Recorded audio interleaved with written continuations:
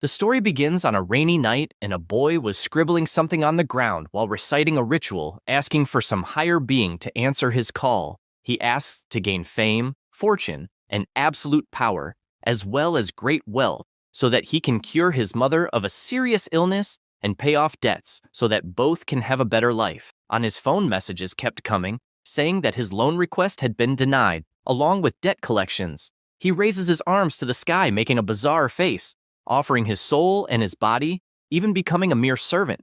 In his eyes, it is possible to see something approaching, and in the next second, a lightning bolt strikes directly where he was. After that, he remains unconscious until he finally opens his eyes and tries to get up, feeling like his head is going to explode, and only remembering that he was at the company working on a project. Looking to the side, he sees a huge puddle of water reflecting his face, and at that moment, he gets scared, asking why his face had changed so much.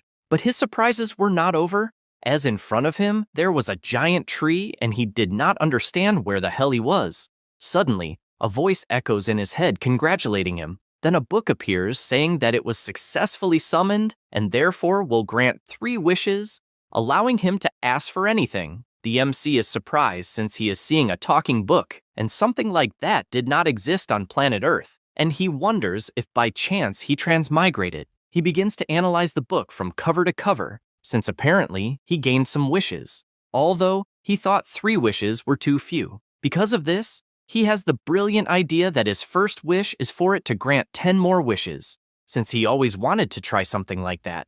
The book opens a hideous mouth and begins to transform into something bizarre while saying it even thought there was a problem with the contract. Chen is frightened looking up, since the book simply became a giant demon that only said that the human was a new soul. The MC remains on the ground scared since he does not understand what it means with the talk about soul or contract, and asks what exactly that monster is. The demon makes it clear that a mere mortal is not worthy of knowing about his existence, and the only thing he needs to know is that the original owner of that body used his own soul to summon him, and since the soul was consumed, another being occupied the body that was supposed to be his, making it clear that this makes him property. The MC is terrified hearing all this, since everything indicates that he really transmigrated into another body in another world and was used as a sacrifice. He decides to start running since he needs to escape as quickly as possible,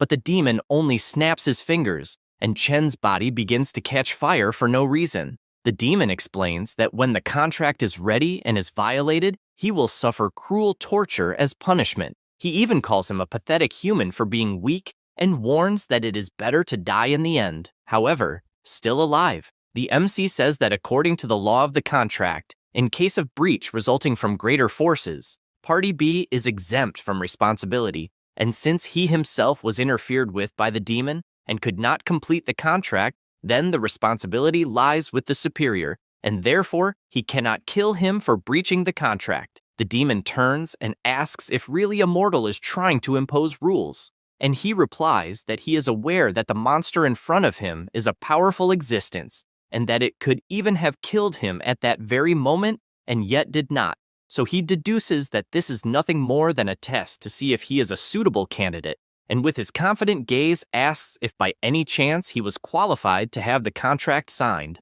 The demon remains silent for a moment and bursts into laughter, finding the situation very interesting, since he is witnessing the first human daring to negotiate with him, and confesses that he has awakened a certain interest. Because of that, he summons the contract in front of the MC and says that he decided that if a human can grant him a wish, he himself will give a new life, and, with his horrifying face, says that he wants him to grant more than 999 wishes, and warns that there is not much time to think. Chen is outraged hearing this since the demon blatantly copied his wish. He gets furious since there is not much to do and answers that he will obey his new boss. Thus, the soul contract is signed, stating that the contractor gives his soul and must fulfill 999 conditions from the issuer of the contract, and once completed, the issuer may grant appropriate rewards.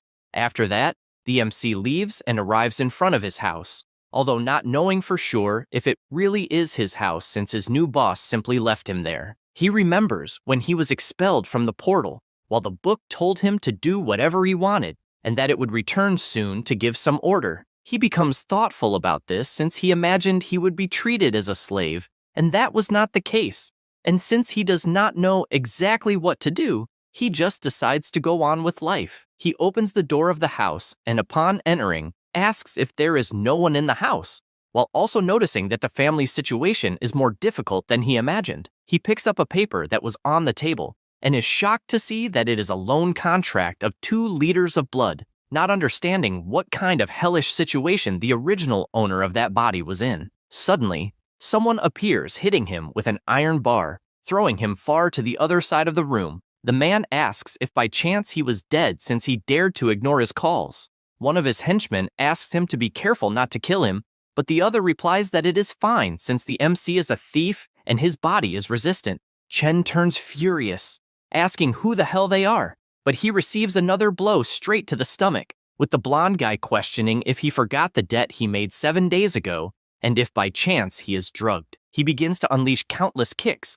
while also calling the MC's mother a stupid old woman, since she will risk her own life to pay the debt of a useless person, and asks if the two of them will always be trash. He only keeps defending himself while being forced to listen that he is a useless thief just like his mother and that they are not worthy enough to live. At this moment, he remembers when he was a child and his mother asked if he would like to give up being a thief. He answers that no, since he does not want his mother to work so hard, and also says that he had a nightmare where he dreamed that she had to make handicrafts every day until one day she slept and never woke up again. She is surprised hearing this and, smiling, extends her hand to his head and asks him not to worry, since everything will be fine, and her image appears in front of him trying to comfort him, since all she wanted was for him to believe more in himself. These memories fill him with fury, and looking at the blonde in front of him, he lands a punch straight to his mouth that makes him fly with all force to the other side of the room.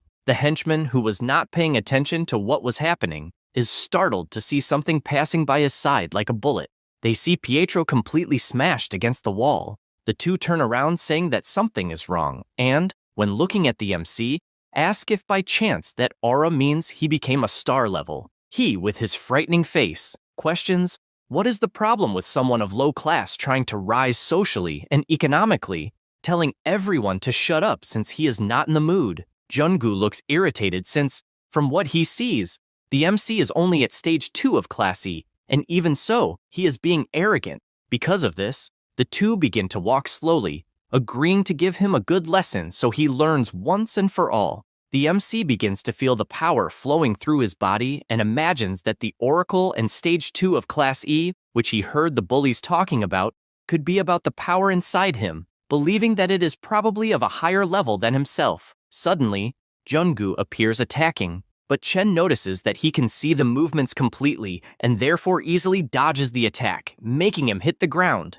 In the next second, he appears behind him and lands a kick straight to the head of the big guy, making human ketchup gush everywhere. James advances scared since as far as he knew the MC was Class E Stage 2 and doesn't understand how he can be so fast and strong, but he feels confident for being in a blind spot and maybe he can even break his ribs. This thought is useless since Chen, even with his back turned, lifts his leg and lands a direct kick on his stomach, making him vomit without understanding how he knew where he was without even looking, and because of that, he is thrown to the other side of the room. He starts begging for his life since he has no idea how the MC became so strong and claims he was only following orders since the one responsible for everything was Lin Yu. Chen questions that name and makes it clear that he will settle the debt, and that's why he wants them to stop bothering him. Immediately, Jaime grabs his colleagues and leaves the house. The MC stays silent for a moment and asks if by any chance his boss was watching. At that moment, the demonic book appears through a portal, confessing that he is surprised that he managed to sense his presence.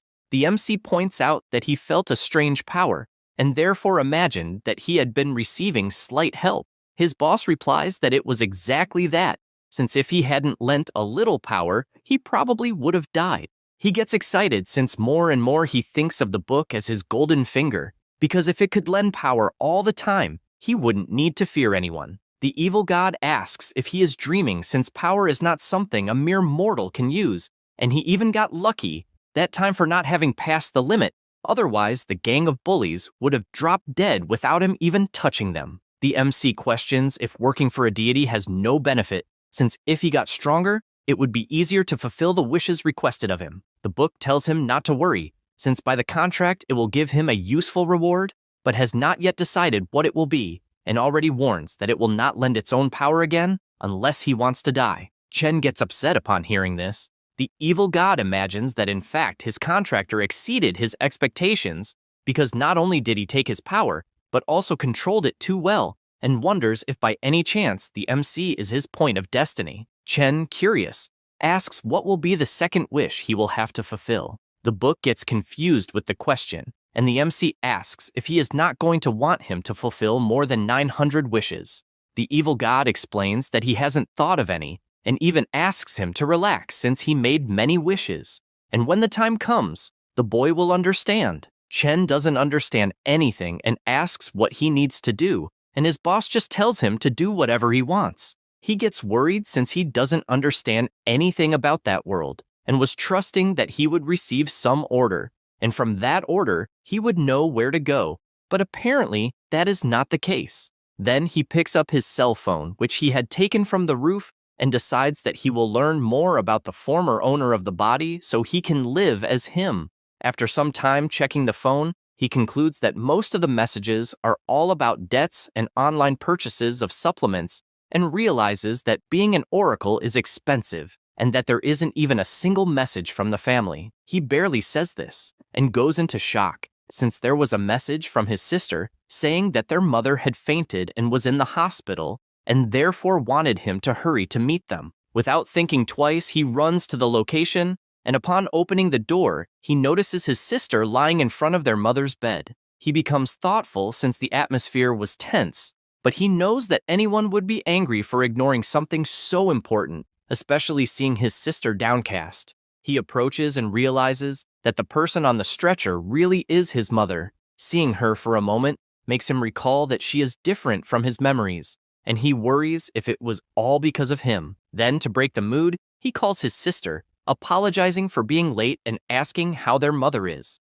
Yue Qing immediately asks what his excuse will be, this time guessing if it will be training or if he was busy summoning gods to do great things. She begins to tremble and says that their mother worked hard to pay his debts, even fainting, and then, crying, she screams wanting to know why he never visited her even once, since their mother gave everything so that nothing would be left for him. She continues pointing out that their mother could not even go to the ICU because she had to pay his debts and survived only with willpower, as she came very close to dying, and that is why she wants to know if he can understand this. After venting, she takes a deep breath and apologizes, since she herself and her mother are tired. Yue Qing shows a card that has enough for 6 months of expenses and warns that from that moment on, she herself will take care of their mother, and that, furthermore, he will have to take care of his own bills since the two of them will no longer have anything to do with him. The MC begins to sweat cold, and she ends by saying that from that moment on,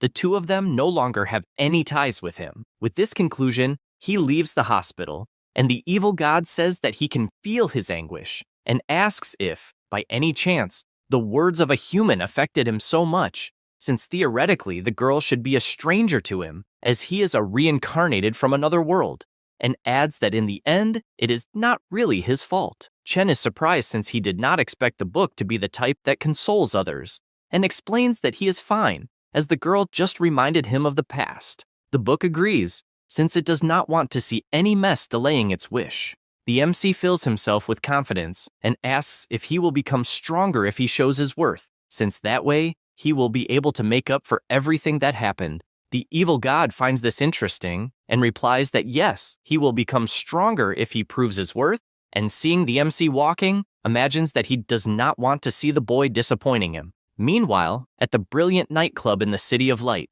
Lin Yu is sitting with two girls and comments that the month's profit was not bad, and orders them to contact the other thugs to speed up the recovery process, since the high echelon cannot wait that long. His employee replies that it is no problem and says that according to the investigation, someone from the organization in Zone A had trouble collecting rent and 3 of them were beaten by a student. He finds this funny and comments that there is still time for the harvest, affirming that it is because of arrogant people that less money is being lent than before. The employee says that he will punish those responsible, but explains that it is a special situation since among the people there are oracles of apprentices of level 2 and 3, and apparently the thugs were injured by students who had just reached level 2. Lin Yu remains silent listening to this and asks for the report since he wants to know who it is. After seeing the photo of the MC, he becomes puzzled, trying to understand how a brat of low level could defeat a level 2 and a level 3 at the same time, since even one of the weakest level 3s can fight against 10 people of level 2, and the gap between levels is not something that can be compensated only with skills. He smiles, considering that Chen may be hiding the strength he possesses, since he is probably a level 3, then orders close observation and not to let such a talent escape.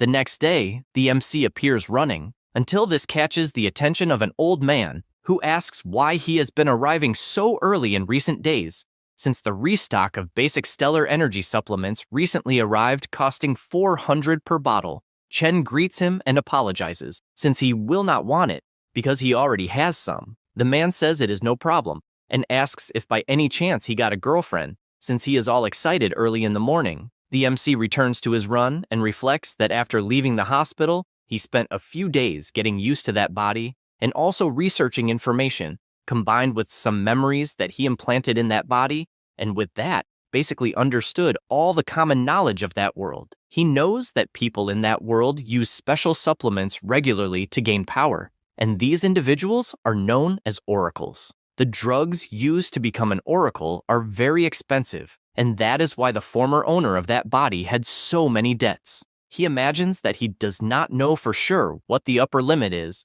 but even the lowest level oracles have physical attributes highly superior to those of normal people. He realizes how much stronger his body became by using the supplement, making sense why everyone wants to become an oracle. Suddenly, his phone starts ringing, and when he answers, he notices it is the class monitor, who criticizes him wanting to know if he is awake, and also warns that the leave he asked for has ended, and the teacher asked her to remind him to return to class. He says he did not forget since he was awake, but inside he knows he did forget. Because of this, he goes to school, and the teacher informs them that they have already talked about the history of oracles, and therefore, she wants to talk about the impact on the economy. Chen keeps paying attention and imagines that the status of an oracle is determined by strength and differentiated by ranking. The lowest level is rank E, and the highest is rank S, and one must first reach the highest level of the current rank to advance to the next.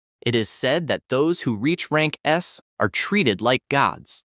To compensate for the power of the oracles, the world is divided into 5 levels. The 5th level is where ordinary people of level E live, and it is called the peripheral layer. Levels above 4 are the inner layer, symbolizing power and strength, and one must be at least rank D to enter. He imagines that he is currently at rank E, which is the lowest possible, and to obtain more resources, he will have to go to the median sector of the city, and therefore needs to figure out how to increase his strength as quickly as possible. Suddenly, he is hit by a piece of chalk, and when he looks back, he notices it is 2 students provoking him. Jonas asks if by chance he is mocking them, acting superior just because he did better on the written test. And his friend concludes that even though both are level 1, his punch alone is enough to knock him out. The MC thinks there is trash everywhere. At this moment, the teacher announces there will be a test in physical education class, and therefore everyone must change clothes to go to the yard. Already outside, Chen keeps warming up while reflecting that students from the Oracle department have physical education classes most of the day, and he even finds the methodology interesting. At this moment, a student approaches calling him, and everyone around starts shouting that there will be a fight again, since they see the troublemakers picking a fight with the MC, and even ask if the 2 never get tired of provoking him since every month it is the same. James keeps provoking, wanting to know if he enjoyed facing them in the classroom, and asks what is the point of scoring high on the written test, since on the battlefield it means nothing. He also states that for an oracle level and strength are the most important, and asks if in terms of strength, The MC is not just a piece of trash at his level. Chen finds this funny and asks if, following that logic, he himself is not also useless. Hearing this makes him curious enough to prepare to throw a punch. But when he does, his strike is blocked with extreme ease, and the other still asks if he has finished spouting nonsense. Jamie starts to worry since he cannot break free. The MC then asks if he can shut the trash's mouth, and he starts trembling all over, asking him to wait. At this moment, both feel a powerful presence, and Chen begins to sweat cold as it is an intense feeling of oppression. It was Professor Zijoa, wanting to know who gave permission to cause problems in his class. He calls the MC a junkie and questions if he is already causing trouble right after returning. Chen changes his expression and responds that he is not, saying they were just practicing a fight, and therefore he releases the guy's arm. Zijoa says that was the first warning and makes it clear that if he does something again, he will have problems. Then he gathers the entire class and orders them to listen carefully, since they have only 3 months until the graduation exam, and the post-graduation transfer tournament is even more important. He warns that if they do well in the exam, not only will they bring glory to the school, but they will also be able to enter a prestigious academy, and to ensure good performance, he prepared beginner supplements of rank A. The students start taking the test, and while one is already almost dead with 24 repetitions, another is more excited, reaching up to 50. The MC watches from afar, questioning if that is the Oracle's test, since he thought it would be something special. At this moment, someone calls his attention asking if he is okay. It was the class representative saying that he had missed several days, and, because of that, thought something had happened. Then, she gets embarrassed, apologizing for being nosy, but she found it strange that something like this happened so close to graduation, and was just curious. He laughs and says he is fine, also thanking her for caring. Ludian then asks if he will not buy the teacher's supplement, and he answers that he will not, since he has no money, and imagines that the supplements are expensive, and if he is the only one not buying, then it must mean he is the poorest in the class. She starts saying that he will have difficulties if he does not buy the supplement, but is interrupted by the teacher calling her. The girl says goodbye and goes to the bar to try to pass the exam. Zijoa observes and reflects that she bought 2 bottles of supplement, and because of that, he approves her. Chen starts realizing that the teacher helps those who buy the supplements and hopes his skills will be enough since he is poor. He barely thinks about this and is called to take the test, and the teacher notices that he did not buy anything and, with a smile on his face, imagines that no one can be confident to pass without the supplement and, after making him fail, will use him as an example. The MC looks at the iron bar and notices that it seems normal, but when he places his hand, he is startled since he feels his body getting heavier, and the more strength he uses, the harder it gets, trying to understand if it is because of the crystal on the protection of his wrist. He also notices that the applied weight has a limit and that, with his current strength, he will be able to adapt. Then he immediately starts doing the bar, even with the weight rising from 20 kilos to 100. The students around are surprised to witness this and ask if by chance the MC just did 100 times, since before he could not even do 30, and he is already almost second in the ranking. He finishes the exercise, and at the same moment several students run around him saying that he was incredible, since with the grade he got he could join the elite class. And they still ask when he reached second in the rank, and if by chance he used many supplements. At the same time, the teacher is watching from afar, wondering if Chen used steroids, since his physique improved a lot, but soon dismisses this possibility because it is something too expensive for someone like him to buy, and he does not understand how he reached second rank in just a few days. Besides worrying that if they discover he reached such a level without using supplements, he will not be able to sell anything anymore. He changes his expression since he does not want his sales to end this way, and because of that, guarantees that he will teach a valuable lesson. After that, in the principal's office, he is on the phone saying that for a school like his, which has no support or sponsorship, producing someone of third rank is too difficult, and because of that, he wants to try to reach some agreement, but cannot. Because of this, he hangs up the phone and feels frustrated since the elite class equipment requires a lot of money, and the school practically has no resources to maintain someone of second rank. He looks at the picture of his senior and asks what he should do, since the academy will go bankrupt if it continues that way. At this moment, he looks to the side since the teacher asked to come in, and as he approaches, Zijoa delivers the students' grades and says that the performance was excellent and that he believes the class will produce extraordinary oracles.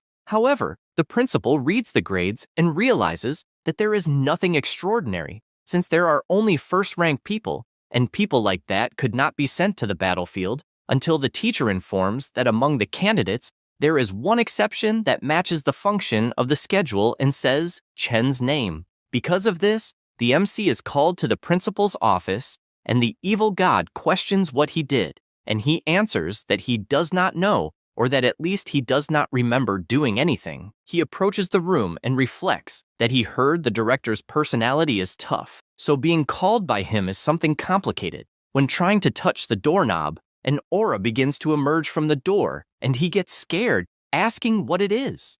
The book is also surprised and says that it finally appeared, explaining that it is the wish activated by the specific condition it had mentioned the other day, and, from what it sees, something that wants to be close. For standing still, the director draws his attention, and he immediately enters, asking why he was called. The director places his hand on the MC's file and informs him that he found his physique good, since it is almost of second rank, but says that the problem is the absences, the disrespect toward teachers, and the fights, as it gives the impression that he is hot-tempered, but confesses that this is irrelevant since he believes that something is more important than everything for an oracle. He makes it clear that he is referring to money and, because of that, warns that Chen should give up once and for all. The MC is scared since from what he understood, the costs of an oracle at the advanced stage are extremely high, and the teacher confirms it, also pointing out that Chen's family is going through difficulties, and therefore he thinks it is better to cut the costs, besides the fact that the school is going through a crisis and does not even know if it will continue to survive. He says this and imagines that putting a good student in the elite class will not be interesting, since they need to use the resources on those who really have potential, and, even with a level 3 student, the result is not certain. That is why he says he will not need to attend the next day and wants to know what he thinks about it. He remains silent for a moment, processing everything, until something catches the attention of the evil god, and he tells the MC that he has found the target and therefore wants him to take it. He asks if it is some kind of joke since he can barely stand, and questions if the book cannot take it on its own. The evil god replies that obviously, if he could, he would have already done it,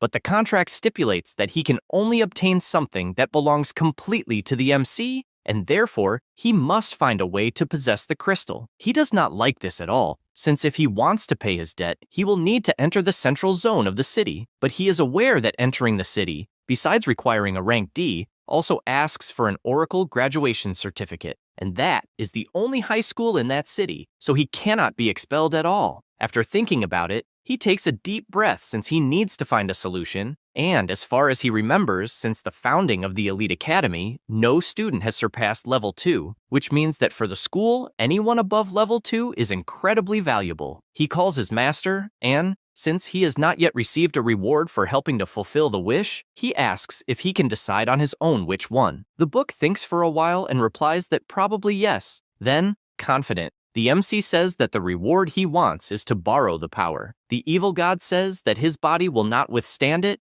and that he only survived last time by pure luck, so he asks him to choose a different plan, but he replies that he cannot risk being expelled, and since if that happens, he has no idea how long it will take until the next chance to reach the central city, he asks him to trust him. The book perceives all this confidence and activates the contract, releasing its power, also warning that he will be on his own. The contract appears stating that the contractor grants the contracted one a reward, which is to borrow the power at any time, but warns that all consequences are the responsibility of the contracted one. He accepts without thinking twice. At that moment, the principal asks if he has anything else to say, and he replies that he would like to be tested once again to be able to decide his status only after that. Hu Wei sighs and tells him to squeeze his hand, and when he does, he realizes that he is at level 2 and that it is higher than the report stated, but still far from enough, and therefore considers it a shame. The MC closes his eyes since he knows he has only one chance,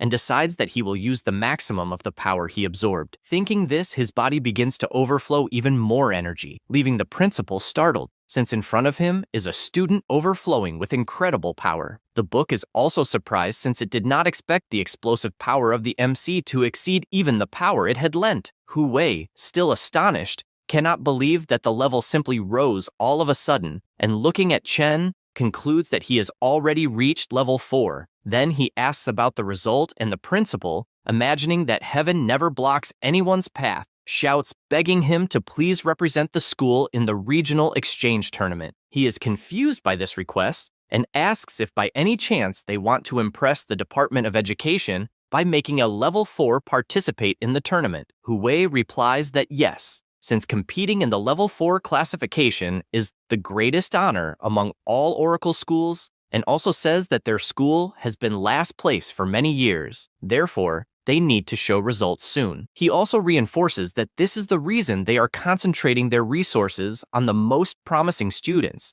and even apologizes for having judged him wrongly. The MC says it is all right since he understands, and the director says he is happy to know that, and that, as an apology, he will waive his tuition, and as soon as he is transferred to the elite class, he will have weekly supplies. He also reinforces that if he has other needs, he should speak up, as the school will do its best to support him. Then he changes his expression, knowing that an exceptional student would be welcome anywhere, and therefore says that he hopes from the bottom of his heart that he considers representing their school in the tournament, and makes it clear that he is not exaggerating when he says that the school's future may depend on his decision. The MC reflects that the tournament must be important for them to be offering all of this, and so he makes an attempt saying that he would like to ask for the black crystal on the shelf. Hu Wei turns and says that it is the black star crystal left by the former director, and although it has no practical use, it represents the spirit of the school. However, he knows that if the school ceases to exist, that spirit would have no meaning, so giving it away means saving the school, and he sees no problem. Chen asks him not to worry, as he will do his best in the exchange tournament. The director says it is settled, but confesses that he is a little curious since he has no idea how a student increased his power so drastically. He laughs and replies that he trained in secret and has a kind of special training method, and therefore asks to keep that level a secret. Hu Wei says that it makes sense, and imagines that concealing levels is a skill developed by oracles to deceive enemies in combat, and he did not expect someone so young to have such tactical awareness. At this moment, a female student arrives in the room at the director's request, and he says that she should quickly take Chen to the elite class according to his instructions. She says it is fine, and they both leave walking through the school. At this moment, the teacher comes running and starts shouting at the MC, saying that he tried to beg the director to change his mind, since even with average grades, everyone deserves the right to learn, and he also asks him to stay dedicated even after being abandoned. The MC does not understand all of this, just like the student, who says that Chen was not abandoned, but transferred to the elite class. She also says that the director is looking for him and even seemed angry. Zijoa thinks about it and realizes that he screwed himself badly by trying to mess with the MC. After that, already at night, Chen lies on his bed relieved since he managed to go from level 2 to level 4 in just 3 months, and even rich geniuses spend a lot of money to rise only 1 level, so he asks his master if there is any way to level up alone at once. The evil god replies that obviously not, and makes it clear that if he wants more help, he will first need to fulfill the wish, since it was the MC himself who chose the reward, and he assures him that the borrowed power will not fool people for much longer. The MC says he already knows because he is not stupid enough to think he can win the tournament only by relying on borrowed power, and while on his cell phone, he says he is more relaxed since he avoided expulsion and received free supplies. And now that he will be able to level up, things will get better. He says this while seeing the bills arriving by email and knows that he needs to find a way to make money to solve this problem. The next day, he arrives at school and starts to find something strange since his new place of study looks more like an abandoned factory, and he does not understand what is happening. Suddenly, someone calls his name, and he notices someone waving an arm. They head toward the advanced class, and the man introduces himself as Zhang, a teacher of the advanced class. The MC is surprised since he expected the teachers of that class to be stricter, and he says that there is no need for formalities, besides wanting to know if there are other teachers. He responds that the advanced class has 3 academic teachers, but he himself is the only one handling combat training since enrollment has decreased in recent years, and few qualified for the advanced class, so they did not hire more staff. Chen realizes that, in fact, the school is in a bad phase and better understands why the director is desperate. They arrive at the place, and the teacher says that he promises the place will not disappoint and thus officially presents the advanced class. He explains that they offer free training and therefore will introduce everyone present. The MC is surprised since the facilities do not compare at all to the other room, as they look more like a premium gym, and the students also seem motivated. However, something catches his attention since the atmosphere of the place feels tense. The teacher gathers everyone and introduces Chen as the new member of the academy, and even asks everyone to work hard to prepare for the exchange tournament. The MC only says that he is eager to learn from all the students. At this moment, a member says that he doubts the truth of the MC's strength and even asks him to admit that he pulled some strings to get in and that he will definitely drag the advanced class down. Zhang immediately shouts not to say that since Chen earned his spot with his own strength. Wen Hao, overflowing with his power, asks to see it and formally challenges the MC to a duel. All the students are surprised since they had not heard of a formal challenge in centuries, and, unlike normal training, formal challenges require both sides to fight with their pride at stake, and the loser must obey the winner without complaint, without understanding how the strongest student in the academy is intimidating a newcomer this way. A student lifting weights asks what is happening, and a girl replies that apparently a transferred newcomer is about to fight Wen Hao. The teacher asks not to worry since a formal challenge is only accepted if both parties agree, but Chen accepts the challenge without thinking twice and even says that if it is a friendly match without lethal force, then there will be no problems. He says this imagining it is a good chance to assess his strength before the tournament. At the same time, in the director's office, the teacher calls reporting that Chen is already fighting another student, but soon specifies that in fact, it was Wen Hao who issued a formal challenge and Chen accepted. At the same time, the entire class is encouraging Wen Hao to teach the newcomer a lesson. The director thinks about this, wondering if the MC is perhaps conducting some kind of test since, as far as he knows, he trained in power concealment and therefore orders the arena to be prepared as he authorizes the challenge. With everything settled, both stand face to face, and the teacher warns that he will dictate the rules since it is Chen's first time. He states that it will follow the same format as the regional tournament, where only the 2 combatants can enter the arena and anyone who interferes will be expelled immediately, and both must have the same star level. Wen Hao wonders if by chance the MC is also an E-rank level 2, since from what he sees, that is what the cube is showing. The teacher continues the explanation, making it clear that they cannot use lethal force nor retaliation after the fight, and that a clean facial strike or a verbal surrender will result in the end of the match. With everything explained, he gives the order to begin, and immediately Wen Hao charges for the attack, trying to grab the MC's neck since he wants to finish it instantly. However, it is useless since he only blocks the attack, as he knew his opponent's plan to strike first. Next, the fire-haired one keeps trying to land other blows but misses them all. He attacks with more fury, but Chen keeps dodging with extreme ease, and he becomes increasingly irritated, deciding to attack with his kick this time, and at the moment the MC dodges, he shifts the direction of the attack aiming at his head, landing a full hit that in fact strikes the MC's arm. He looks to the side after this attack, and placing his hand on the ground, lands a full kick to the neck that leaves the big guy shocked, since he did not imagine his opponent also knew martial arts. He tries to calm down, because as long as he doesn't receive an attack to his face, he will be fine, and therefore still has a chance. But when he turns around, he comes face to face with Chen's fist hitting his face. The MC pulls back his hand and warns that a clean facial strike means victory. Wen Hao simply cannot believe what happened, and the teacher shouts that the winner of the duel was Chen. Wen Hao still tries to process that he lost, as do all the other students who are shocked that the strongest in the class lost to a rookie. The MC imagines that the match ended faster than he expected and then asks if by chance there are any more complaints or if they are all over. The teacher, still processing what happened, thinks that Wen Hao had professional training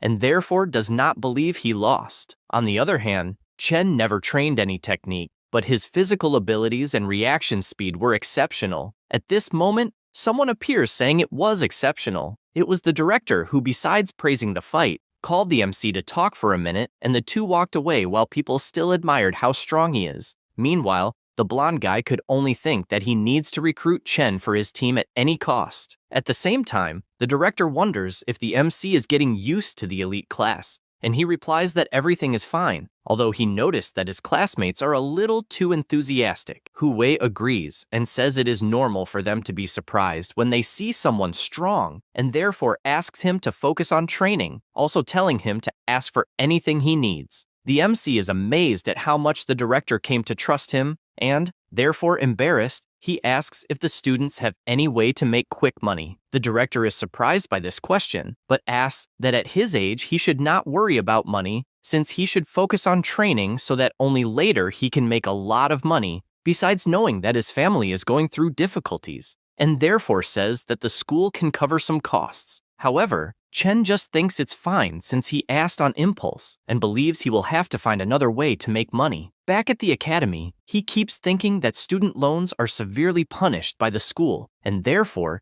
it's better not to get caught, but he still doesn't know where he could make money. At this moment, someone approaches calling his attention. It was Jiarui, saying that he found the fight amazing since it even caught the director's attention. The MC, confused, asks who the hell he is. At this moment, Xiaoxia approaches and apologizes, since her colleague has always been weird like that. Then she explains that, based on the registrations, they are his seniors, and therefore asks him to feel free to ask anything if he has doubts. He doesn't know what to say and just thanks. Jiarui says that now they are a team of 3, and as team leader, he will make sure the MC is fine. He is confused, finding all this strange, and the blonde guy asks if by chance he was transferred from a lower class, and also asks where he learned the combat technique he used in the battle. Chen says he didn't understand what he meant by combat technique, and Yarui cannot believe he doesn't even know what that is, and asks what move he used to defeat Wen Hao. He smiles and just says he struck by reflex.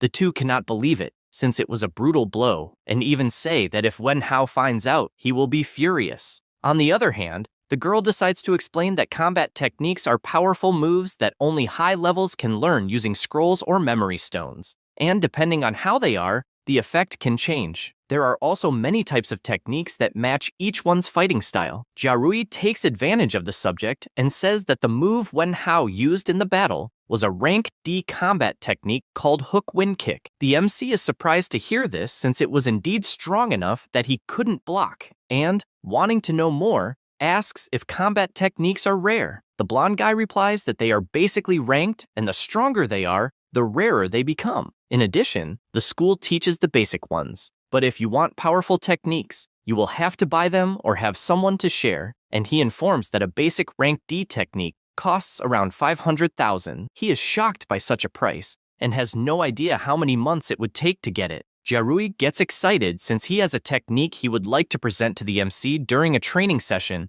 just like Xiaoxia, who also has one to show. Chen gets startled since both are acting as if 500,000 is not a big deal, and therefore, he believes they must be rich. With that thought, an idea comes to his mind, since if both are from a wealthy family, then maybe he can get information about ways to make money. Because of that, he asks if there is a quick way to make money for someone who wants to buy a technique but has none. Jiarui asks if anything counts, like robbing a bank, but he replies that this is not allowed either. The blonde guy becomes thoughtful, trying to imagine a way without limits to get money quickly, and concludes that the only option is the miracle zone called Blackwater District. At this moment, Xiaoxia appears, punching him on the head and asking him not to talk nonsense, since if a teacher hears them, they will get a huge scolding. The MC becomes curious and asks what the so-called miracle zone of the Blackwater District is. The blonde guy smiles and says he was just joking, since although he has heard that anything can happen there,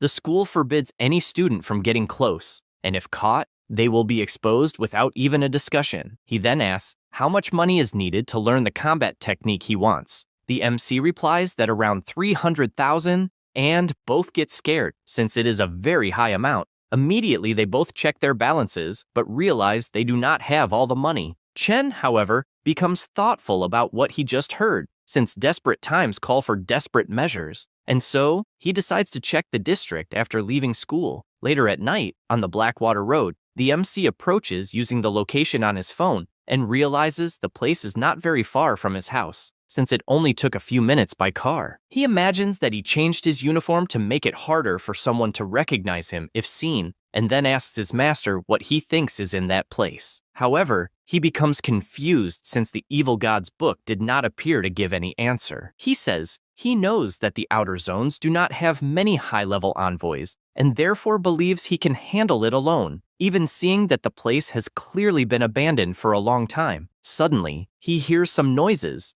and concludes there are signs of someone walking in the area. And upon seeing a light inside a door, he imagines there must be some interesting secret to discover. As he begins to enter, some people arrive at the place and watch with sinister faces. After Chen goes down the stairs, he is surprised since the so-called miracle zone is truly amazing, as it is like a secret city. He observes the dirty streets and people making illegal deals. While watching all this, he concludes it makes sense why it is forbidden to mention that completely lawless place, since profits can be made in any way, and he believes he might get the money even before the deadline. Only then he closes his eyes, and looking back, asks how long he will be chased. A man with his group approaches and says he was planning to defeat him when he had the chance. But since he was discovered, he decides to change to something more aggressive. The MC questions why he wants to defeat him, and he replies that he knows very well what kind of person Chen is, since he has seen many like him who are disguised brats, and believes he will make a lot of money with the ransom. The MC finds this funny, since there is no one to pay for his ransom. The man approaches, and giving light pats on his face, says that he is a powerful oracle, and therefore asks him to be polite in cooperating with the ransom. Chen calls him rude, and at the same instant slaps his head, throwing him with full force against the ground. Seeing this leaves the thugs scared, who immediately draw their knives and charge for the attack. However, 2 crates come flying and hit the crazy duo head-on, also leaving the MC confused about what happened, until suddenly someone appears in front of him and, grabbing his hand, tells him to follow her, and the 2 run off until they reach another place. The MC thanks her for saving him, although he was going to use the 2 guys to ask some questions, and she asks if by chance he is Chen. This question leaves him shocked to the point of asking if she knows him. She becomes embarrassed since she needed to keep appearances, but soon finds it strange that he didn't remember her, and therefore replies that no, pointing to his collar, which was how she identified him. Chen is surprised since he didn't realize his name was on the collar, and so he thanks her. She feels relieved since she almost lost her disguise, and then asks him not to disclose information about the Blackwater district since it is dangerous, and therefore offers to take him out. However, he refuses and thanks her since he has urgent business in that place. Furthermore, he becomes downcast because if the girl tells that a student was there, he could get into trouble. As he was leaving, the girl starts imagining that it has been years since she last saw Chen, and wonders if he really forgot her, or if he is pretending, and if he really is a student, she doesn't understand what he is doing in such a dangerous place. She also noticed something different when touching him, and questions if by chance he became an oracle. Somewhere else, the MC makes his deals, and after concluding them, thinks that he already has enough to cover the basics, but knows that he will need to find another way to make more money. At this moment, a man calls his attention and says that he is a tour guide since he knows everything about that place, and therefore he could ask anything. The MC is surprised to know that, and therefore asks where he could make quick money in that place. The man smiles and asks him to follow, since he knows an easy place for that. Upon arriving at the new location,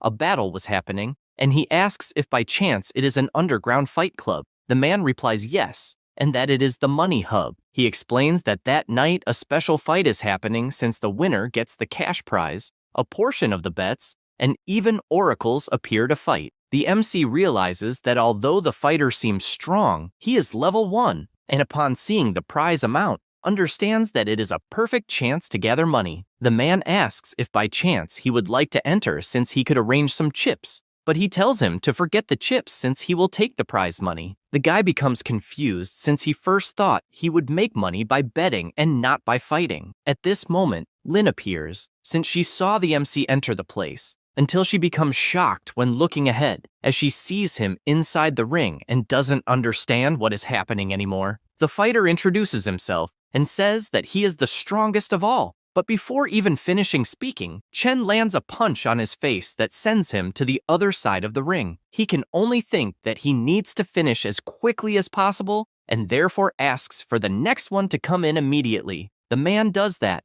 but in the next second he is sent flying. This leaves the next fighter scared, but it is already too late since he too is sent flying with a single blow from the MC. A businessman becomes frightened by what he is seeing, since they only let Chen fight because he seemed weak and doesn't understand what the hell is happening. At this moment, one of his henchmen approaches saying that all the contracted fighters gave up on the matches, and even the clients think that they are rigging the fights and therefore want refunds. He despairs since this will be problematic and therefore orders to release the special fighter. Meanwhile, in the ring, the MC finishes off everyone who dares to challenge him, and since he knows the guy he defeated was the last one, he asks if by chance he can already receive the prize. However, it is announced that there is still one more fight ahead, and that it is, in fact, the most exciting of all. He worries about this since it implies that the organization never planned to pay him. At this moment, the employees enter carrying the special fighter, and the MC gets scared as it is announced that the next fighter is the aberration Niflun.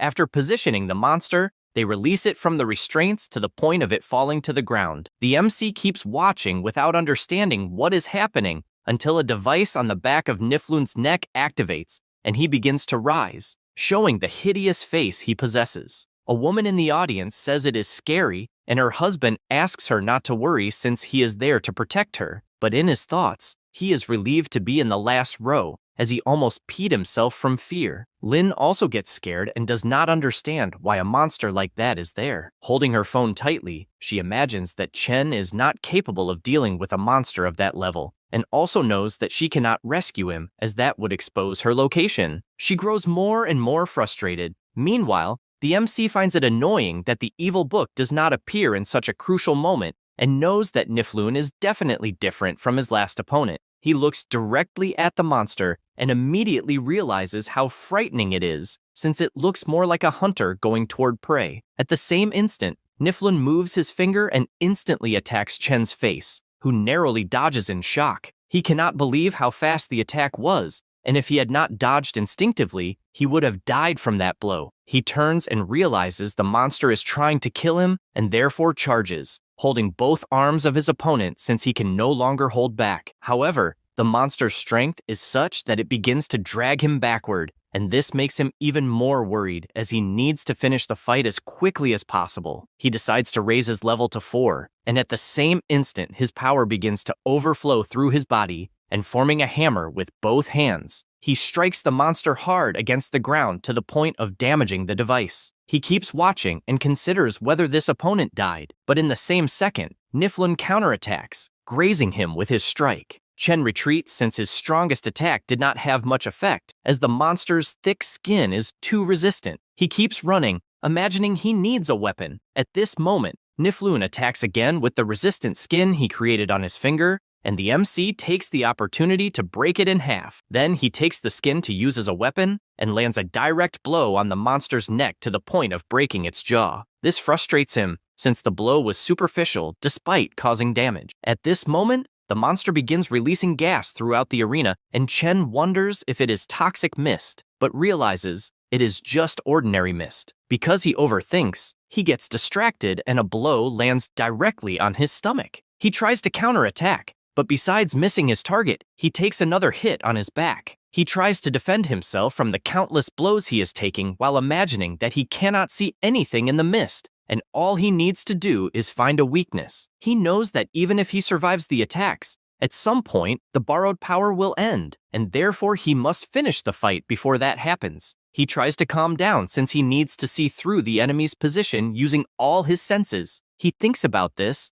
and tries to focus as much as possible. By doing so, he begins to see some figures moving through the mist, and this makes him confident until another attack comes his way, and he manages to grab the opponent's arm in time and then cuts it off, making the monster scream in pain. The MC wastes no time and attacks since he found an opening until he feels his heart being electrocuted, implying he is reaching his limit. Because of this, Niflun manages to hit his hand to the point of knocking the weapon away and then attacks with his tongue, once again striking his stomach. He does not give up and decides to borrow more power. Only then does he grab the monster's tongue and pull it with all his strength toward himself. Then he grabs firmly onto its mouth with both hands and, with all his strength, warns that it is not over. Only then does he begin to scream and, without hesitation, tears the monster in two with his colossal strength. The businessman tries to understand what happened, but he can't because of the fog, until he looks terrified at the result.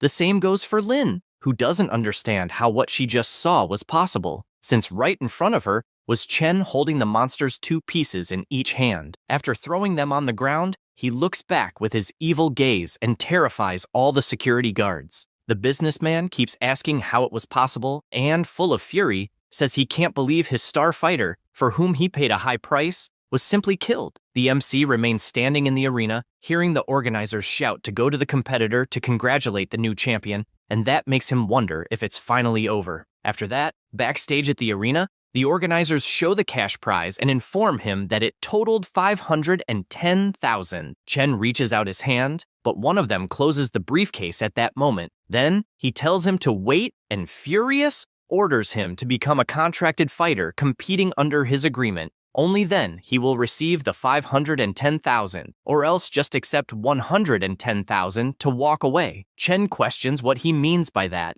and shouting Pyong warns that all contracted fighters have fled, and the main fighter of the event the MC killed. Therefore, he owes compensation. He makes it clear that no additional fights were mentioned, and therefore stepping into the ring automatically means signing a life or death contract, so killing the opponent was nothing more than a consequence. The businessman becomes increasingly intimidated, especially seeing the sinister aura the MC is emanating. Because of this, he draws his gun, asking who the hell he thinks he is to make demands. However, in the same second, he approaches and destroys the gun with one hand, also breaking his finger. Because of this, Pyong shouts for everyone to shoot immediately. The henchmen point their guns at Chen, who just watches. At the same time, in the audience, everyone is startled when they hear gunshots, and suddenly, one of the henchmen flies through the window and crashes to the ground while people ask if this is some kind of movie scene since the jump was insanely high. Lin, however, realizes what might be happening. Meanwhile, the MC goes around beating everyone up, and even though the henchmen retaliate with gunfire, he just dodges and punches them to the ground with all his strength. Then, he tries to leave but notices the alleys are blocked and begins to worry, since his heart is hurting because he used too much borrowed energy, and to make matters worse, his injuries are worsening, and his body will soon give out. Suddenly, Lin appears, pulling him and covering his mouth since the security guards are searching everywhere. Chen asks if by any chance she is the same person from before, and she tells him to save his strength, saying she knows a secret passage to get him out of there, and orders him to go straight to the exit before people return. He takes off his mask, completely exhausted, thanks her for the help, and runs off without wasting time. At that moment, her superior contacts her, asking if she is in the district again, and she replies that she needs to talk to her grandfather since she discovered something in common. After running a lot, the MC finally arrives at his home and immediately falls to his knees, since his heart is hurting badly, and he even thinks he can't take it anymore. He tries to resist, but collapses unconscious. He starts dreaming, where his mother says she will get better in 2 or 3 years, and on the phone, she says she wants to see him getting married and having children, and also watch him grow old, but apologizes since she no longer has the strength to walk the path with him. And her final words are that she loved him very much before going silent. At that moment, he wakes up crying and is confused about what happened. Only then does he look to the side and wonder if it is the house of the body's former owner, and realizes that he is still alive. He sighs in relief since his dream woke him up, until a voice startles him by asking if he is awake. It was the evil god saying he had been away for a while as he had business to handle elsewhere, and since he saw that he was in bad condition for 2 whole days, he believed he would not survive and therefore demands an explanation. But before getting an answer, he starts shouting furiously because he is certain that the MC used his borrowed power to kill some monster, even though he had warned not to use the power recklessly. Chen just listens silently and explains that he had no choice since he could have died. The book asks if by any chance he thinks he will bring him back if he dies, and makes it clear that the last time he revived him, he used most of his power, and therefore, if it happens again, not even he himself will be able to save him, ordering him to better appreciate this second chance. The MC just listens in silence and admits he did not expect to hear that from the evil god, even though he is certain that he really should be taking better advantage of the opportunity he received. The book says he is relieved that he understood and confesses to finding it strange that the creature he faced wanted to write, since it did not seem human and did not seem to be from that world. He replies that in any case, he no longer wants to return to the arena, which feels more like hell, and starts thinking about the girl who helped him in the district, although he cannot change his focus since he needs to know his level. Thinking about this, he remembers the money, and upon opening the briefcase notices it is intact, which relieves him, since with the 510,000, he will no longer have to worry about debts until after the regional tournament and will be able to focus solely on learning his level. He then says he needs to treat the wound on his stomach before returning to school, since unlike minor injuries, these do not heal on their own. However, he sits down as he will need hospital treatment and once again will have to spend money. After that, he goes to the hospital, and once the treatment is done, the doctor explains that the wound has completely healed and asks if by any chance he is an oracle since the healing speed was not normal. He replies that he is, and the doctor, smiling, says that oracles often get injured and therefore there is a promotion, as he will probably get hurt again, but he refuses and thanks him for the standard medication. He then feels relieved that the monster's tongue was not poisonous. At that moment, the doctor presents a vial and asks him to take it, but the MC finds it strange as it is glowing and therefore asks why it is shining so much. But the doctor replies that he does not see any glow, as it is just a common anti-inflammatory for oracles. Chen finds it strange since he can clearly see the glow in the vial and wonders if he is the only one who can see it. The doctor once again tries to sell his promotion, pointing out that maybe he is hallucinating due to stress, but he refuses again, and then notices that all the vials in the room are glowing, as well as some people in the hospital. He finds all of this strange and ponders whether it is one of the effects of being an oracle, and as far as he knows, the difference between ordinary people and oracles is the enhanced star energy. He wonders if the incident triggered this and feels happy, since if it is true, it will be great, as the leveling of an oracle depends on the absorption of star energy, and if he can really perceive it, he will be able to absorb it more efficiently. Suddenly, he notices a person approaching, and as they pass by his side, he feels an energy on another level. He begins to sweat cold as the star energy he felt was extraordinary. This man looks back and asks if he was scanned by any chance, but he doesn't understand how that's possible, since there's no one strong in that room. At that moment, someone calls him through the communicator asking if he's still at the hospital and also reminding him not to forget the mission to find the alien star. He asks them to relax since he doesn't want to waste that trip and even plans to stay in the country for a while longer. Then, he takes off his glasses and, smiling, makes it clear that if the alien star really is an enemy, he will destroy it personally. After that, at the academy, the director tells the MC that after joining the special class, he disappeared without even responding to messages, and that's why he wants to know what happened. He thinks he just got back and was already caught, so he apologizes, explaining that something urgent happened and he didn't have time to notify the school, and he's even willing to accept any punishment. Hu Wei says that's not what he meant, since he only asked if nothing bad had happened. Chen asks if by any chance he's worried that he might give up the scholarship or something like that. The director replies that's not the case. He's just more concerned that he might be hiding some kind of suffering he doesn't dare to talk about. The MC is surprised to hear this and asks him not to worry, saying he will give his best in the tournament to bring honor to the school. The director then asks him to return to class since his friends were worried. He's confused because he doesn't know what he means by friends.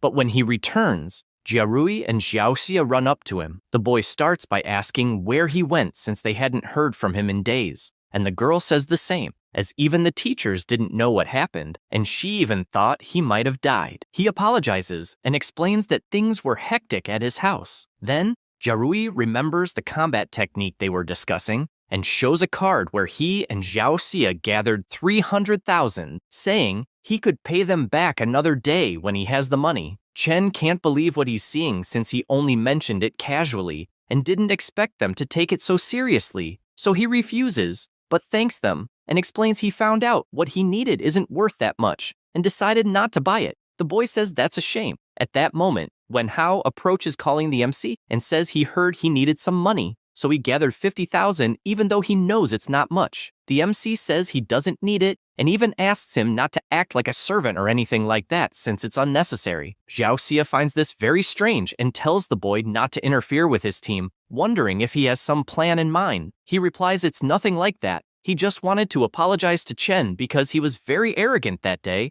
and just wanted to make a new friendship. She whispers to Chen saying the boy is right since it was the first time he suffered a defeat and asks if he could let him join the team. He replies there's no problem with that. With that settled, she explains they're willing to accept him as the 4th member of the team, and Jiarui says they should celebrate, suggesting Wen Hao serve him a glass of water, but the boy asks if this is some kind of joke since if anyone should do something like that, it should be for Chen and not for someone who defeated them badly. He gets angry hearing this and asks if by any chance he just joined the team and is already acting like the boss. The MC feels happy to see that they're all great teammates and thinks he's lucky to be alive. Otherwise, he would never have met them. After that, in the training room, he continues imagining that the way revelators evolve is simple, since it's just about letting the body absorb the stellar energy, and the more energy it absorbs, the higher the level, like an experience bar in a game. However, he also realized that the absorption rate is even more complicated than expected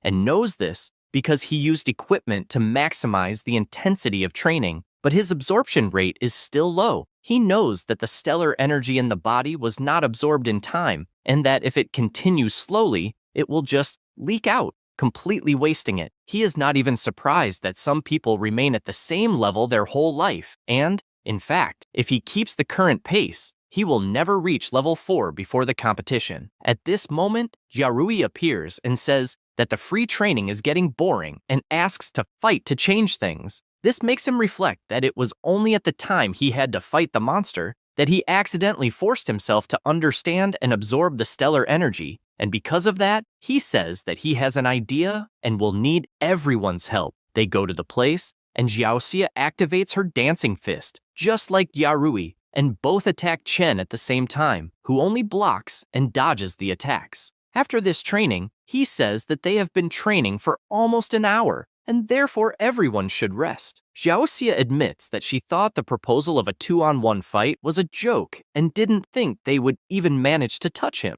The blonde guy agrees but confesses that he thought the method was amazing and that he doesn't even need to worry about winning or losing. The MC warns that the next round will be Wen Hao. After that, he observes his friends and concludes that he was right, since in that type of battle, the absorption rate skyrockets. He knows that as long as his rate is high, he might try the method he has in mind, and to ensure the safety of ordinary people, the stellar energy in regular supplements is very slightly diluted, and if his physical quality is average and his absorption is low, even drinking thousands of bottles will not increase his level. He concludes that based on his observation, the borrowed stellar energy is 100 times more concentrated than supplements, so with his current capacity, absorbing it directly would definitely make his body explode. He realizes that he could make the borrowed stellar energy permanent, and that to level up quickly, it's worth trying. Thinking about this, he uses the borrowed power and realizes that until now, he hadn't noticed how absurd the amount he can borrow is, but knows that this allowed him to level up twice in a row, and little by little, he compresses it as much as possible until finally activating absorption, and his body starts drawing all the power into his chest. He starts sweating cold since he didn't expect that even a small amount would be so insufficient, as his entire body filled instantly, and realizes that even desperately holding back, his body still absorbed too much, and at that rate, his body will explode. So he raises his hand since he needs to release all the energy, and the power is shot into the sky, scaring everyone inside the gym, who start questioning if an earthquake is happening and if Chen suddenly released stellar energy. At this moment, the evil god appears asking what is happening since he felt some strange power and seeing the MC's body full of energy, questions if he absorbed the borrowed stellar energy. He answers yes since he tried to control it while it was little, but unfortunately, it worked. The evil god is outraged that he managed to absorb his stellar energy and didn't die, and asks if by any chance he really could be his predestined one. The MC asks what he said, and the book answers nothing since as long as he stays alive, that's what matters. At this moment, the teacher appears asking what happened, and they reply that they were just sparring for practice until Chen burst with energy. He is surprised to hear this since he sees intense energy overflowing from the MC, so he asks Wenhao to fetch a detector immediately. After running the test, he realizes he is level 3, and everyone is shocked because they are unsure if they saw it correctly. Because of this, Jiang runs at full speed since Chen is the first level 3 they've had at the school in a long time, and he needs to report it to the principal. The girl asks him to teach her how he leveled up, but he simply tells her to keep training since she'll get there eventually. Jiarui says he's not surprised he got so excited about the fight he had earlier, and she asks if by continuing to train, they'll really be able to level up like him. While the commotion spreads through the hall, the MC asks the evil god if he won't yell at him. The book replies that it's already used to it, and since he leveled up quickly, it won't waste time arguing because it needs him to get stronger no matter what. He tells him not to worry, since he has a lot of energy stored, and when his body finishes absorbing it, he will probably reach level 4. The evil god just stares at him without saying anything. After that, time passes, and there are 55 days left until the exchange tournament. During this time, the MC continues training alone and with his team. Time goes by until it's finally September 6th, and there are 0 days left before the tournament. At the venue where the event will take place, everyone is amazed since they didn't believe the stage would be so big. Wenhao asks the MC if he's ready for level 4 fights, since the gap from level 3 to level 4 isn't small. He tells him not to worry because the principal said to just participate enough and win no matter what. So if it gets dangerous, he'll simply give up. His team wishes him good luck since the rest areas for level 3 and level 4 are separate, meaning they'll have to split up. He says goodbye since the moment has finally come and decides it's best to prepare as well. Meanwhile, in the VIP stands, the principal comments that it's his first time in a VIP area, and the teacher says the school only competed in level 2 matches, so they'd never received that kind of treatment until now. At this moment, Ming Yuan appears greeting the principal and congratulates him, as he didn't expect him to rise from level 3 to level 4 so quickly. Hu Wei explains that the efforts came from all the students, and that he just did his best to meet everyone's needs, also thanking him for notifying them in time about the rule changes. He emphasizes that there is indeed a new format, since the central government plans to increase subsidies for the winning schools, so the competition will definitely be fierce. At this moment, several people appear, saying they didn't know there were bumpkins there for the first time. The principal gets irritated at this, and his friend asks him to calm down, because those people are all principals of schools that won tournaments in the past, so it's better not to start a fight. He makes it clear that this was in the past, and the tournament hasn't even started yet, so who wins or loses is still to be decided. Likuo taunts them, saying he already expected that an arrogant dog barks louder the higher it climbs, and tells them to savor their last time on stage, since they'll never have another chance. The principal just sits down, and the teacher whispers, wanting to know if the kids will be okay since it's their first time in a high-level match. Hu Wei asks what he thinks about their school's students, and he replies that he thinks they're amazing, especially Chen, who is extremely talented. The director agrees and therefore only asks to trust him. Meanwhile, in the arena, Ludian is holding her school sign high in the crowd and reflects that she is very nervous since it's her first time in a place like that. Besides wanting to know how Chen is doing, she confesses that she couldn't believe it when she heard that he was going to enter the tournament. That was a week earlier. She was walking through the school right after receiving the news that Chen had moved to the special class and tries to cheer herself up, since now he is a school star who even represents level 4 players, and therefore she believes he probably wouldn't want to talk to someone from the lower class anymore. At that moment, she trips, but before falling, someone catches her. It was the MC, asking if by any chance she is okay. The class representative gets embarrassed and thanks him for the help, also asking what he is doing in that place. Chen replies that he was passing by when he saw her and decided to come over to say hi. Then he grabs the crate to help carry it,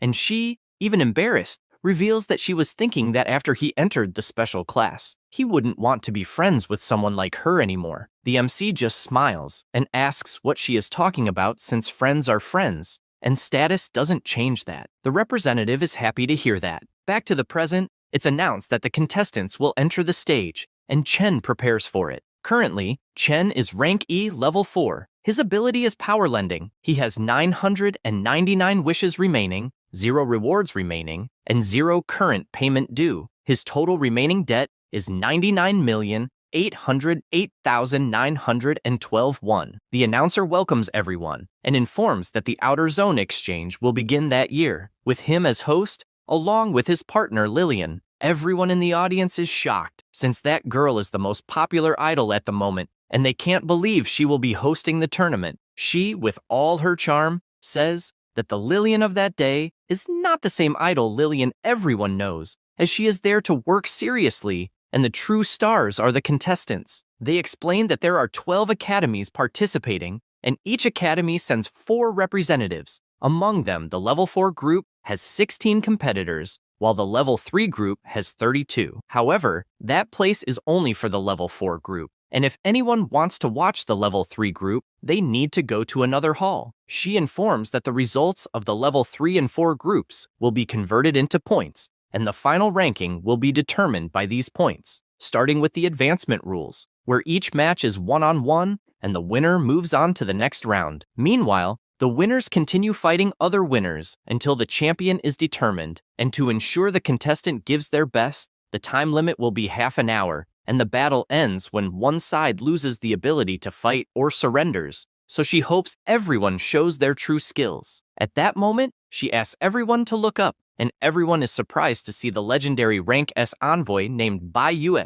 president of the venue, as they had only seen him on television. Bai Yue makes a single movement with his finger, and the ground begins to shake. Everyone is shocked, as they expected nothing less from a master, since just one single movement was enough to shake the earth. The host continues saying that the jewel in front of them must be used during matches, and it not only serves as competitor identification, but can also protect them in critical moments. However, people cannot take their eyes off Bai Yue. The same goes for the MC, who begins to imagine that indeed the power of a rank S is like that of a god, although he didn't expect it to be so overwhelming. However, he notices that the evil god does not care at all about the presence of a rank S, and is even making his own nervousness disappear by seeing him so calm. Lillian resumes her explanations, stating that the results of the matches will be displayed on the competitors' gems, and officially announces the start of the tournament. The first round will be Wang Lu against Xiaoran. The match started intensely, and Xiaoran ended the battle with a powerful attack similar to a cannon. Meanwhile, the directors watch from the VIP room, and Hu confesses that he did not expect a rank S as a guest, and therefore believes that year's tournament will be fierce. His friend explains that the difference between level 4 and level 3 is so great because level 4 can fully unleash the effects of combat arts,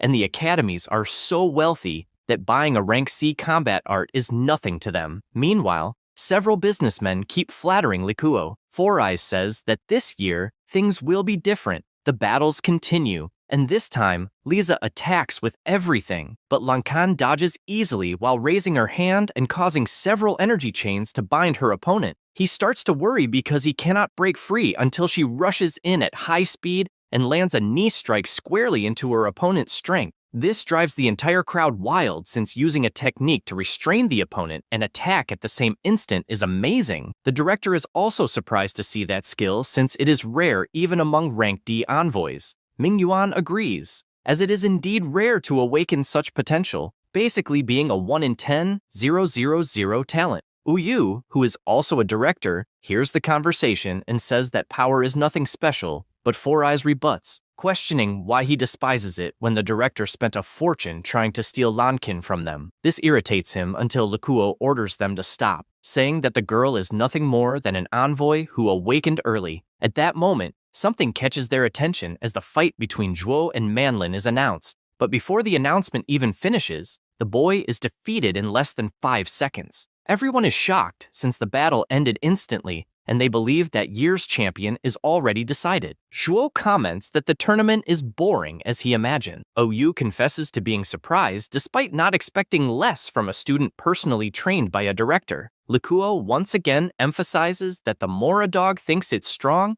the louder it barks. Mingyuan doesn't like this and asks to let it slide. Hu Wei just keeps watching and figures that simply meeting the minimum guarantee to participate was already good. And if Chen can win just one round, or at least show something interesting, it's already a huge gain. Meanwhile, the MC keeps warming up and confesses he didn't expect his match to be the last one, also wondering what kind of opponent he will face. The evil god asks why he doesn't borrow power to finish it at once. He replies that in recent years, students at that stage have only reached level 4, so jumping to level 5 would be too much and would likely trigger investigations. At that moment, Lan Qin appears and says he is unlucky since he's in the last match. He is confused, and she explains that his opponent will be Leich, an envoy from Zhongshan Academy and one of the top contenders of that year's championship, who even possesses powerful techniques that not even a rank D envoy could withstand. The MC asks if it's not an exaggeration to use such a move in a lower-level match.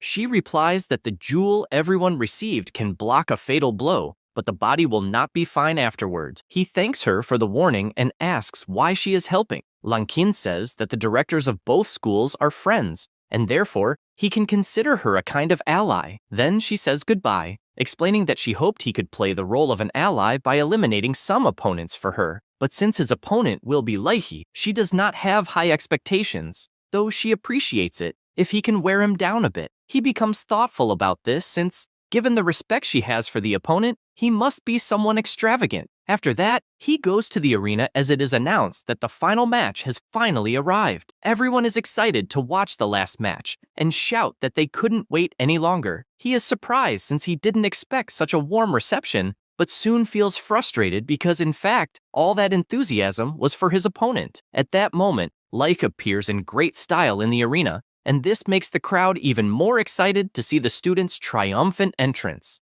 On the other hand, the MC looks back without letting himself be intimidated. Leich stands up and everyone starts commenting that they never imagined the final round would be him, a person who reached level 4 in just 4 years. The crowd was frantic on his side, and this makes the class representative upset since she doesn't see anyone cheering for the MC.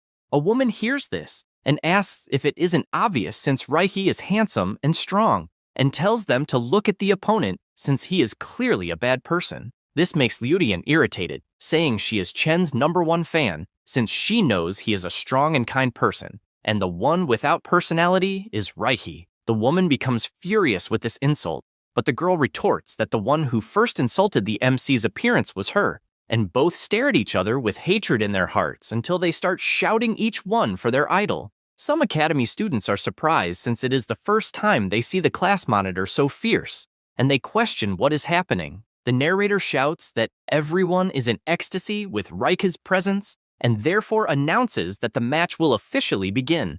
But Lillian interrupts him, saying that he forgot to introduce one of the competitors. He is embarrassed since he had completely forgotten, and after apologizing, he formally introduces Chen, saying that this fighter has no past achievements, and besides that, has no signature technique nor record in the academy, since it is his first time in the tournament. The MC becomes worried with the description and wonders if he should have at least bought a technique beforehand. The audience, after hearing this, finds it funny that a school spent all its resources to raise a single level 4 to fight, considering it a waste of a slot. At that moment, the woman mocks the class representative again, since she discovered she is a newcomer in the school. Meanwhile, in the VIP room, Uyu also mocks, saying that the student from Huwei's school had the bad luck to fall against Reiche and laments that he will be expelled from the battles without a single victory. The director only sighs, and his friend asks him to ignore it since every school has a first time. At the same time, in the arena, Reiche asks Chen if it is his first time in the tournament and confesses it was such bad luck to have encountered him in the very first fight, saying that unfortunately, they must understand that genders carry heavy expectations. However, the MC only tells him to just fight normally at once. In the blink of an eye, Reich moves and appears beside the MC, saying he will use only 1/10 of his power as a warm-up, since as a first fight, it will seem a bit more respectable. His speed was such that he ended up on the other side of the arena, and once again, Chen just asks to fight at once. The narrator, seeing this, is ecstatic, wanting to know what happened since Reiki appeared instantly at Chen's side, and without delay shouts for them to start the fight. With the order given, the blonde boy moves quickly and attacks with all his strength using his fist, and before hitting moves again, going in all directions around the MC. The narrators are perplexed with what they are seeing, wondering if perhaps it is a special technique. They observe the countless simultaneous attacks at high speed, and the narrator says it looks more like several enemies attacking at the same time. Lan Qin, watching the fight, sighs and says that unfortunately, the guy is really difficult to deal with. The director Uyu, however, is pleased since his student's strength is much greater than what he is showing, and in fact, no one can match him. Reiche keeps moving at high speed and asks why the MC is not moving, and if by chance he cannot even keep up with 1/10 of his speed. He laments and says, it makes sense since only Zhuo is worthy of being his opponent, and while preparing another attack, he says he will finish it once and for all. Chen laughs and asks if he really thinks he is not dodging. This scares his opponent, since at that same instant he takes a punch in the mouth even though the MC was facing the other way. This surprises the narrators as well as the other fighters and the audience. The same goes for Reiki, who after taking the punch, needs to understand what the hell just happened. The punch was enough to knock him to the ground, and the narrator shouts that Chen delivered a single punch and easily broke through his opponent's technique. People start shouting that Reiki was hit and that Chen is cheating. He is outraged by this since he only counterattacked. In the VIP room, the Four Eyes celebrates his friend's student strike since it was incredible. Uyu, however, shouts that it is impossible since no level 4 can match Reika's speed, and asks if by chance the student is actually an older person in disguise. The director finds it funny and questions if the evaluators wouldn't have noticed if he were someone in disguise. Uyu tries to argue back, but Likuo tells him to shut up since that noise is becoming an embarrassment, and, looking at Reike, warns that the fight is not over yet. The MC looks back and his opponent warns that he has not lost yet. He confesses that using only 1/10 of his strength was a mistake for underestimating him, but guarantees that he will no longer hold back. He begins to overflow with an absurd power since he no longer wants to suppress anything. His power starts spreading throughout the arena in the form of thunder. Chen realizes it is an intense energy until he gets scared by a beam of light passing by his side. When he notices, this power changes direction, and the narrator shouts that Leish is using the arena's barrier to keep increasing his speed more and more. He gets excited since he is about to witness the famous signature battle technique. The blonde boy smiles and goes all out with his explosive kick, but it is completely useless since it only served for him to receive a punch in the face that throws him with full force to the other side of the arena. The MC warns that he should have attacked earlier since it gave him time to get used to his speed. The narrator shouts that once again, Leihi went flying after receiving a blow and announces that his star stone turned red, meaning he completely lost the ability to fight,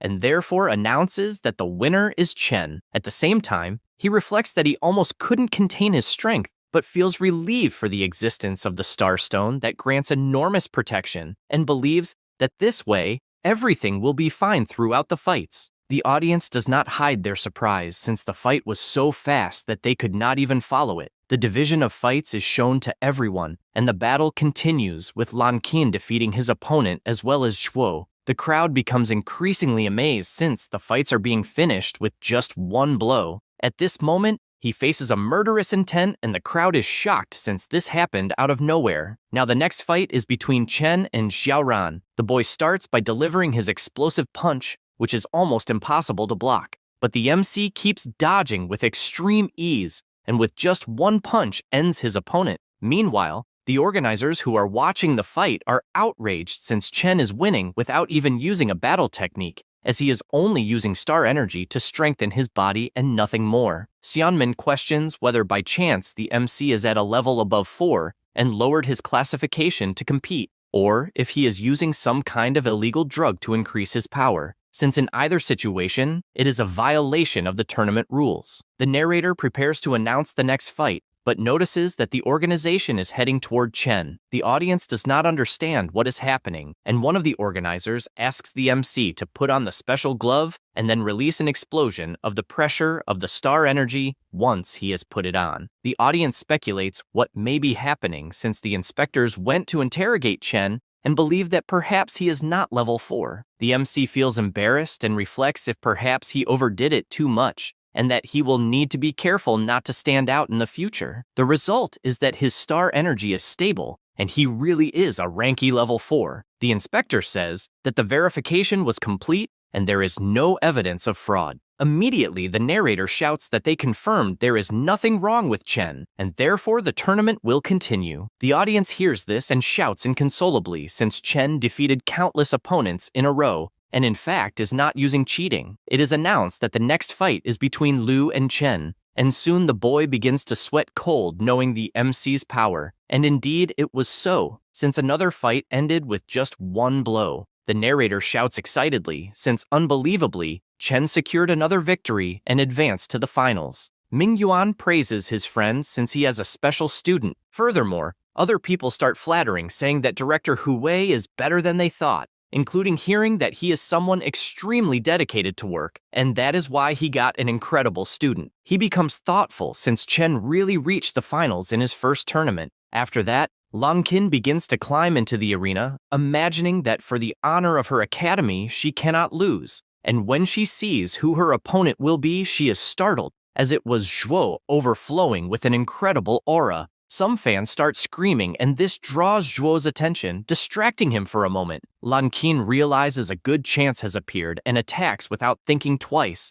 managing to land a direct hit on his chest. However, her opponent does not even flinch, and she is shocked, as she never imagined her attack would be completely useless. He grabs her arm, asking if by any chance she has prestige, but furious she lands an elbow strike on his mouth, since she does not know the reason for the question. Zhuo laughs, thinking she is pathetic, and Lan Qin, furious, activates her ability and binds her opponent as if he were a mummy. However, she is forced to retreat instantly as a colossal energy begins to pour out of Zhuo's body. She tries to calm down as the fight is complicated, but she is startled as he appears behind her in the blink of an eye. She turns around frightened, trying to understand when he moved, but takes a full punch that throws her with force to the other side of the arena. Ming Yuan begins to feel uneasy watching the fight. Lang Qin is on her knees on the ground and also drops her necklace that says peace. Even injured, she says she cannot lose yet and remembers a rainy night. She had entered the room questioning why everyone was gathered since training time had started. Her shaken friends respond that it is the last day at the academy and they will have to go back to work, but they wanted to keep studying. She laughs at this and hugs the two, asking them not to worry, as they will definitely win the interstate championship, and thus the Ministry of Education will not cancel the subsidy and everyone will be able to continue studying. Her friend, still sad, asks if it is serious, and she says obviously yes. The brunette takes something from her pocket and gives her an item, saying that her mother made it with all her love so that it would bring good luck, and assures her that everyone will be cheering for her. Lang Qin thanks her for the gift and says she will do her best. Returning to the present, she is completely injured, and all she wants is to retrieve the item, but Zhuo steps on it and asks why she is fighting so desperately for something useless. Then he lands a kick on her stomach, enough to make her fall to the ground with the star stone turning red as she is incapacitated from fighting. The commentators see this and shout that victory already belongs to Zhuo. However, he does not stop his attacks, and, charging absurd energy into his foot, says that he will put an end to the heroine of Yunhu Academy. The commentator shouts that the match is already over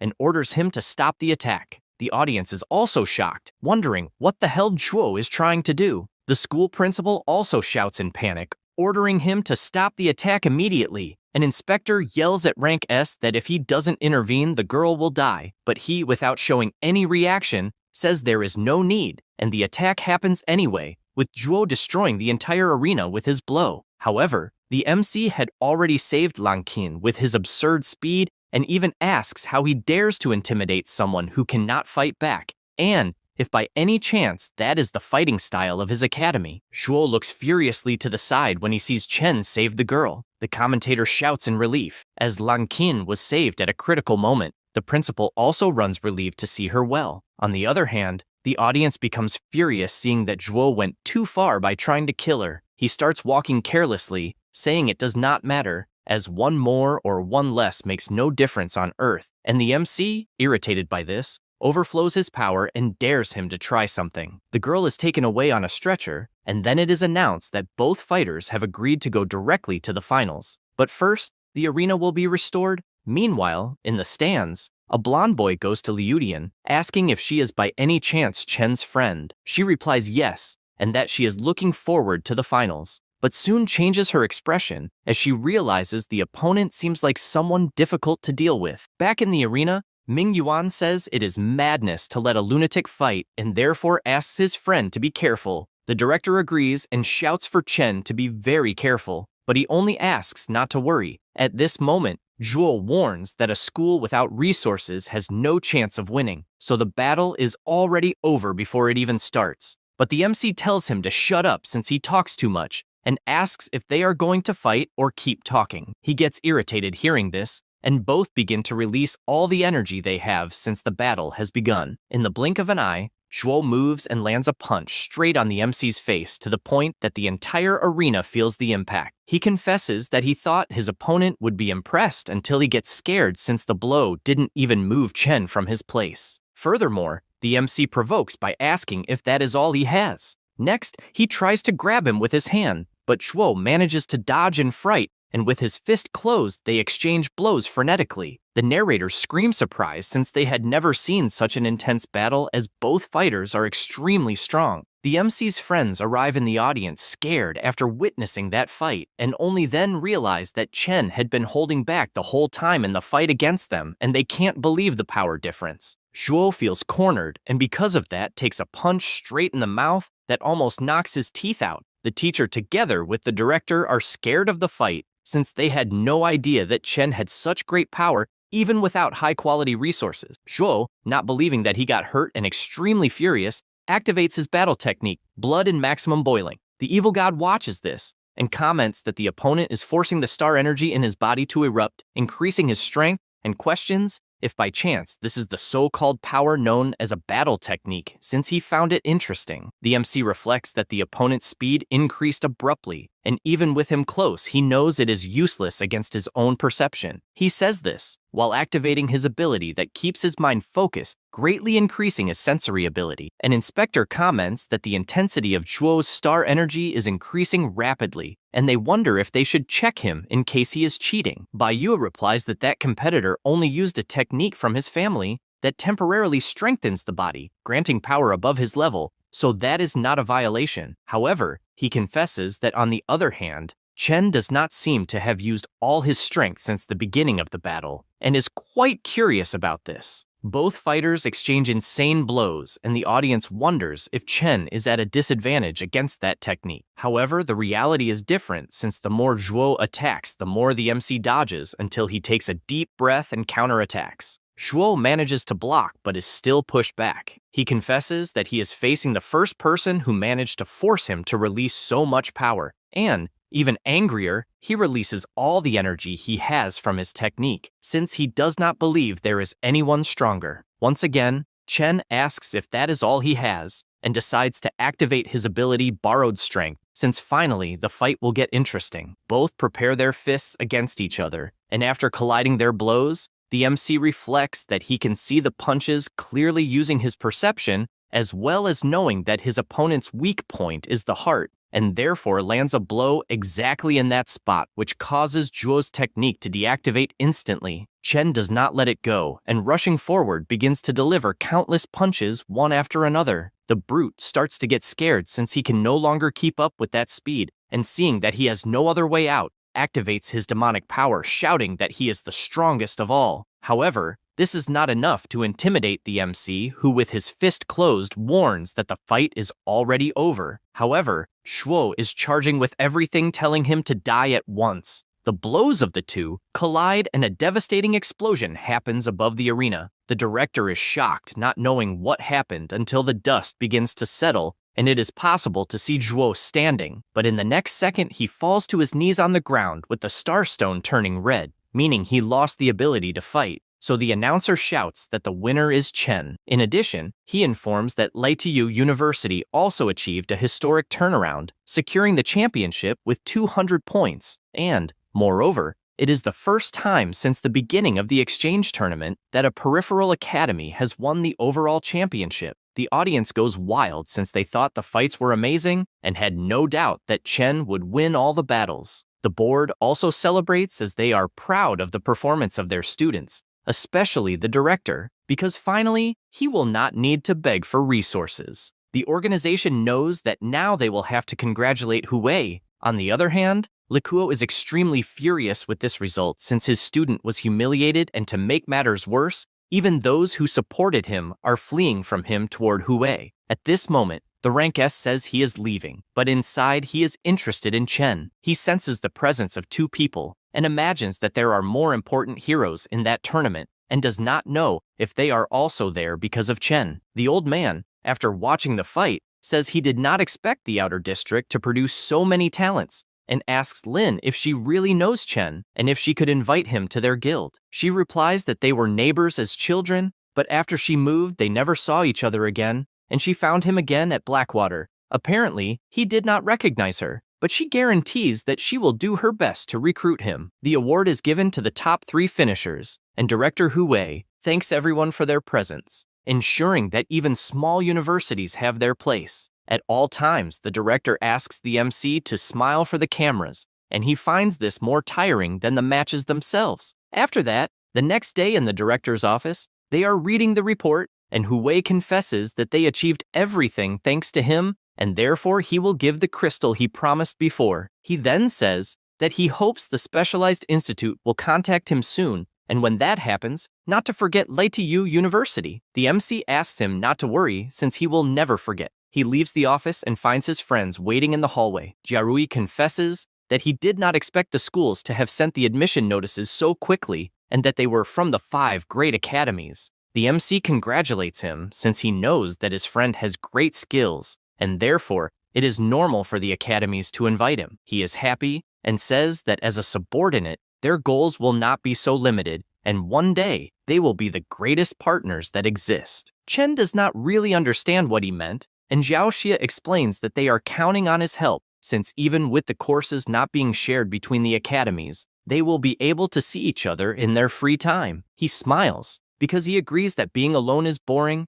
and reinforces that in the future, they will really need to train together so everyone can become stronger. At this moment, the class president appears and asks if she could join the group since she also wants to become stronger. After that, they go to the academy, and Liu Tian is amazed at what she is seeing and asks if she can really study there, since she honestly did not imagine that he would take her request so seriously, and therefore she is grateful. The MC says that he did not do much since he only mentioned it to the director, who agreed instantly. She thanks Hui directly for the opportunity to use the equipment. He says that it is not a problem and even intends to remove the restrictions from the honor class, so that all students can freely use the equipment. He concludes by saying that with the subsidy for having won first place in the competition, they will finally be able to do what they always wanted, and all of this is thanks to everyone's efforts. Jiarui confesses that he is dissatisfied since the school will only be renovated after he graduates,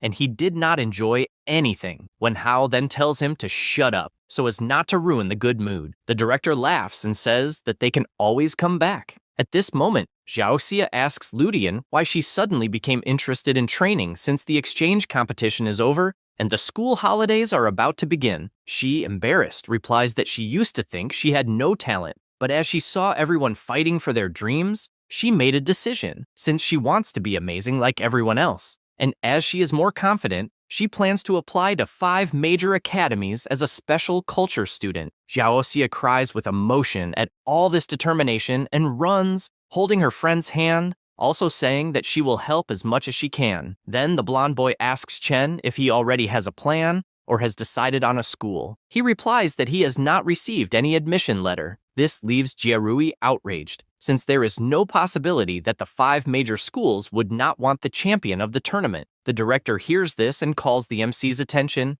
as he was about to speak about it, and hands him an envelope, which is an admission notice that had just arrived at the school. He takes it in his hand, and the blonde boy once again says that he is sure the 5 major schools would invite him. The letter was from the Dawnblade Envoy Professional Academy. They praised him for his exceptional talent that deeply impressed them, and, for that reason, would like to invite him to study at the Dawn Academy. In addition, they ask him to read the following instructions carefully. If he accepts the opportunity, it is necessary to keep the card safe until arriving at the academy to register before September 16, 2026. If he refuses, he only needs to break the card, and the qualification will be automatically annulled. Jarui shouts in outrage when he sees which academy it is, since it is one that can even suppress the 5 major academies of the country. The MC asks what he means by that, and he explains that the country has the 5 major academies, which are the Morning Star Academy, the Vigilant Academy, the Red Lion Academy, the Sky Academy, and the Alpha Academy. Each one has a symbol of authority and power, holding supreme privileges. However,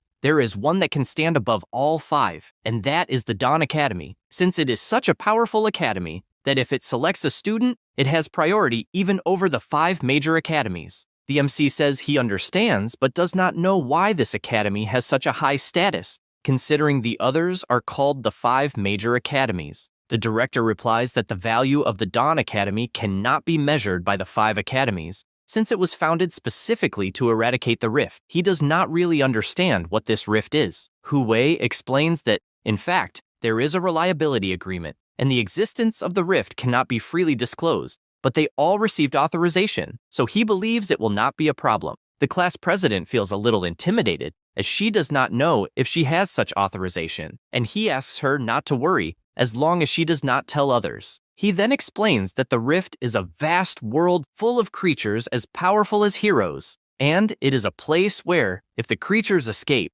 the consequences would be unimaginable. So, every time the rift appears, envoys are needed to enter and eliminate the creatures. And although clearing a rift brings much fame and fortune, the danger is far beyond imagination. He also says that he was once part of a rift-clearing squad and that the team suffered countless losses. In the end, as a main member was seriously injured, the team could not continue as morale was broken in half and they had no choice but to disband. The MC listens to all this and keeps staring at the card, while the director makes it clear that he may refuse the invitation without problems, since other academies will contact him to invite him and suggest that he should not throw his life away. However, he replies that he will go, since deep inside he knows that he can earn a lot of money while becoming stronger and stronger, so there is no reason to refuse. Jarui approaches and says they will not be left behind, since as long as everyone becomes strong enough, they will not have to fear the rift. He then asks if the letter said it was until the 16th,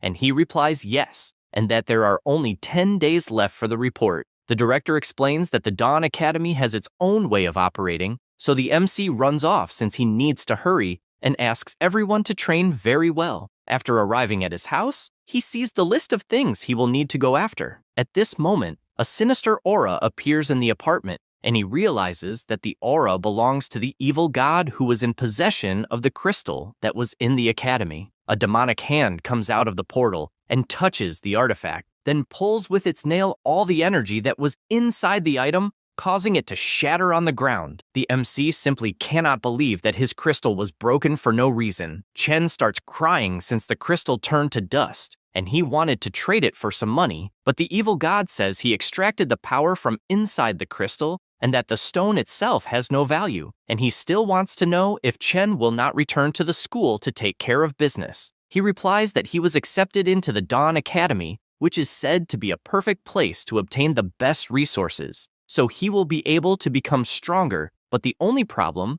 is that he will need to fight against rifts. The book says that the rifts are nothing to fear, and, in fact, guides and rift creatures are essentially the same thing, because the energy of the starlight that guides like the MC have originally comes from the rifts. Chen finds this interesting but goes straight to the point, wanting to know if there will be some reward since a wish was fulfilled. He says this because in the wish list, where it was necessary to obtain the black crystal, it was completed. The evil god asks if he is some kind of robot cat since he is always asking for something, but then changes his expression, revealing that the rifts are connected to his wish objective, and therefore he will reluctantly help this time, since through the crystal, he recovered a bit of his strength, but only enough to give a reward. At that moment, Chen's body begins to overflow with incredible energy, and with his eye completely different, a system appears informing about the authority of creation, where the fragment is connecting to the holder of the permission. The body of the holder of the permission is scanned, and the body classification is E4. Cognition of the holder of the permission acquired being Chen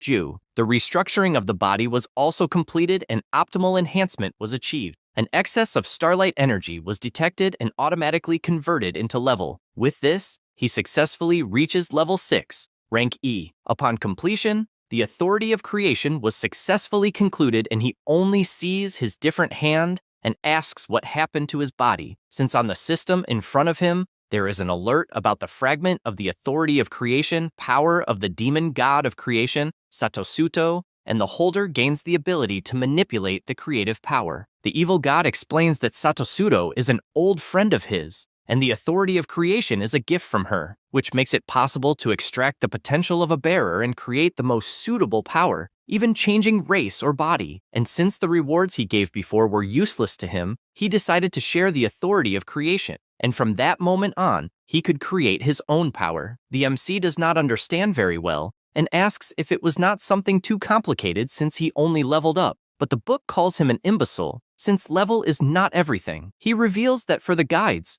the level only affects the basic physique, and when one reaches rank D, the first awakening potential is what really matters. And if the potential is weak, no matter how high the level is, in the end, he will not be strong. That is why he gave the authority of creation, so that he would not awaken a trash potential. After all, if he becomes too weak, he will be completely useless to himself. Chen remembers that Lang Qian awakened early with a type of ability and believes that this must be that potential, and compared to that, combat abilities seem simple. If he wants to attack the rifts, the potential will be very important, otherwise he will have difficulty dealing with a single monster. The evil god informs that the power of the creation's caution is generally related to knowing the bearer and asks him to test it at once. He comments that he can no longer feel the energy of the starlight being absorbed and believes that his body was indeed remodeled, also noticing that even the old scroll-style system changed to resemble his video games, and he feels more familiar with it. The system states that his lineage is human and his potential is blocked. He is at level 6E and has 30 constitution points, 0 strength, 0 agility, 0 spirit, and 0 divine sense. Perception is unlocked, and there are 994 remaining wishes from the evil god. It is stated that the exchange shop will be unlocked upon reaching rank D level 7. Ranking up is also blocked, as well as the manage option. He sees all this and realizes that most things are locked by level, so he knows what he needs to evolve first. The system also presents the requirements to level up and the cost of each attribute, but he notices that he does not have enough souls, so it is not possible to level up, and souls are mysterious substances extracted from rift creatures, and currently, he has 0. The MC comments that he is losing the key enhancement item and apparently needs to enter a rift, but he can no longer rely on starlight energy, and with his current strength, he would only crawl back out. The evil god sighs deeply as he is apparently chained to Chen and says he will grant one more wish. The mission in question was to survive for 70 days, and because of that, he receives an alert that he is receiving a reward, and the magic armor of Kedra has been obtained. He feels his body overflowing with incredible energy and asks if the magic armor is a type of equipment. This is a unique equipment of the Hero King Kedra, bound to the soul, and does not need to be worn. It is an exclusive combat ability that summons the armor on the body to block attacks and increase strength when activated. He becomes excited upon seeing his hand different since it not only increased defense, but also strength. The book, already exhausted, makes it clear that it cost all the energy it had saved and will count it as an early investment and therefore wants him to work hard to repay it. The MC apologizes for this and says he will never forget that kindness and will work hard. The next day, he calls a taxi and tells his friends that it will take 1 day to reach the middle-level city, but he wants to start classes quickly. The director asks to be informed if he needs anything. The MC shows a letter saying that he has a favor to ask since he would like them to visit his mother in the hospital sometimes, and, if they meet his sister, to deliver the envelope. Hui takes his hand, and seeing that it is important, asks if he should not deliver it personally. He replies that unfortunately, he has some conflicts with his sister. The director understands the situation and says he will take care of his family as best he can. His friends ask to see each other in the middle of the year. With that, Chen says goodbye and goes to the airport. The attendant asks if he needs a visa and flight to the middle-level city and asks the reason. He replies that he wants to make an enrollment, and inside, she does not understand since it is still vacation and not class period, and therefore, she politely asks him to show the admission certificate. He presents the card that was given to him, and the woman is shocked since it is an identification card from Aurora Academy, and even though she has worked for years, she has never seen one before. The MC waits for her to say something, and since she does not answer, he asks if it is not enough, as he also has an admission letter to show. Only then does the attendant realize she was distracted and apologizes for her rudeness since that card is enough, and she informs him to proceed to the plane where he will find the commissioner. The MC asks if he will not need a ticket, and she replies that with his status, flights to the middle-level city do not require a ticket, only round trips do. With everything settled, he takes the flight and sits relaxed, since he did not imagine he would be in first class, already realizing the privileges of Aurora Academy. He then looks to the side, seeing the city from above, and asks that this academy does not disappoint him. After some time, he finally arrives at the Alvarada Academy and finds it quite peaceful, not even looking like a school. He goes to the reception and asks where new students should register. The staff member asks him to show the card and, after carefully analyzing who he is, becomes happy, saying that Chen has finally appeared as he had been waiting for him and therefore will take him to the school. The MC is confused, and the man explains that, in fact, another person wants to meet him. They go to another place, and the receptionist asks him to touch the stone with the black card. He questions if by any chance there is a secret passage or something like that, and the man warns that he will find out soon. Then, when he takes the card and touches the stone, a light appears, and he is surprised since, in the next second, he is teleported to another place, and only then realizes that the previous location was not a real school. The receptionist confirms it, as the location of the Alvarada Academy is much farther away, and therefore they use a teleportation stone. They go to another place since there is a certain person waiting, and upon arriving he greets the girl who was waiting. The MC looks closely at the people inside the room, and Lin asks if he remembers her since it has been a long time since they last saw each other. At that moment, he realizes who she is, and says he is grateful, although he did not expect her to be his senior. The other girl in the room thanks the receptionist for the escort and informs him that she has already transferred the money. He thanks her and says he will leave them to talk. The MC, curious, asks Lin why she called him specifically to that place, but he is interrupted by Ming Qing, who questions how a filthy commoner from the outer district dares to approach Miss Lin. Because of that,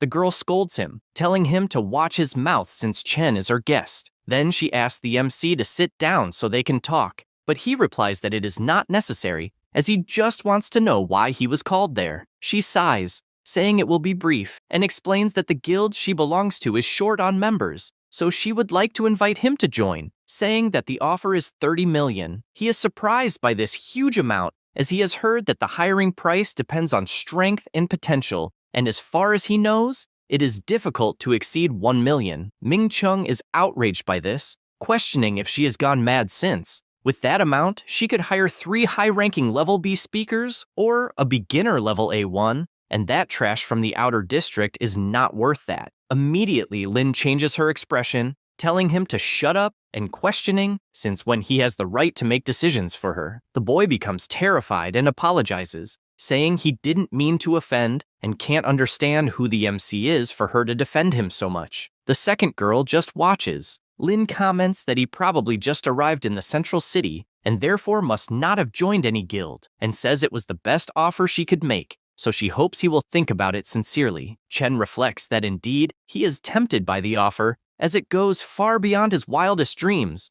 but he doesn't understand why a rank E rookie would receive such an offer. Before he could answer, It is announced over the loudspeaker that all students should gather in the assembly hall within 1 hour. Lin comments that apparently the last new student has arrived and asks him to leave his luggage in that room since he can pick it up later. In addition, she points out that the guild offer came out of nowhere, so she understands his hesitation, but asks him to think about it until the end of the freshman orientation, as there will be a senior and junior guidance session. He replies that he will think about it, and she thanks him, also asking her friend to take Chen to the assembly hall. She says she will do so immediately, and they all go to the hall. A blonde boy imagines that he wasn't expecting to be the last student to arrive, as he sees himself as the protagonist everywhere he goes, and still reflects that, as far as he has heard, the eldest daughter of the Lin family is also at that school, and therefore he thinks it's better to get close to her, since if he builds a relationship, he might even get married. Then he observes Chen sitting and finds him pathetic, since it seems that the freshman class is not impressive, and decides that he will sit next to him because that will make him look better. At this moment, Jiang Hui draws everyone's attention and introduces himself, saying that he will be the instructor for all of them that semester, and informs them that his job is to organize exams and record results, except for some mandatory events. He already warns everyone not to go after glory, since they are just freshmen in the academy facing the unknown called the Rift. He explains that the Rifts are hunting grounds for a speaker, and inside the place, no human weapon works, and only physical power and weapons made from Rift materials function. Then he says that they can learn more details in the library, and that there is also specialized combat training for the Rift in the simulation room. In addition, different teachers will give lectures, and he makes it clear that they can learn whatever they want since nothing is mandatory, and the more they understand about the Rift, the stronger they will become to survive. He notices that there is no fear in the students' eyes, and therefore orders the school to give them a reward, sending several skill stones to the students. They are surprised since they didn't imagine they would receive something like that. The MC also takes one, and it is the Eye of Insight, a universal combat technique. It allows automatic detection and identification of the Klek language, which is the language inside the Rift. Then the instructor tells them not to celebrate too soon, as they will have 2 exams ahead. The first being the admission test for freshmen, which will require completing a low-level Rift, and the second is reaching rank D, awakening their potential within 6 months, in addition to earning 100 credits in 1 year. The students become worried since reaching rank D in just 6 months is crazy. The blonde guy becomes excited since he is a rank D of the 5th stage, and it will be easy for him, and he even believes that no one in that class is above that. The MC imagines that he is currently a rank E of the 6th stage, and since he cannot rely on supplements to level up, he will have to find a way to enter the Rift. At this moment, the instructor asks everyone to be silent, and says that he is aware that reaching rank D in 6 months is difficult, but explains that the school's special potions are much cheaper, so they won't have to worry about resources. He also talks about the mentors who will assist everyone. Therefore, he asks them to enter, and everyone is amazed since one of them is the beautiful Lin. The instructor announces that new students can choose a senior as a supervisor. Immediately, they start drooling over Lin and can't believe they are seeing her in person. A guy with glasses asks who the senior everyone is talking about is. The guy next to him replies that she is the heir of the Shenhua Guild, and that if someone pleases her, they might even have a chance to enter that guild. The MC pays attention to this conversation and finally learns the name of Lin's guild. At this moment, one of the students stands up and greets the senior, saying that he only enrolled in that academy because of her, and therefore begs her to supervise him. She notices the boy's appearance and already deduces that he is a strength-type oracle, and charismatically replies that unfortunately, she is in the magic department, so there isn't much she can teach. Another student stands up, saying that although he is trained in strength, he decided to train magic as well, and therefore asks for her guidance, but is also rejected. After a while, with several requests being refused by her, they realize that they expected nothing less from one of the 4 great guilds, since they have very high standards, and therefore they will have to choose another senior. The instructor finds Lin's attitude annoying and warns that this year she will have to accept at least 1 new student, otherwise he himself will randomly select one. She says she already knows that and completely changes her expression, leaving the MC startled since he doesn't know what to say. The blonde guy, however, thinks it's great that everyone was rejected and imagines that with his talent and looks, There's no way he'll be rejected, and even if he is, he knows he'll still be assigned to the Lin family. At that moment, Chen stands up and catches Lin's attention, saying that he is in search of knowledge and therefore would like to be by her side. Then he wants to know if she would be willing to supervise him. She becomes embarrassed by this request, and all the students tease him, asking if he hasn't learned his lesson yet, especially after that kind of approach, since it will be useless. However, everyone's expression changes when she simply accepts the request with a beautiful smile. Even the arrogant one is shocked, as he knows the girl will only take one person and doesn't understand her selection criteria. After that, in the mission room, the MC takes the opportunity to ask Lin if she is really the heiress of one of the 4 great guilds, and says that they are probably lacking powerful oracles, so he doesn't understand why they would spend a fortune on a rookie like him. She replies that she recruited him not only for the guild, but also for personal reasons, and will explain it after the test, since she must first pass the admission test she organized. Then she points to the side and says that the 4 people in front of them will be their teammates for the test. Suhan introduces herself as a rank C level 5 and says she will be the examiner for the test and won't participate in the battle unless a teammate's life is in danger. Then Liu Wei also introduces herself as the team's healer. Zhao Lin says he is the long-range support. Lastly, Larui introduces himself as the tank and leader of the team for that test, making it clear that they must follow his orders to pass. He also asks why Chen doesn't have any equipment and if he perhaps awakened any special potential. The MC introduces himself, stating his rank and saying he hasn't awakened any potential. The guy can't believe he's a rank E rookie and asks if he will take the test without any training, since he will definitely just get in the way. The girls tell him not to make noise since complaining won't help. He gets frustrated and only asks them to make sure Chen doesn't become a burden. Liu Wei turns and asks the MC to stay close to her when they enter the rift, but he tells her not to worry since he has combat experience. The girl sighs and says he doesn't understand, since without a weapon or potential, he won't even be able to wound the creatures in the rift. Then they go to make the evaluation request and are informed that it will be in Rift Room 1. They also take the fragment of the World Tree to open the rift portal. With everything ready, the portal opens, and Chen immediately notices how dense the energy emanating from it is, and all he wishes is to find the enhancement item for the key without problems. After crossing the portal, they arrive in a deep cave, and everyone gets startled, entering battle positions as they have been spotted. The MC quickly notices that the entire team entered combat formation at the same instant, which is impressive. Meanwhile, Suhan uses her stealth to vanish and wishes everyone good luck on the test. The next second, the tank yells as several demonic wolves are attacking. He blocks the attacks, and the archer doesn't waste time, firing her wind arrow that shoots through the monsters in front of her. Furthermore, Larui also uses his frenzied slash, finishing off the monsters in front of him. Due to his excitement, he lets one of the wolves pass, and the archer shouts for the tank to pay attention. Because of that, she gets bitten by the wolf while trying to defend herself. The healer shouts that she will heal her, but at that moment, one of the wolves appears behind her, ready to devour her. The girl panics, realizing there's no time to do anything, but the MC appears and delivers a simple strike that kills the wolf instantly. Then he asks if she is all right, and a notification appears, saying he has gained 1 proficiency point and also obtained 10 souls. He realizes that apparently one can gain souls by killing creatures, and gets excited since a monster that week gave 10 points, meaning stronger monsters will give much more. Meanwhile, the archer tries to defend herself until the healer approaches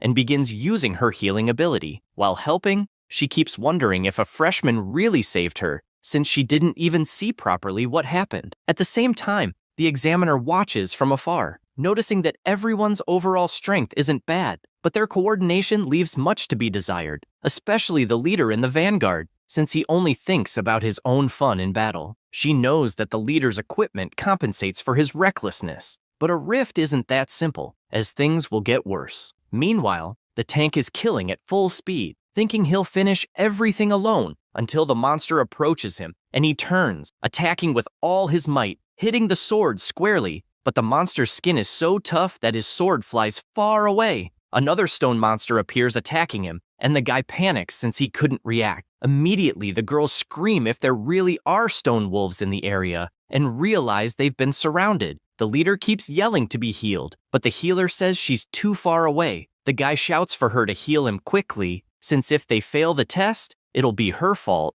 and that leaves Liu Wei in shock, paralyzed, and unable to do anything, and because she's vulnerable, a stone wolf appears to devour her. Immediately, Suhan panics since going to the vanguard alone in that situation is suicide, and she prepares her sword, thinking she'll have to intervene since the test is already hopeless. But soon she's surprised as the girl is simply pulled by the MC, who's holding the wolf's mouth with one hand and, with a simple squeeze, manages to kill the monster, obtaining 30 more soul crystals. He realizes the wolf is stronger than the previous one, which is why it gives more souls, but he knows that rock means nothing before the power of the demonic armor. He orders the whole team to follow him since he'll lead the front line, and picking up the fallen sword on the ground, he starts running at high speed, finishing the first monster in front of him as well as the second, and goes on killing them all. The examiner is incredulous, trying to understand how a freshman is so skilled, since from what she's seeing, he's even stronger than a rank D. The two girls on the team are also shocked by his power and speed,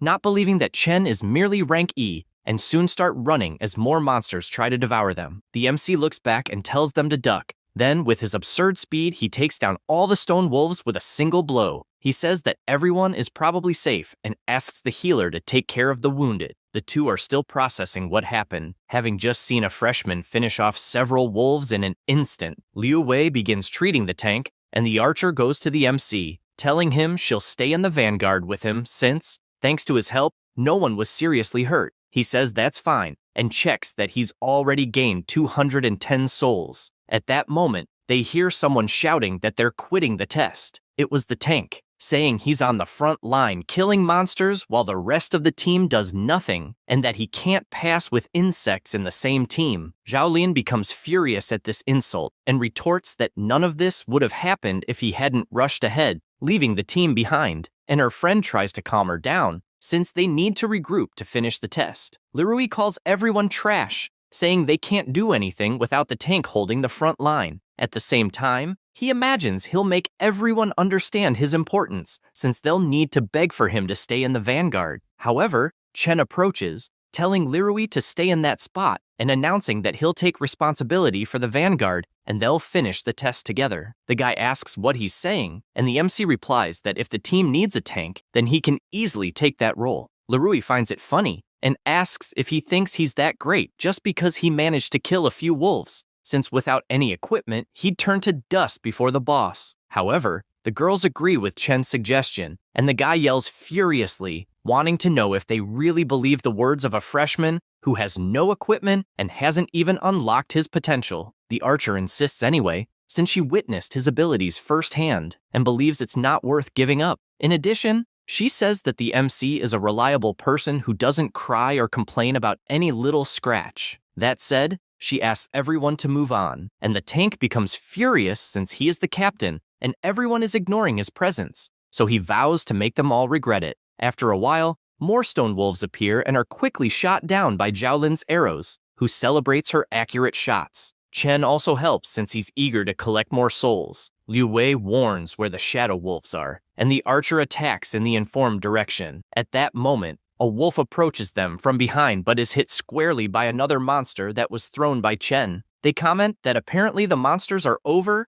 and Zhaolin asks how many monsters they killed. The healer says probably 50, and isn't sure since it was so easy that she didn't even count. Then, she says that all of this was possible thanks to the amazing rookie who can even act as a tank, so they're not under pressure. Chen says that actually it's because they're working well as a team. Zhaolin says that just ahead is the passage to the final area, and soon they'll pass the test. As they walk, the archer takes the opportunity to ask the MC what that blue light on his arm was during the fight, since she's never seen anything like it. He shows his ability, and, trying to bluff, says he also doesn't know what it is since it just appeared one day. They look surprised and ask if it's armor, so they're not surprised that he wants to tank. Liu Wei, also surprised, asks if he isn't rank D, since what she's seeing is incredible, and asks if he really hasn't awakened yet. Zhaolin believes he hadn't awakened and thinks that maybe because he's a freshman, he doesn't know the rules. but she knows that awakening early is extremely rare. Then she comments that if he has potential, he should report it when joining a team, so that he won't be discriminated against because of his ability. He says he understands and reflects that it will be a problem if missions are required to be done in teams, since the others managed to defeat many monsters,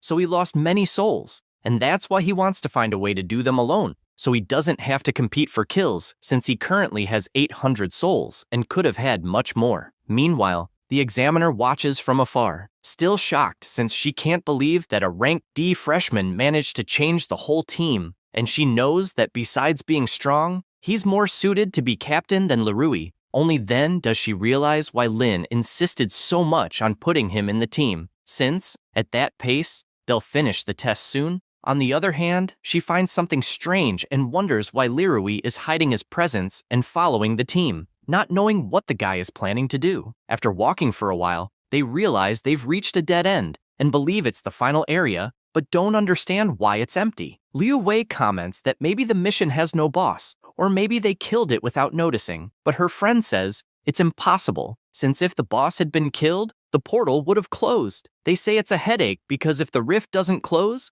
the test won't be complete. At that moment, the MC's perception skill senses a presence and immediately shouts that the boss is above them. As soon as he says that, the monster jumps toward them, hitting the ground hard while they dodge at the last second since they were warned in time. The archer deduces that the boss was ambushing them, and as the dust settles, they can see the wolf's silhouette better. Everyone is terrified since several giant wolves appear in front of them, one of them being the Rock Wolf King of rank D. At that instant, the examiner comes out of stealth mode and orders everyone to retreat since the test must be aborted. She warns that there are 3 elite levels and 1 boss level, and the difficulty is far beyond the test scope, and when the rift's level was scanned, the stellar fluctuation wasn't that high, so she makes it clear that it's not possible for them to handle that situation with their current abilities. The MC observes the situation and imagines that 3 elite monsters and 1 boss should yield many souls, but knows that if he tries to face them alone, the risks will be high. He barely thinks about it when a system window appears in front of him, informing him about the mission of the demonic book's wish. It is necessary to acquire the soul of the stone wolf. It is currently incomplete, and if he leaves the fissure, it will be considered as abandoning the mission. He is aware that once the contract is established, even the smallest thought of defying it will be punished with torment continuing until death, and all of that indicates that they are creating conditions to force him to fight. This only makes him excited,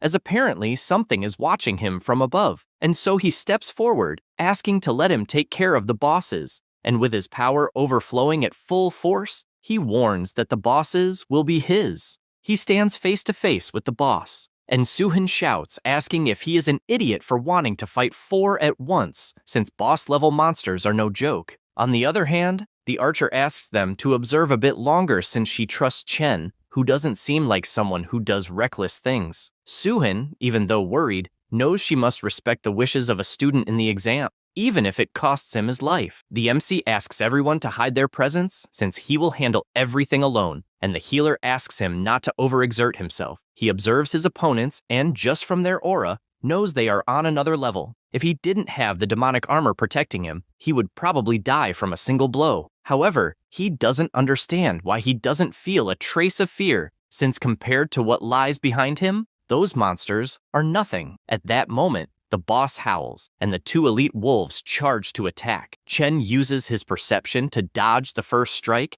and continues his battle against the bosses. From afar, the girls watch in shock, since a rank E rookie is resisting against 4 Lord-level monsters, wondering if all tanks are this strong, but the healer dismisses that thought, since their team captain is a perfect example of the opposite. The examiner, also surprised, comments that there are rumors of oracles with powerful potential being able to defeat a Lord-level monster alone, but it's the first time she's seen someone fight one using only their bare hands. Even though surprised, she worries, knowing that monsters of this level aren't simple to defeat. Meanwhile, the MC continues fighting and reflects that the speed of the giant wolves is almost equal to his own, and while fighting one would be easy, against 4 at once it's a different story, so he knows he must not prolong the fight or he will waste his energy. He changes his strategy, deciding to defeat the king first, so he attacks its head with full force, but is startled since even using the power of the demonic armor, he couldn't break the shell. At that moment, the king uses its stone armor skill,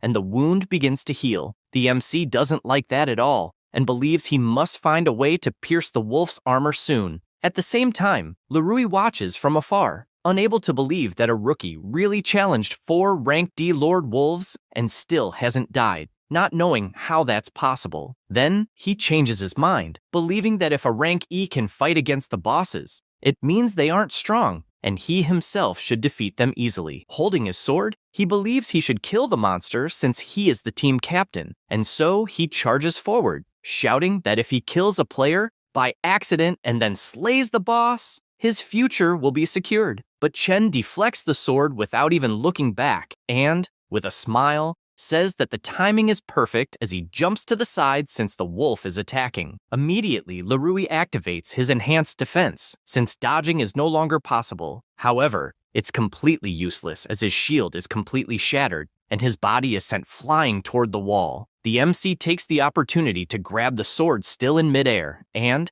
after positioning himself, says that he will put all his soul points into the agility attribute. 800 souls are consumed, and his agility level goes from 0 to 5. With his enhanced agility, he activates his divine speed and rushes forward at an absurd speed, slicing the wolf's head with a single strike and gaining 750 souls for the kill. He admits he didn't expect to gain a new skill just by increasing his attribute, and according to the system information, Divine Speed is an exclusive ability that grants an additional 10 agility points and extra strength based on the user's current speed. The monsters are cornered, but the MC wastes no time and instantly kills the second wolf, gaining another 750 souls. Suhan is shocked by his overwhelming speed, until the giant wolf, seeing it has no chance, turns its gaze toward the group trying to wake Lerui, and taking advantage of that moment, it charges to devour them. The archer prepares her attack, saying she won't be intimidated just because the boss thinks they are weak, and unleashes her skill with full force,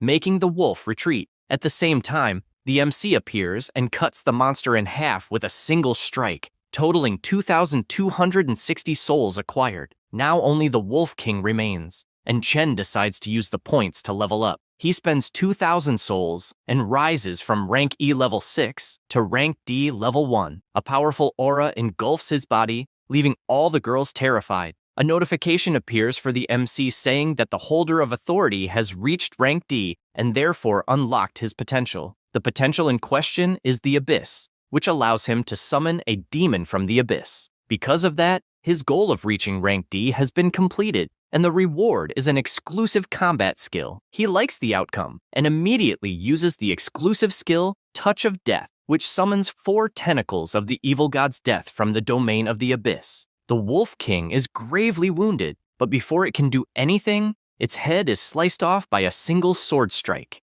He gained 5,000 souls and even expected something like this for a Lord-level monster. And the other good side was that the Death Touch has a strong penetration power, since otherwise the fight would have taken much longer. With this, the mission was completed, and as a reward, he gained a Rock Wolf King crystal. He does not really know what it is for. The system item says it is a rare material, a crystallized form of the power of the Rock Wolf King. At this moment, the girls approach saying how incredible he was since he defeated a lord alone, and definitely no one will believe it, but they question whether the boss was really killed and whether there will not be a second phase. The examiner responds that the stellar energy fluctuations of the rift have stabilized, so the wolf is definitely dead. The two celebrate extremely happy since after several attempts, they finally succeeded. Then they go to the MC to thank him from the bottom of their hearts since they were completely carried by him. Suin says that she will report the test result to everyone and also says that the two girls did very well and that both will even earn 5 credits each. The little blonde says that she did not do much and therefore the credits should go to the MC. However, the examiner says that this is not true since the two did their parts within their capacities, and as they knew their own limits, they followed the plan, not delaying the team and always keeping calm, besides not giving up until the end, and that is worthy of praise. Then she tells Chen that definitely his performance was the best she has ever seen from a freshman. Besides having exceptional ability and strong command capacity, not even needing to mention that he defeated 4 lords alone, and therefore he will earn 10 credit points and 5 more from Lirui. The two are surprised to hear this since they have never seen such a high score. He thanks for everything, and she goes on to say that he would probably have earned even more points if it were not for the mission limit. The tanker screams inconsolably, wanting to know why the credits were stolen. She explains that the reason is simple. He, as captain,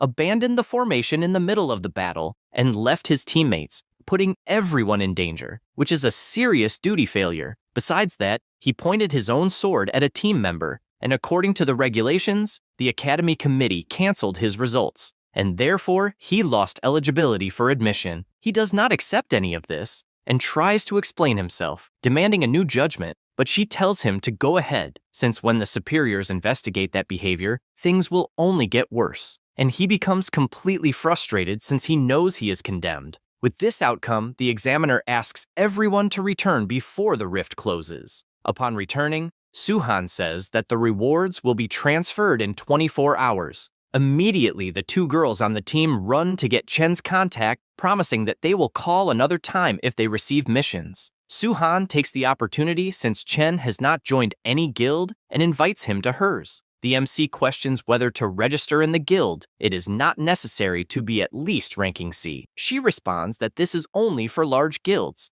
and they are mid-level, and therefore she could convince the president to offer 3 million. He is surprised since it is a tempting offer, but apologizes since he has no plans at the moment. She imagines that it makes sense since his advisor is Lin, and the objective must be the Shenhua Guild, and therefore she says it is a shame, but assures him he will always be welcome if he changes his mind. At this moment, someone approaches asking if the test went well. It was Lin also wanting to know what they were talking about. Suin says she was just congratulating him for completing the mission besides the other 2 girls saying goodbye. Chen asks if by any chance she was waiting, and Lin responds that she was not, since she did not expect him to finish the mission earlier than expected, and even sent his luggage to the dormitory, and therefore will show him the way. They arrive at the place and she explains that he can request a better spot after earning more credits, but the MC responds that the place is great. He then gets straight to the point, since he passed the test and therefore wants to know why he was recruited. The assistant asks if she should really say it,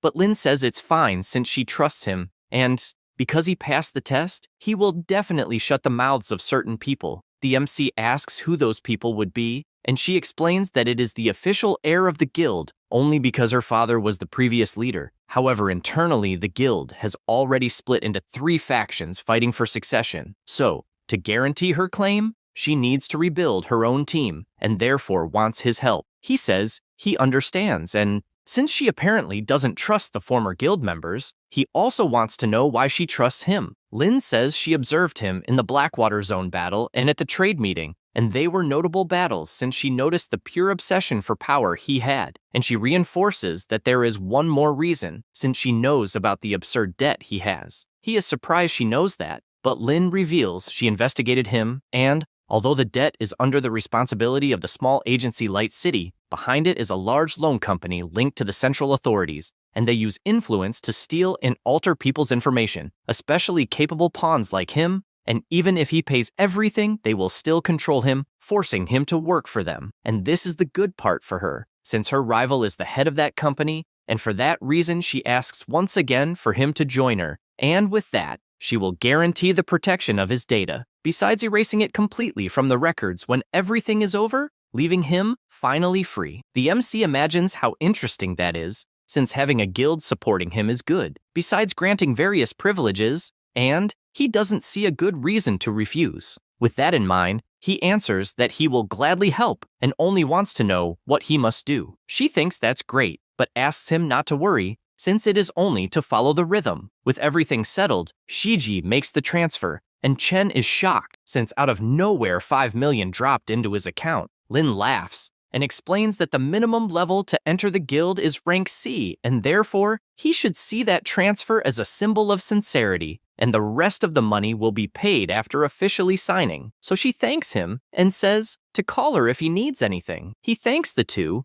and after they leave, he falls onto the bed since he can finally rest, but also wants to see the gains of the day. With the system open, he sees that he has 5,260 souls. He also sees how his attributes are and the cost of each one to level up. At that moment, he finds something strange since a new attribute called potential appeared, and he imagines it is related to the abyss, besides the soul cost being double compared to the other attributes. He concludes that leveling up costs much more as he evolves, and therefore, it may not be interesting to invest everything only in level, since increasing attributes also grants special abilities, such as the divine speed he obtained by increasing agility. That said, he decides to place 5 points into the potential attribute, spending 1,600. With that, the touch of death increased to level 2. He also obtained an exclusive ability called Abyss Space, which has the storage function and allows him to store his own items in the Abyss Space,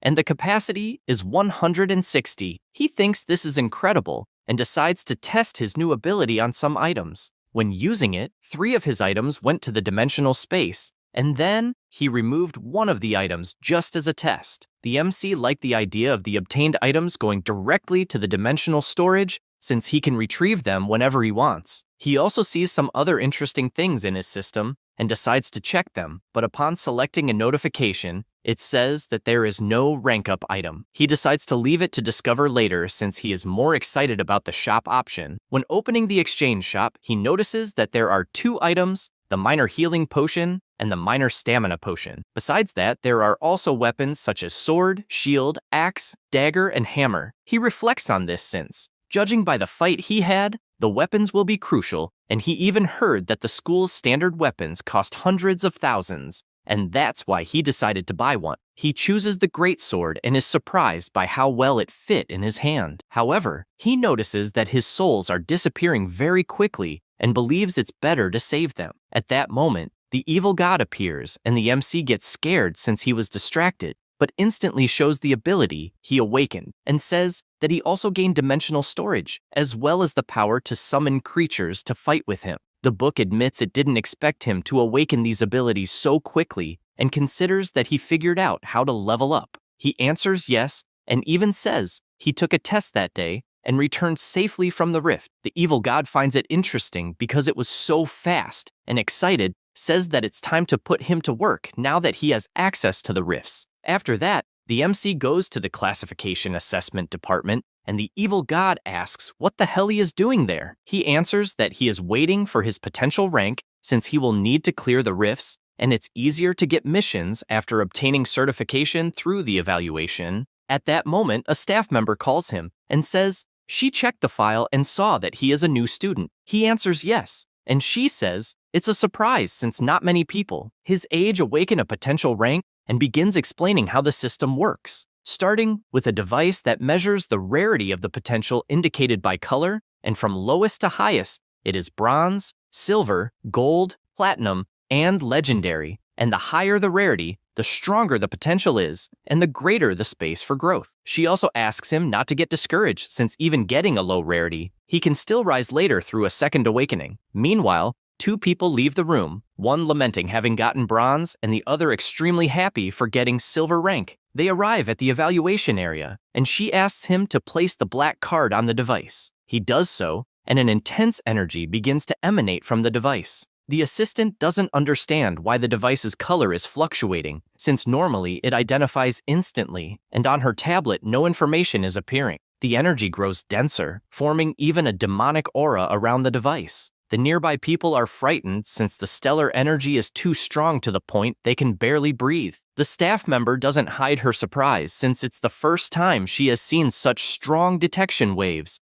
and he obtains the Apostle Awakening. The woman simply doesn't understand since the classification is purple and that color doesn't exist in the records. But she says his potential is Apostle, and it seems to be a profession. He doesn't understand very well since she is only guessing, and the staff member explains that for newly awakened people, the first one is usually incomplete, and the ability names are usually things like Flame or Storm, and only after the second awakening does a name like Warrior appear, and only then it's called a complete awakening. And she can't understand how the hell he already has a profession name in his first awakening, since that shouldn't be possible. Her superior appears asking what confusion is happening, and she explains that in Chen's test, the device malfunctioned since the classification color was purple, and the classification name was Apostle, the same as a profession one only gets in the second awakening. He is surprised to hear this and asks to show the detection panel. He says the data is not wrong, and that device isn't from their world, so an incorrect reading is impossible. That said, also surprised, he states that the purple classification is definitely real. However, he doesn't know how to interpret it,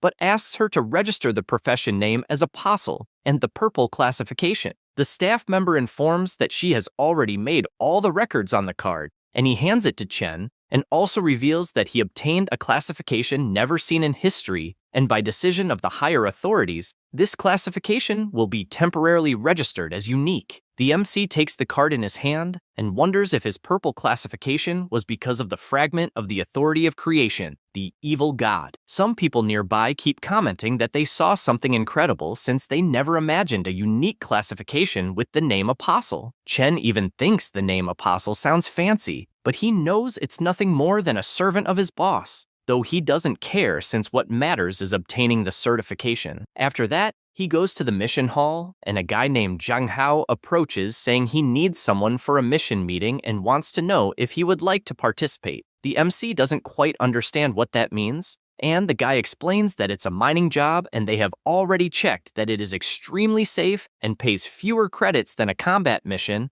but it's safer and pays more money. Chen finds it interesting since 4 people are required and it will pay 2 credits and 50,000 in cash. And he definitely has no reason to refuse, so he says he's in. Zhang Hao asks him to accept the mission in the recruitment post by downloading the school's official app since everyone finds teams there. After that, they go to the rest of the team, and the MC asks if they won't have a security supervisor for the mission. He responds that they are in the free trial phase, and for future missions, they will need to hire their own security, and since their mission is not dangerous, they see no reason to spend more. With that said, they head to the crystal mine cave, and everyone is surprised at how bright the place is. Soon, the demonic book senses something, and Chen asks if it has another desire. He barely thinks about it when the mission appears in front of him. He must collect 150 crystal ores in 1 hour, and if he fails, the bearer of the authority will be penalized. The book says that the star energy in those crystals is definitely rich and could recover its energy with them. Zhang Hao hands him a pickaxe since it is his spare tool. With that, everyone begins mining, and the boy admits he didn't expect Chen to be so strong and asks if his potential is focused on strength. He responds that it's something like that,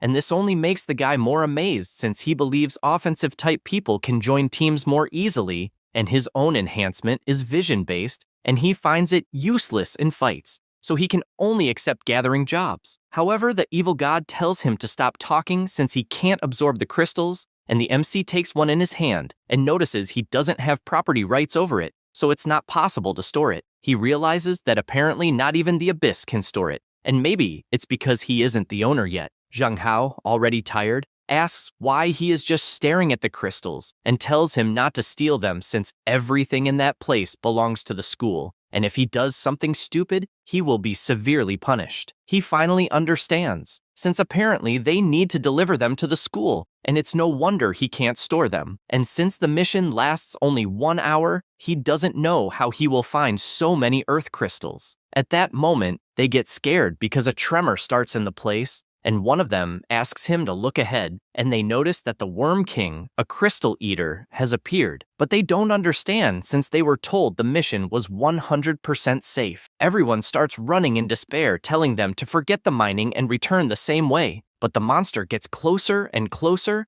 until the MC notices the distance between them and pushes Zhang Hao, who falls forward, while he himself is devoured by the monster. The book asks if he wasn't too careless to get hit by such a weak monster. The MC responds that he let himself get caught on purpose, and since he heard from his senior that these creatures make nests near the ores, then that lair has a lot of stock, and if it's a mine the school doesn't know about, then they won't need to deliver it to the academy. He says this and kicks the monster, sending it to the other side. And once inside the lair, he realizes he was indeed right. The evil god congratulates him for thinking very well, but says he will also have many monsters to face. He responds that it is all right, since he also needed to earn souls, and even thinks it is the perfect opportunity to test the limits of his ability, Mortal Touch. He uses his technique that pierces all the smaller creatures, gaining 120 souls per defeated monster, and goes on a killing spree like that. He explains to the book that he currently can only control 6 tentacles,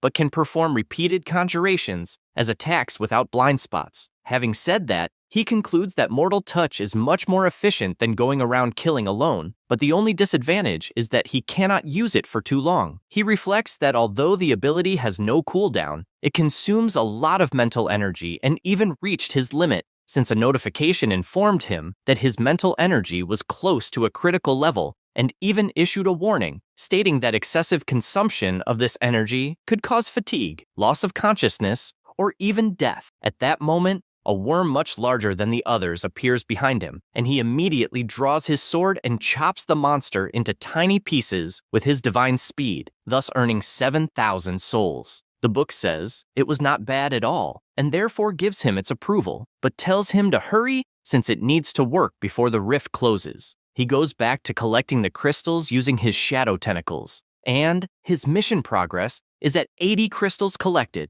missing only 70, and the remaining time is 37 minutes. The MC, sitting down, simply orders his tentacles to collect all the crystals, and meanwhile, he imagines that he obtained 15,000 souls and also takes advantage of the resting time to use the lesser energy potion. Besides that, he also increased his agility and potential to level 5 and obtained 1 battle skill for each. He also consumed 5,000 souls to rise from level 1 of rank D to level 2 of rank D, 5 points in strength and 5 points in mental, and 5,400 souls remained. For reaching strength level 5, he gained the skill Powerful Strike. Endurance increases when advancing, and it becomes harder to lose balance. He also obtained a skill for reaching level 5 in mental. The skill is Calm Breathing, which improves the efficiency of mental recovery during rest. He finds it strange not to receive rewards for leveling up Constitution and believes it is because the values are high, but compared to that, the benefits of increasing strength and mental are much better, especially Calm Breathing, since he only needs to avoid intense movements for it to count as rest. Next, he becomes curious since he does not know what the sense attribute does, because Constitution, Strength, and Agility are easy to understand, and Mental and Potential are related to battle skills, so basically all attributes are connected to combat, but Sense, he has no idea. Since he has plenty of leftover souls, he decides to increase it to level 5, and the system informs him that he obtained a battle skill, the Eye of the Bearer of Authority. It can evaluate detailed information of targets. It has a permanent automatic activation, and the information increases according to the sense level. He finds it interesting since the sense attribute is related to information and observes the defeated monsters, and all of them display some information such as their skills and descriptions. However, something shining very strongly is appearing on the larger monster with question marks. He orders his shadow tentacle to grab it and realizes it is an item. The evil god immediately says he is sensing something unusual and cannot absorb it. That is the mutated crystal, a special material. It is a crystal condensed from mutated energy and can release energy when activated. Holding the enhancement material, it is used in the fragment of the demonic armor, Kydra. The evil god cannot believe the armor can be enhanced since it is extremely special, and the enhancement method should have been lost. And because of that, he would ask how it was obtained, but he notices that the rift is about to close and therefore says they will talk later. Outside, the team is outraged since it was supposed to be a safe mission, and they cannot believe that the MC died for everyone's sake. One of the members asks why they haven't assembled a rescue team even after 30 minutes, and the employee responds that the king worm's nest is very complicated, and if someone gets swallowed, it's impossible to come out alive. Zhang Hao cries, saying it is his fault since he dragged Chen into the mission. However, everyone starts screaming because out of nowhere, the MC comes out of the portal completely intact, and they have no idea how he escaped. Zhang Hao runs to him, thanking God he is alive, and asks how he escaped. He replies that he was lucky since he got stuck between the monster's teeth and wasn't swallowed. Then he makes up a story about crawling through the hole to the top, but says it is a shame he couldn't retrieve the equipment and crystals. The boy says he doesn't care about the equipment as long as he is safe, and asks him to deliver the mission report, and even says he will pay for dinner later. With this outcome, the wish mission is completed, and the reward obtained was the Crystal Devourer King's Crystal. Meanwhile, at Tianlin Hospital, Yue Qing goes to her mother's room but becomes confused since it is empty. She then runs to a nurse and asks where her mother is since the room is empty. The nurse responds that the patient was transferred to the intensive care unit. The girl becomes frightened because, as far as she knows, the intensive care unit is only for the rich. And the nurse explains that the director of Lydian Academy paid for 6 months of intensive care for her mother and said he was helping a boy who couldn't appear in person. She can hardly believe it and wonders if that boy was her brother. Meanwhile, the MC spends 3,000 souls to upgrade the fragment of the demonic armor. With this upgrade, he gains increased strength when equipped and can release energy that nullifies attacks. He thinks all of this is incredible, and the evil god admits he didn't expect to find such a surprising enhancement method. Then the MC picks up his phone and imagines that he used the 5 million he earned to help his mother and the remaining 2 million to pay a smaller debt so he can breathe for now. Besides that, he knows that when he can take high-level missions, the debt will be paid off in no time, and the key is to escape safely. It's not that he doesn't know Lin, but things may get worse later, so he needs to become even stronger to protect those around him. He also comments that he needs to find a way to enter the sales alone, and decides to check the Academy's recruitment forum. He sees that there are some rank D missions, others that require 2 DPS, and so on. Seeing this, he realizes that all the posts are from experienced players, and competing with 3 teammates for kills isn't worth it. And only then he thinks that, as a novice, he can create a mission on his own. With that, he publishes a recruitment requesting only supports and asking for any mission, and even guarantees he will complete the mission by himself, and the reward will be split 50-50. The evil god asks if he really believes he will find someone with such ridiculous conditions, and he is also pessimistic about it, but it doesn't hurt to try. With everything settled, he goes to sleep, and the next morning after waking up, he goes to his door since someone was knocking so early and is startled by the enormous number of people greeting him, including Liu Wei. He asks what so many people are doing at his door, and she says they saw his post asking for teammates and everyone sent him a direct message. But since he didn't answer and she knows him personally, they asked her to accompany them. Only then does he realize that he didn't even look at his phone since it wouldn't stop vibrating, and he thought it was a scam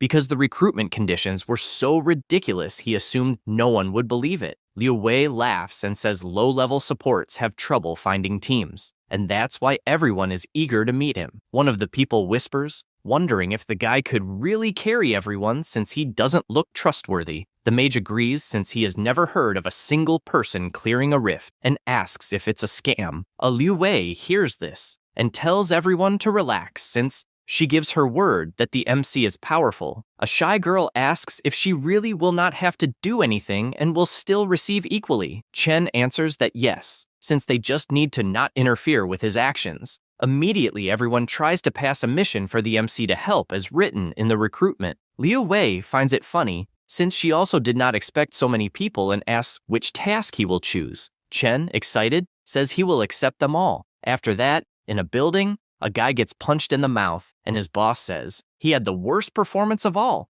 and because of that, they will have problems. While swearing, he keeps kicking since there are many people to collect money from, and orders them to do everything to recover that cash. Then, still angry, he orders the team to have the best performance possible next month, or he will replace everyone and guarantees there will be consequences. Lin Yu hears everything silently and then leaves the building. His underlings ask if he is okay since he has an injury on his face, and he says yes. Then the guard says that just collecting debts will not allow their performance to keep up with the other teams, and therefore suggests expanding the business. Lin Yu slaps his colleague, telling him not to say disgusting things, and the subordinate just apologizes. Then he checks his phone since they urgently need to collect the money from those who owe, and decides to review the names on the list. But he gets scared because right away he sees the MC and the information says he entered Dawn Academy, and as far as he knew, the boy was poor, and he does not understand how he has so much money to enter such an important academy. Seeing this makes him excited since he finally found a big fish to extort.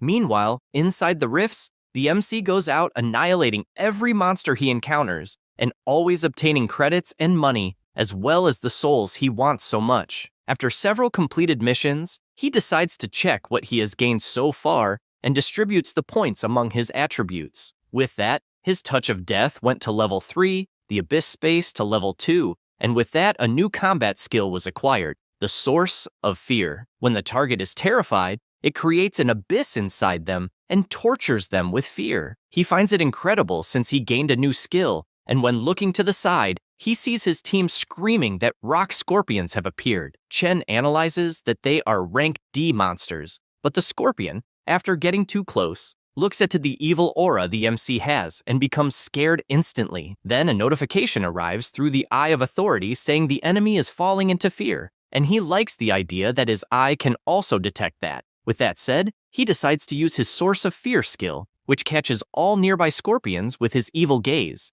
and instantly, all of them are killed by his shadow dagger. Liu Wei cannot hide her surprise since she is seeing a new skill from him, and the boy says that no matter how many times he sees it, he always finds it amazing. The MC reflects that as long as the enemy feels fear, he will be able to completely control them and use the abyss inside them to summon the exploding tentacle. But he finds this brilliant move strange, since he defeated many strong enemies and obtained few souls. The girl reports that they finished all the missions from all the people and says that if she receives more tasks, she will pass them on to him. The MC thanks her for that and returns home. While sitting, he imagines that the fact he is receiving fewer souls must be due to some punishment mechanism from the system to prevent him from ranking up too fast, and therefore, he believes he will need to enter higher-level dungeons. However, he knows the Academy strictly restricts rank D from accepting rank C missions and assumes he should ask Lin what he could do, although exposing his inability to level up naturally and becoming a target would be bad. Suddenly his phone rings. The person says there is an easy task and that he will only have to follow her and will earn 100,000 gold. However, he refuses since he does not do bodyguard work.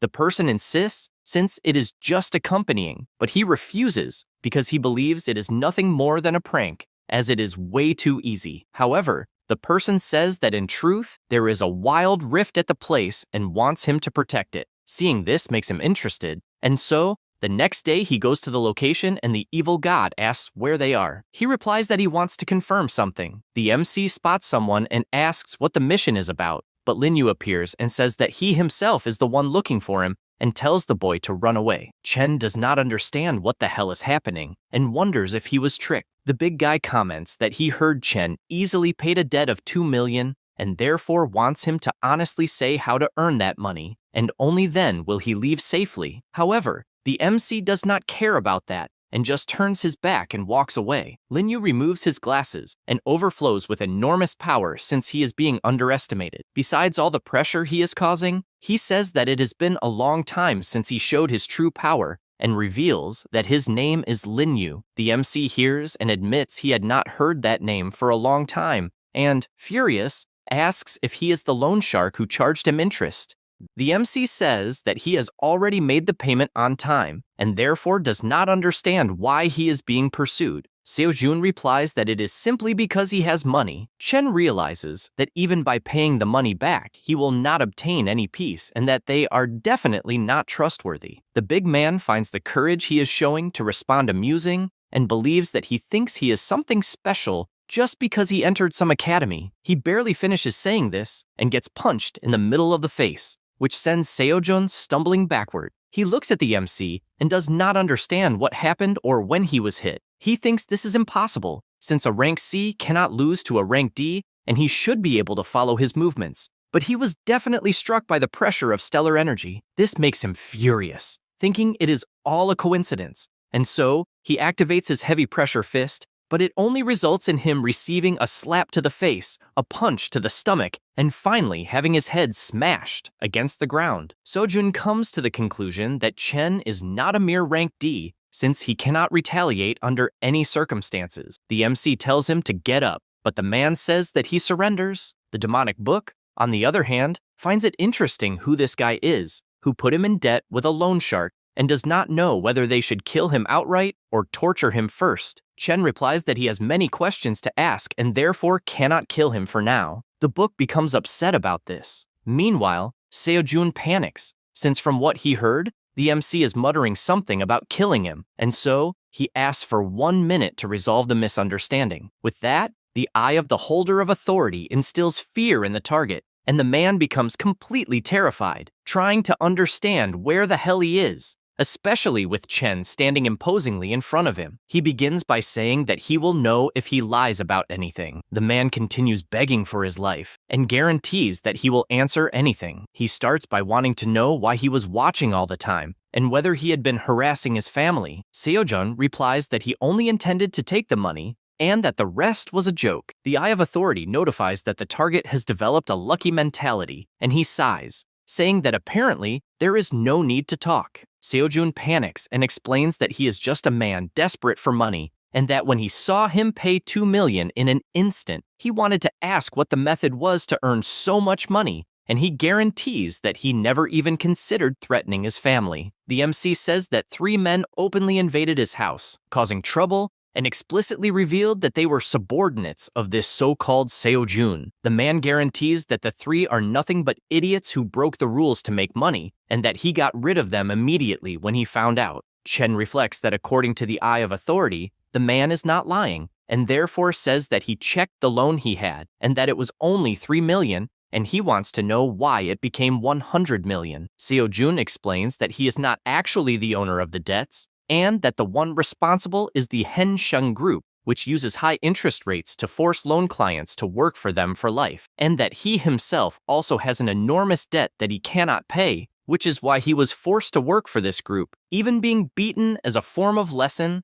and forced to go after every possible amount of money. The MC sighs, since for a moment he thought he could rely on him to eliminate this debt, but the story is different, since according to Lin, the group is definitely a large company behind everything. In any case, the MC comments that for a man to reach a managerial position, it proves that he has done many bad things. However, he says that this is not the case, since he is different from all the others, as he only collects the amounts and never did anything against nature or anything like that, and that if he had to say the most immoral thing he has ever done, it was capturing a high-class demonic beast to sell it in the Blackwater district. Soon, the MC realizes what it is about, since this demonic beast is the one he faced in the district, and he considers that perhaps the rift is real. Therefore, he asks what he knows about the rift. He reveals that he has a rift in his hands, and that he was even preparing for it. The two go to the rift, and Chen says that he is surprised that the rift actually exists,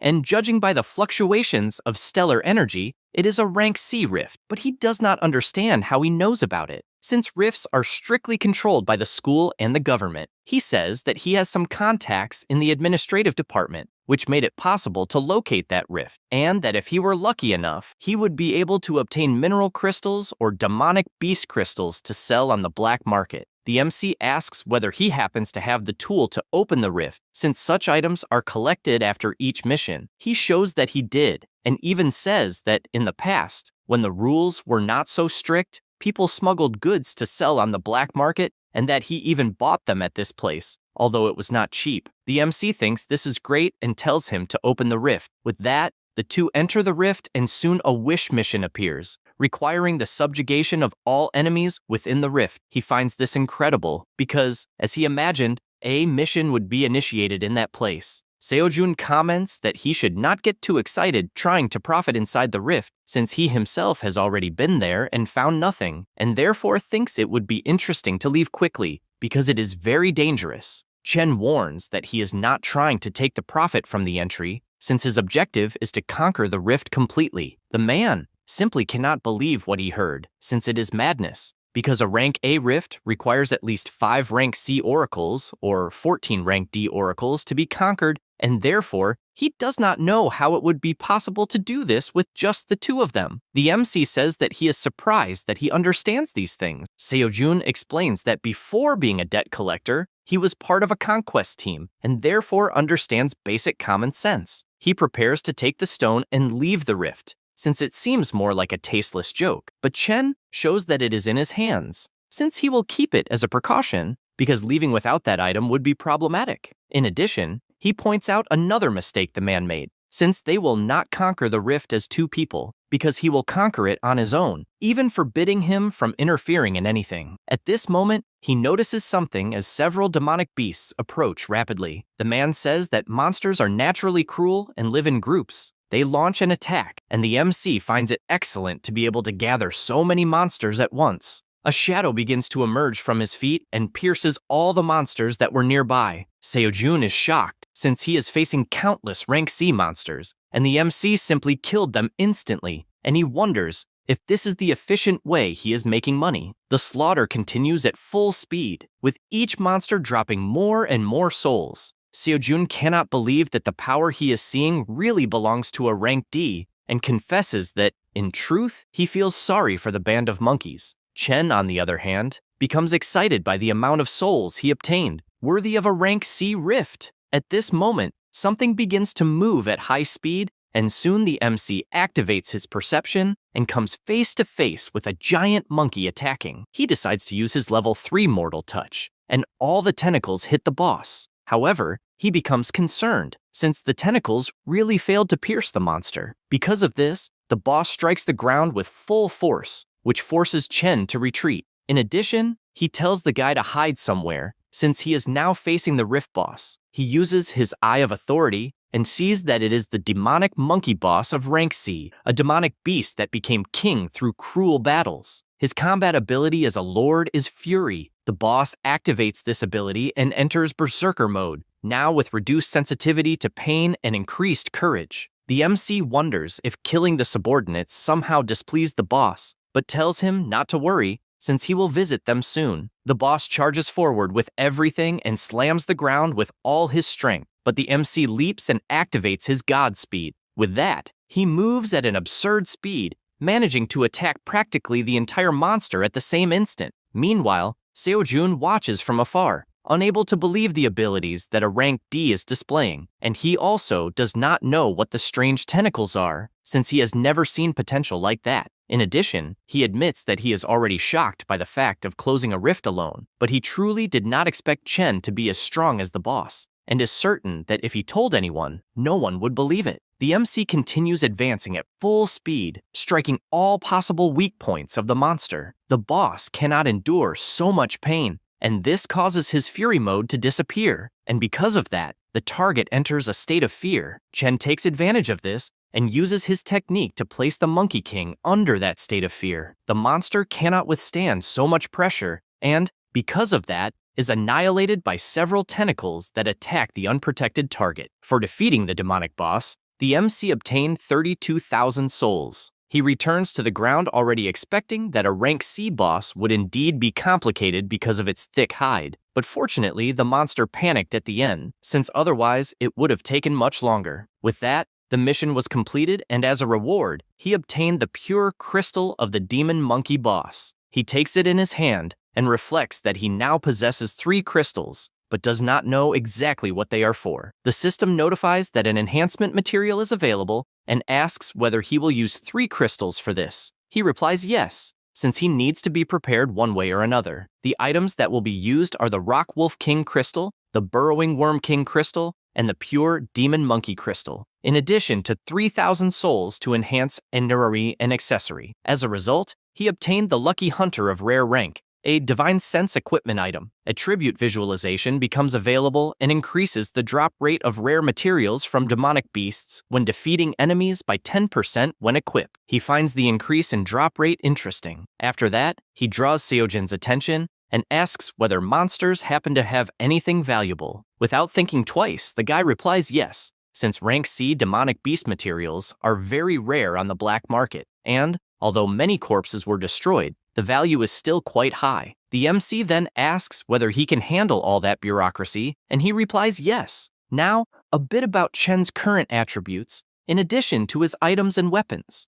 2 hours later, at the pier warehouse, Seojun arrives at the location and is soon greeted by Wang Pio, who asks the reason for his presence, since it has been a long time since they last saw each other. The merchant looks to the side, and upon seeing the MC, asks whether he is perhaps entering a new world of negotiations. Then he approaches, commenting that he is a young man with beautiful skin, and that he even knows some buyers who are eager for a gift like that. At that moment, someone grabs his arm. It was Seojun, furious, telling him not to speak nonsense, since they want to discuss business and he does not want to hear anything else. The man panics, not understanding what the hell is wrong with Seojun, since he has never seen him so protective of a boy before. Because of that, he apologizes, saying he was just joking, and asks to go straight to business. They go to another room, and the merchant asks to show what they have. Seojun places the briefcase on the table, and, upon opening it, asks him to see with his own eyes. Wang Pio simply cannot believe what he is seeing in front of him. In the briefcase, there are demon monkey claws,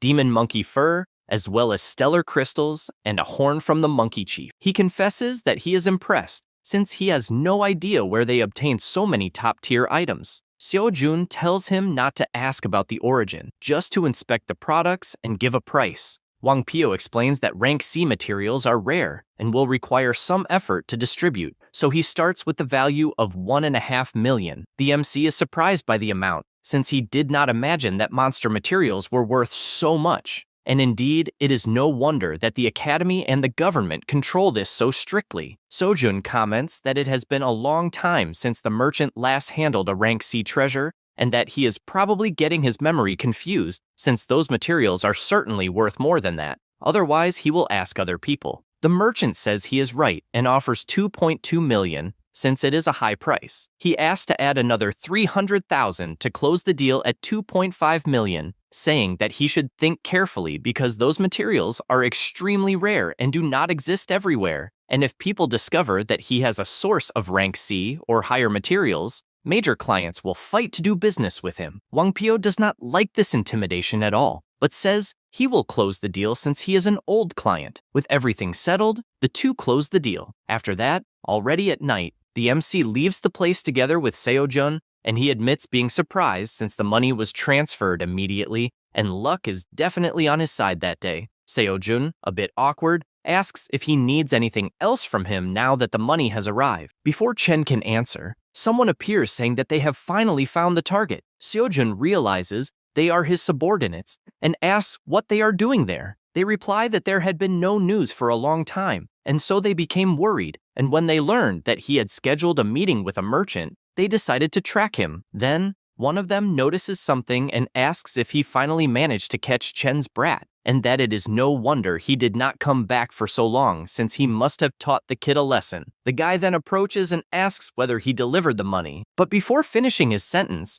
he receives a full slap from Seojun, who sends him flying and tells him to keep his mouth shut. He then apologizes for the disrespect, saying that he has been so busy with business lately that he forgot to discipline his subordinates. The MC says that everything is fine and that he will leave, but before that, he will transfer 1 million of the money soon. Seojun asks whether he might need the money and says he can consider it a payment for the collaboration he provided. He replies that he does not feel comfortable with that, since he literally did nothing, and so he takes his leave because it would not be good for people to see them together. While walking, the evil god questions why he let the guy go, since he could have kept him as a slave for life. He replies that it is always interesting to leave a door open for new opportunities, since he may do business in the future, and besides, the guy is not even his enemy. The subordinates watch from afar and ask what exactly happened. Seojun replies that it is a long story and orders everyone to search for wild rifts using everything they have, and that it does not matter if the commission is high, since it may be the only chance to buy their freedom.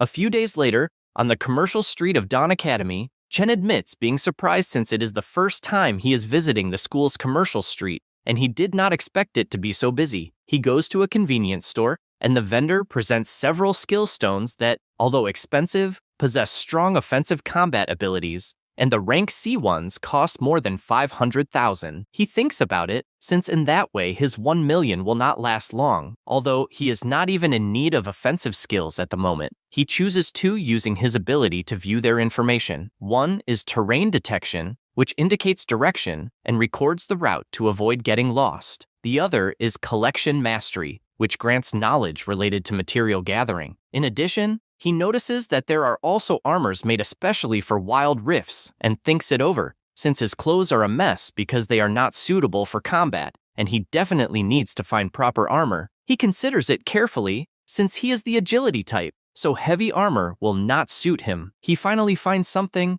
and at that moment a man comments that he has a good eye. This sudden appearance startles him, but the man says that the armor in question is his masterpiece, since it is light and durable, and also asks him to take a bit more care of his appearance, since it would match the outfit better. The MC agrees and asks if there happens to be a barbershop nearby since his hair has grown long. Immediately, the man announces that it is his lucky day, since he is the best stylist on that street. After all that, his bill came to 910,000, but he leaves the shop much more stylish than before, in addition to noticing that the armor is definitely very comfortable to wear. All the girls on the street are surprised by such beauty and still cannot believe that he is a higher education student. The evil god does not understand human thoughts, since all the MC did was change clothes. And even so, it was enough for the girls' attitudes to change so quickly. Chen also shows an outfit he bought for his boss, but he asks whether it is some kind of joke, since he would never wear such a pathetic outfit.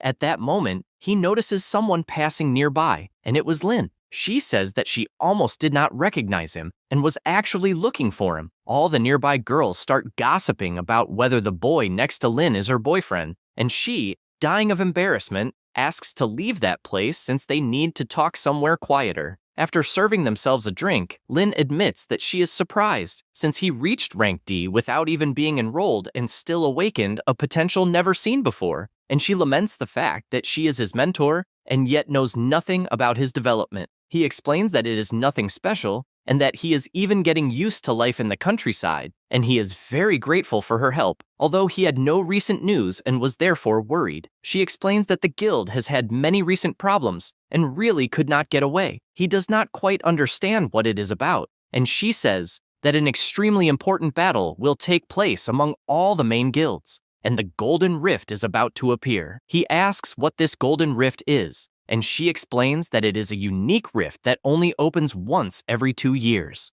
This rift is filled with ruins and ancient towers from another world, sealing powerful monsters as well as many trials and challenges. So if one manages to conquer the ruins, they will gain incredible rewards, such as money, rare resources, high-level combat skills, and even unknown powers beyond human comprehension. Thus, if lucky, a rank D oracle may even gain a power rivaling that of a rank A, provided the command is solid. The combat power of a guild is guaranteed an extreme boost, and can even elevate a mid-sized guild to a main guild. That is why, every time such a rift appears, all the main guilds fight tooth and nail for it, and naturally, the Manhwa Guild is one of them. She finishes by saying that, as the guild's heir, she also needs to fight for it. The MC immediately gets excited, since it is definitely an extremely good rift for farming, and because the rewards are incredible, the monsters must be high level, so he asks if he can participate. She confesses that she also wanted him to participate,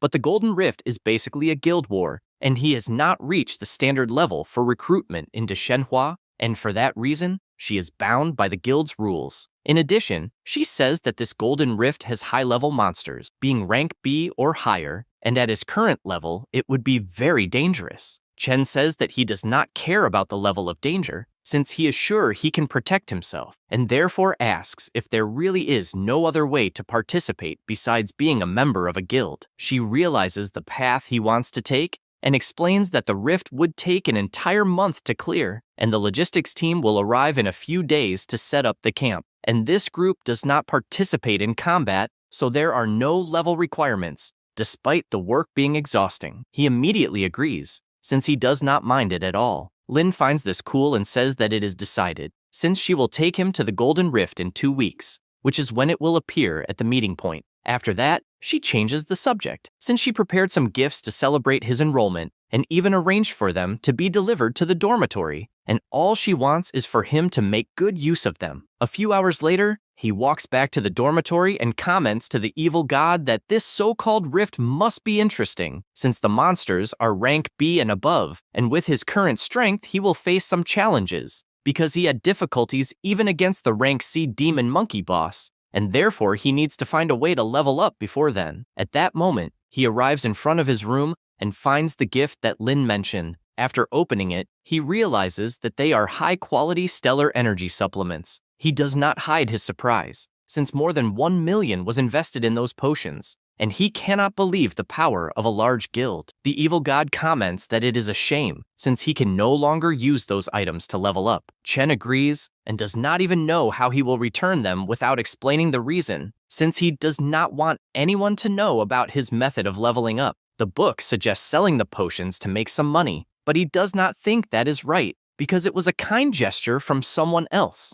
and selling them would be unethical. At that moment, an idea crosses his mind. 2 days later, inside the Rank D subjugation rift, the MC gets on a call, and Jiarui shouts that he found the supplements incredible, and even wants to know where he got them. Xiaoxia says the same, since they are super expensive, and she does not understand why he is giving them to them. He asks them not to worry, since it would be a waste to leave the items unused. Wen Hao says that he would cross fire to get those. Lucian agrees, and also thanks him for the potions. The battles inside the dungeon continue at full speed, but the MC manages to solve everything using only his shadow tentacles, even managing to finish off the giant cave spider and obtaining 900 souls for it. The team simply cannot believe what they saw, since Chen simply killed the rift boss while talking on the phone. The MC then reflects that he completed many missions in the last few days, and even managed to get a little more than 10,000 souls. Combined with what he already had, he reached 50,000. However,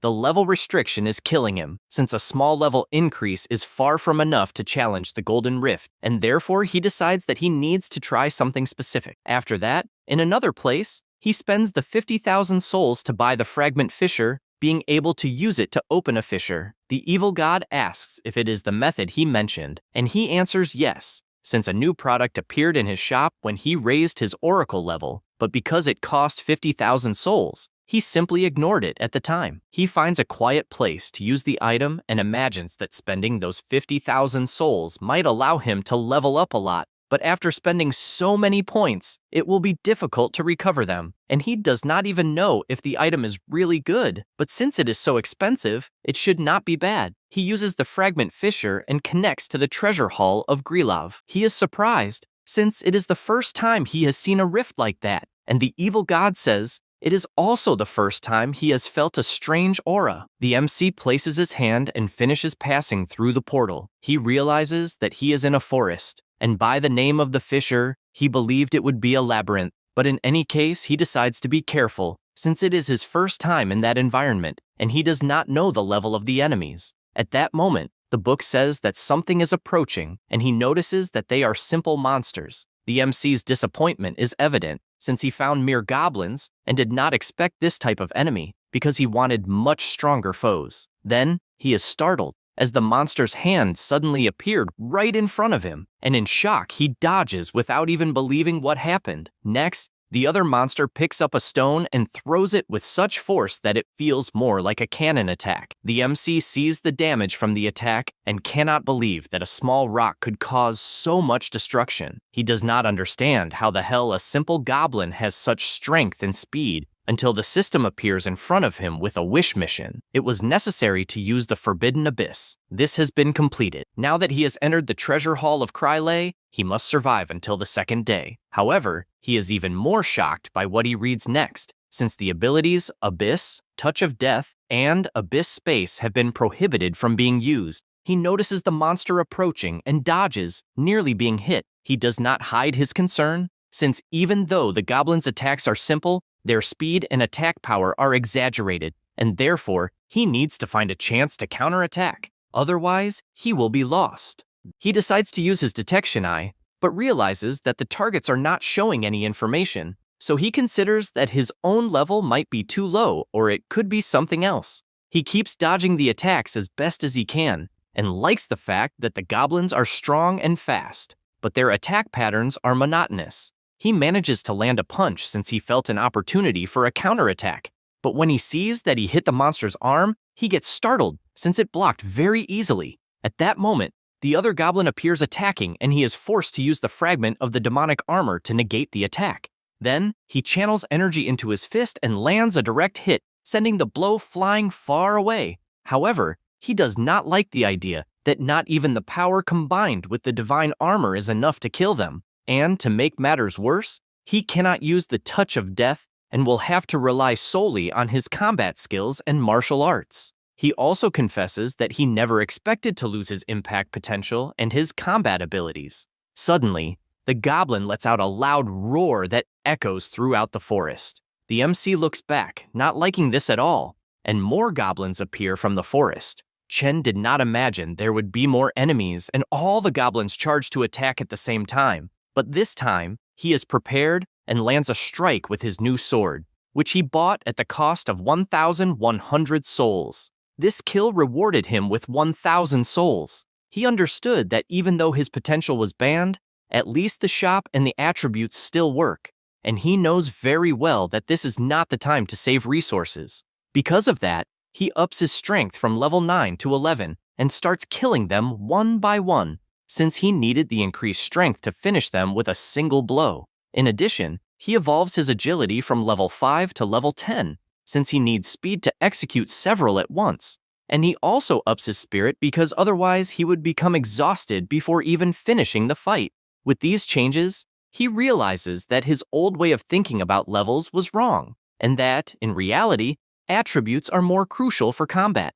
At that moment, the goblins become terrified, but he does not have the slightest mercy for them. Somewhere else, Lin asks her secretary how the preparations for the Golden Rift are going. She replies that they will probably finish the next day and asks if their guild really needs to participate. Lin says she has no other choice, since as an heir of the guild, she cannot refuse something so important, because her rivals will use this opportunity to advance.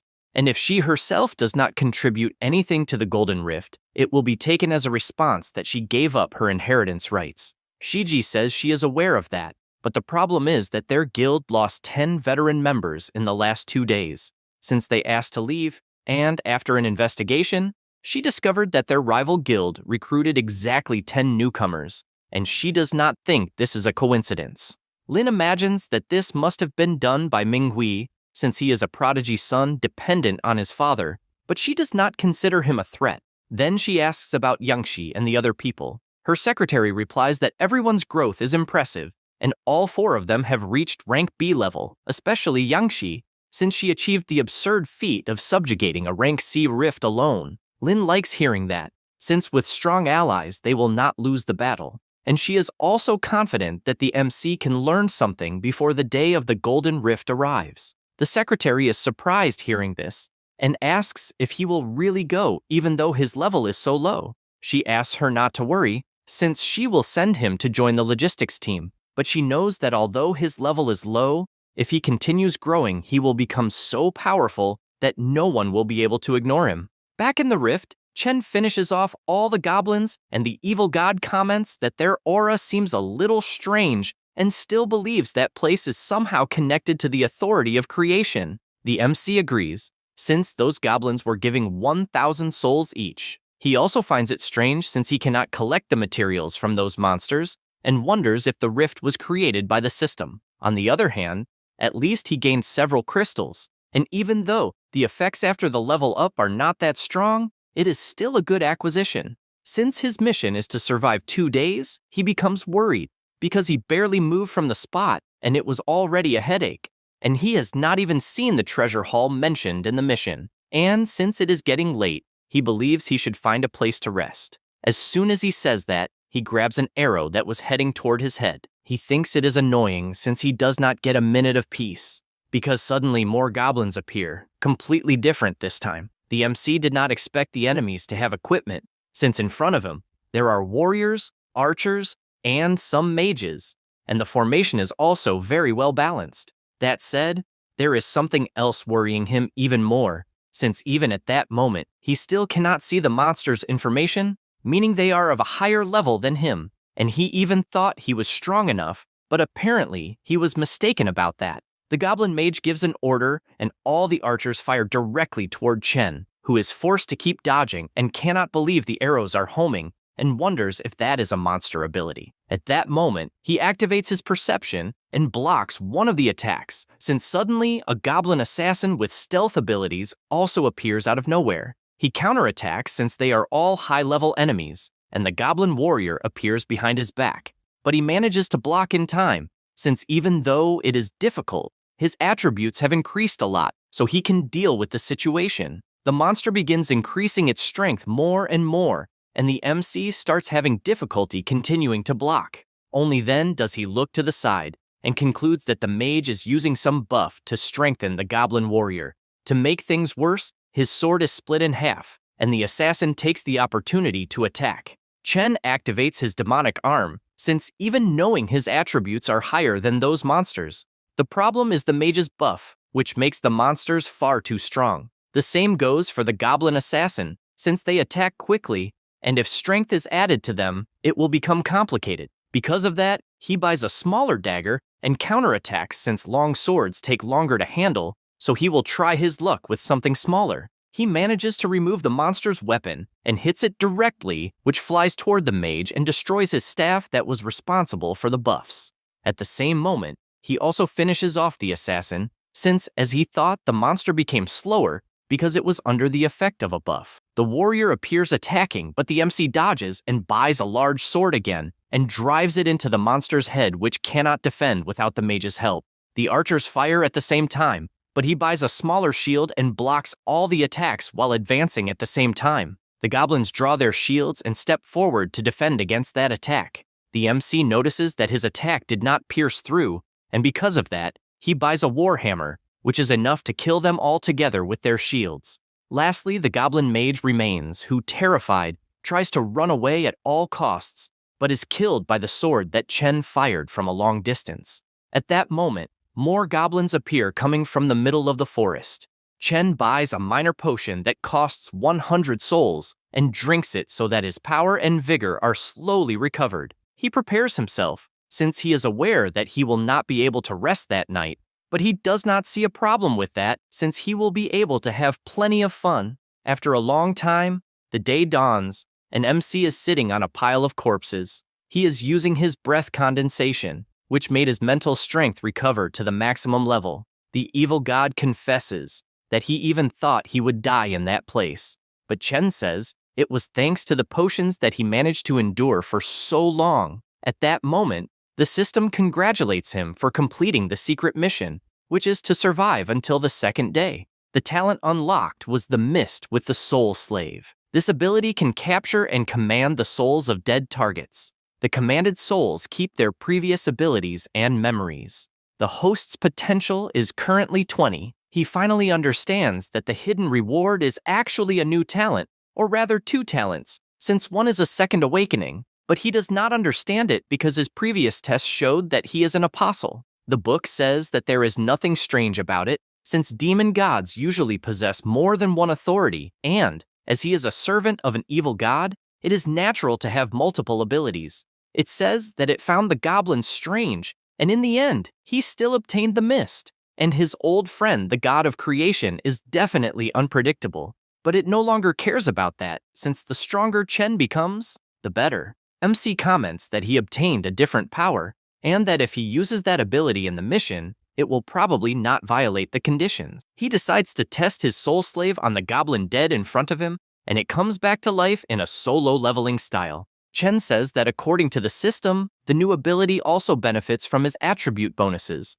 so it was very worth investing in his potential, and he still remembers that monsters inherit the memories from before they died, and because of that, he asks where Grelov Palace is. They follow the path, and MC realizes that controlling a soul for so long is quite exhausting, and he is determined to put points into the intelligence attribute soon. His summon points to the place, and he finds it incredible that a structure of that scale exists inside a rift. It is like a human city, and that level of civilization far surpasses the true goblins. He knows that he cannot simply attack so many monsters head-on, since his objective is Grelov Palace, which is located in the middle of the city and where he will find the boss. He also sees some goblins pulling a cart, so he sends his summon toward them. The monsters question what the priest is doing in that place, but instantly the other 3 goblins are killed. The last one left does not understand what happened, but the summon takes advantage of that opening and finishes him as well. Chen cannot believe that his plan worked since the monsters did not notice that something was wrong, and that only means it will be much easier. His new summons go to the gate but are stopped. The zombie goblins apologize for the delay, but ask to be allowed through since the king is losing patience because of the delay. Because of that, they are allowed through, and MC inside the cart celebrates since he ordered his summons to act normally, and the dialogue was so perfect that it seemed natural. They finally arrive at the throne where the Goblin King Grelov is sitting. MC realizes that his perception is still not enough, but at least he knows that one is the boss. Grelov grabs his weapon without warning and throws it forward, destroying the cart and forcing MC to dodge since he was detected. One of the guards shouts that there is an intruder, but the boss immediately appears attacking, and MC is forced to dodge as best as he can. While doing this, other goblins appear, but these are too weak and die with just one blow. The summons prepare to attack, but Grelov finishes them off with a single strike without even looking back. Chen takes advantage of this moment and throws his sword, but the boss blocks it with extreme ease. Other goblins appear to help, and the king points out that he will put an end to the intruding rat. MC is surprised that the boss knows the human language, and by summoning his servants, assures that the one who will lose his life will be the king. Grelov says that he never imagined his own people would be used against him, so by using his ability, he pulls out a new weapon, now wielding 2 axes for that battle. He prepares to attack, and the summons form a barrier with their shields. However, it is useless against the brute strength of the boss. However, MC only used that as a distraction, but his attack was blocked. An assassin goblin of Chen appears attacking, but Grelov manages to dodge, and while retreating, asks how he dares to use his own people against him. MC warns that he will find out very soon. The boss becomes furious since even the shaman is rebelling and orders his troops to advance. A fierce battle begins between goblins and summons. The enemy tries to apply pressure, but the shield bearers block the attacks, and the assassin takes advantage of this opening to finish off the monsters. The boss does not understand why the traitor goblins are stronger than before, and, being lost in his thoughts, is startled when MC attacks, and the two begin exchanging blows frantically. The boss admits that he is skilled and, after breaking Chen's sword, declares that the battle is over. However, MC simply buys another one and counters the attack, also landing a strike since the monster was not expecting that. Grelov retreats and uses his ability Goblin King's Pressure, forcing everyone to kneel. MC kneels, just like all the summons. The boss approaches, saying that he acknowledges the strength he witnessed, and that if he begs for mercy, he will make sure he dies in a less painful way. MC thanks him for the offer and says that his soldiers are more willing to obey him himself. The king is startled after being hit by several arrows and does not understand how the monsters can still stand against him. The archers continue firing, and Grelov keeps blocking until more summons appear, grabbing his body from behind, while other goblins attack from the front. He ends up kneeling, shouting that this is impossible, and Chen, after approaching, says he will finish it once and for all, and with a single slash kills the boss and obtains 50,000 souls from this kill. The system congratulates him for completing the palace mission without using the abyss, and the reward was the Goblin King's Crystal, and the intermediate shop was also unlocked. He becomes happy since that item significantly increases the monster drop rate, although he does not know what the so-called rare treasures that they can drop actually mean. At that moment, the evil god warns that the exit has been opened, and Chen tells them to return since he now also possesses Grelov, the king of the goblins, as one of his summons. He returns to his world, and soon his phone rings. It was a message from Lin saying that she heard the student council members are looking for him, and also 2 messages from Liu Wei asking him to go to the office since the student council has an important matter to discuss with him. MC cannot believe what happened since he entered the rift on the 19th and does not understand how the hell it is already the 22nd. Meanwhile, in the student council meeting room, Suhan says that to guarantee the student's safety, she hopes the student council can send an advanced team to prioritize the exploration of the rift. The president, whose name is Yunjo, says that judging by the size of the rift, he believes it is a rank B1 and does not know how one appeared at that moment. Chen Li, who is the vice minister of the executive department, asks what they are afraid of, since if everyone goes together, it will not be a problem. The secretary, Ji-yun, agrees since the opening of the Golden Rift is imminent and all the high-level fighters of the school are preparing for it, and there are no candidates more suitable than themselves at that moment. Suhan says that if someone is missing, she has a person in mind, and although he is a freshman, he is someone capable of defeating a rank D boss alone, and the guy's strength is definitely not lower than someone at rank C at their peak. The president asks if this is some kind of joke since she said he is a freshman and they must prioritize the safety of the students. However, the secretary shows her notebook and asks if she is talking about the MC since from what she saw, he completed 40 missions in less than a month, cleared all the rifts, there was no record of casualties among any team members, and his potential was judged as unique. Chen Li finds this strange since as far as he knows, no freshman has reached rank C so far, and if the MC had this kind of strength, his stellar energy level could not be low. Yunjo admits that the data is a little exaggerated and therefore he needs to see it with his own eyes to draw a conclusion and asks where the boy is. Suhan, somewhat embarrassed, says that she actually tried to contact him the day before, but did not receive any response. And according to people who know him, the MC has been missing for several days, and she even tried to tell him about the meeting that will happen the next day but could not. The vice minister gets irritated, saying she took the liberty of talking about such an important matter, and she apologizes since the MC is definitely someone special. Yunjo says it is not a problem and that they will wait to see if he appears.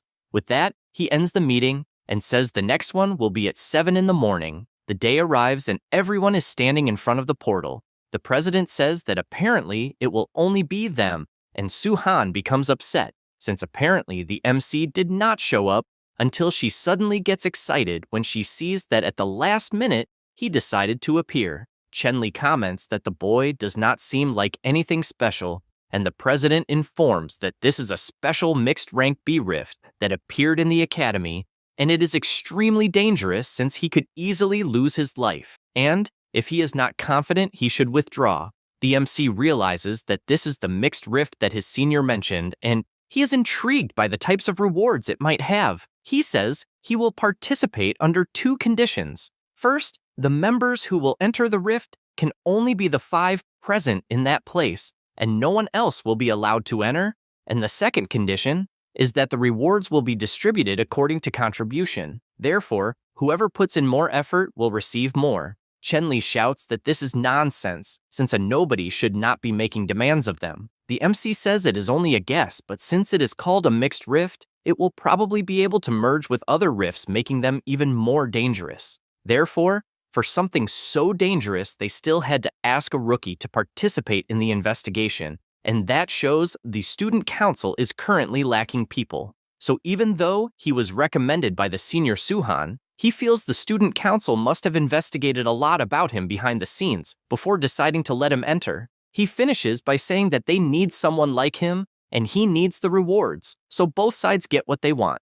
Besides, he only asked for distribution based on contribution, and that is not asking for much. The president hears all of this and admits that he did not expect the famous student Chen to be so observant, since as a freshman that is quite surprising. He says that he can agree with the conditions, but he must remember that if the mission is about to fail, all the conditions will be immediately annulled, and at the same time he must guarantee his own safety, since the student council will not take responsibility for casualties.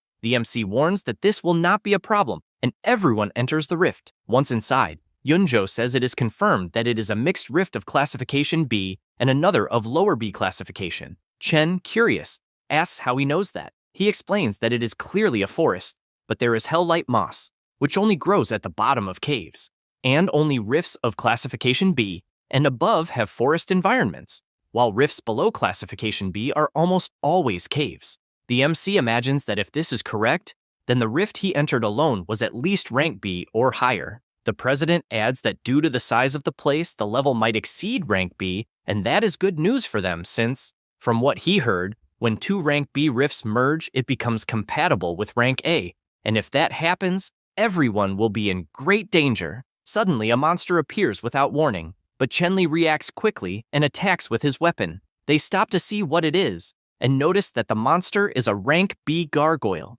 They find this interesting, and the warrior advances without thinking twice. The president helps with support and uses his divine blessing, which increases all of the target's attributes by 20% for 8 seconds. With that strength, he was able to cut the gargoyle in half with extreme ease. After doing that, he warns that this level of difficulty will be nothing and that only the 3 members of the student council will be enough to clear the entire rift. However, Ji-yun asks him not to speak too soon, since above them, dozens of gargoyles appeared, all of rank B. That's all, folks. If you enjoy the video, subscribe and hit the bell. Thanks.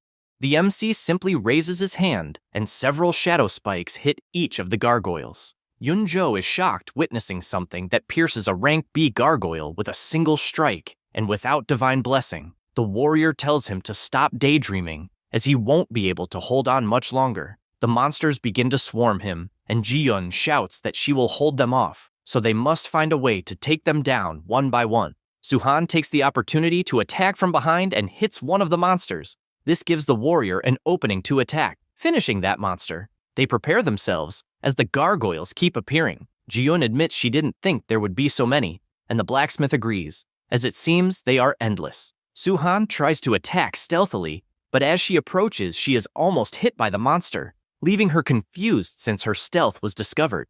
To make matters worse, she feels a strange sensation, and her body becomes weak, giving the monster an opening to attack. Chenli shouts for her, but the shadow tentacle finishes the monster, and everyone rushes to help. The president explains that it is the cave spider's toxin, and the concentration is more than 10 times stronger than a normal spider. The warrior wonders how that is possible, and the Four Eyes explains that the terrain has merged with the characteristics of demonic beasts. He becomes worried, as his team is already very tired and prolonging the dungeon will only lead to casualties, so he believes they need to gather more people. Thinking about it, he shouts for Ji-yun to provide cover, and she creates a magical barrier that prevents the monsters from passing. The leader tells the MC to hurry and leave, but he asks everyone to go back first, as he will stay behind to clear the rift. Everyone is outraged upon hearing this, and the warrior tells him not to play the hero, as he will end up throwing his life away. The leader agrees, and admits that his strength exceeded expectations, but the objective of the investigation has already been achieved, and there is no reason to keep wasting energy. Therefore, they should retreat and discuss a battle plan together.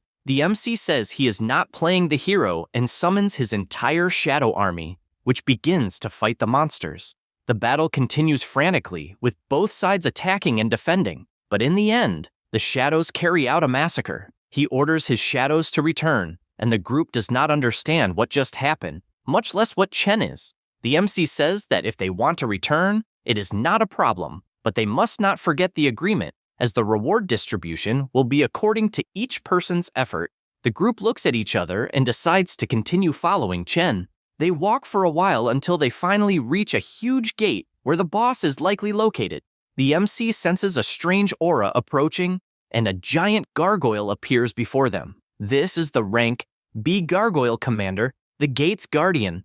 The monster lets out an extremely powerful roar that puts everyone on alert. At the same time, several other monsters approach, forming a circle around the group, who finally understand why they had not seen any demonic beasts for so long, because it means they were waiting for them to arrive. The MC orders them to protect the injured, as it will be safer to fight like this since they do not want casualties.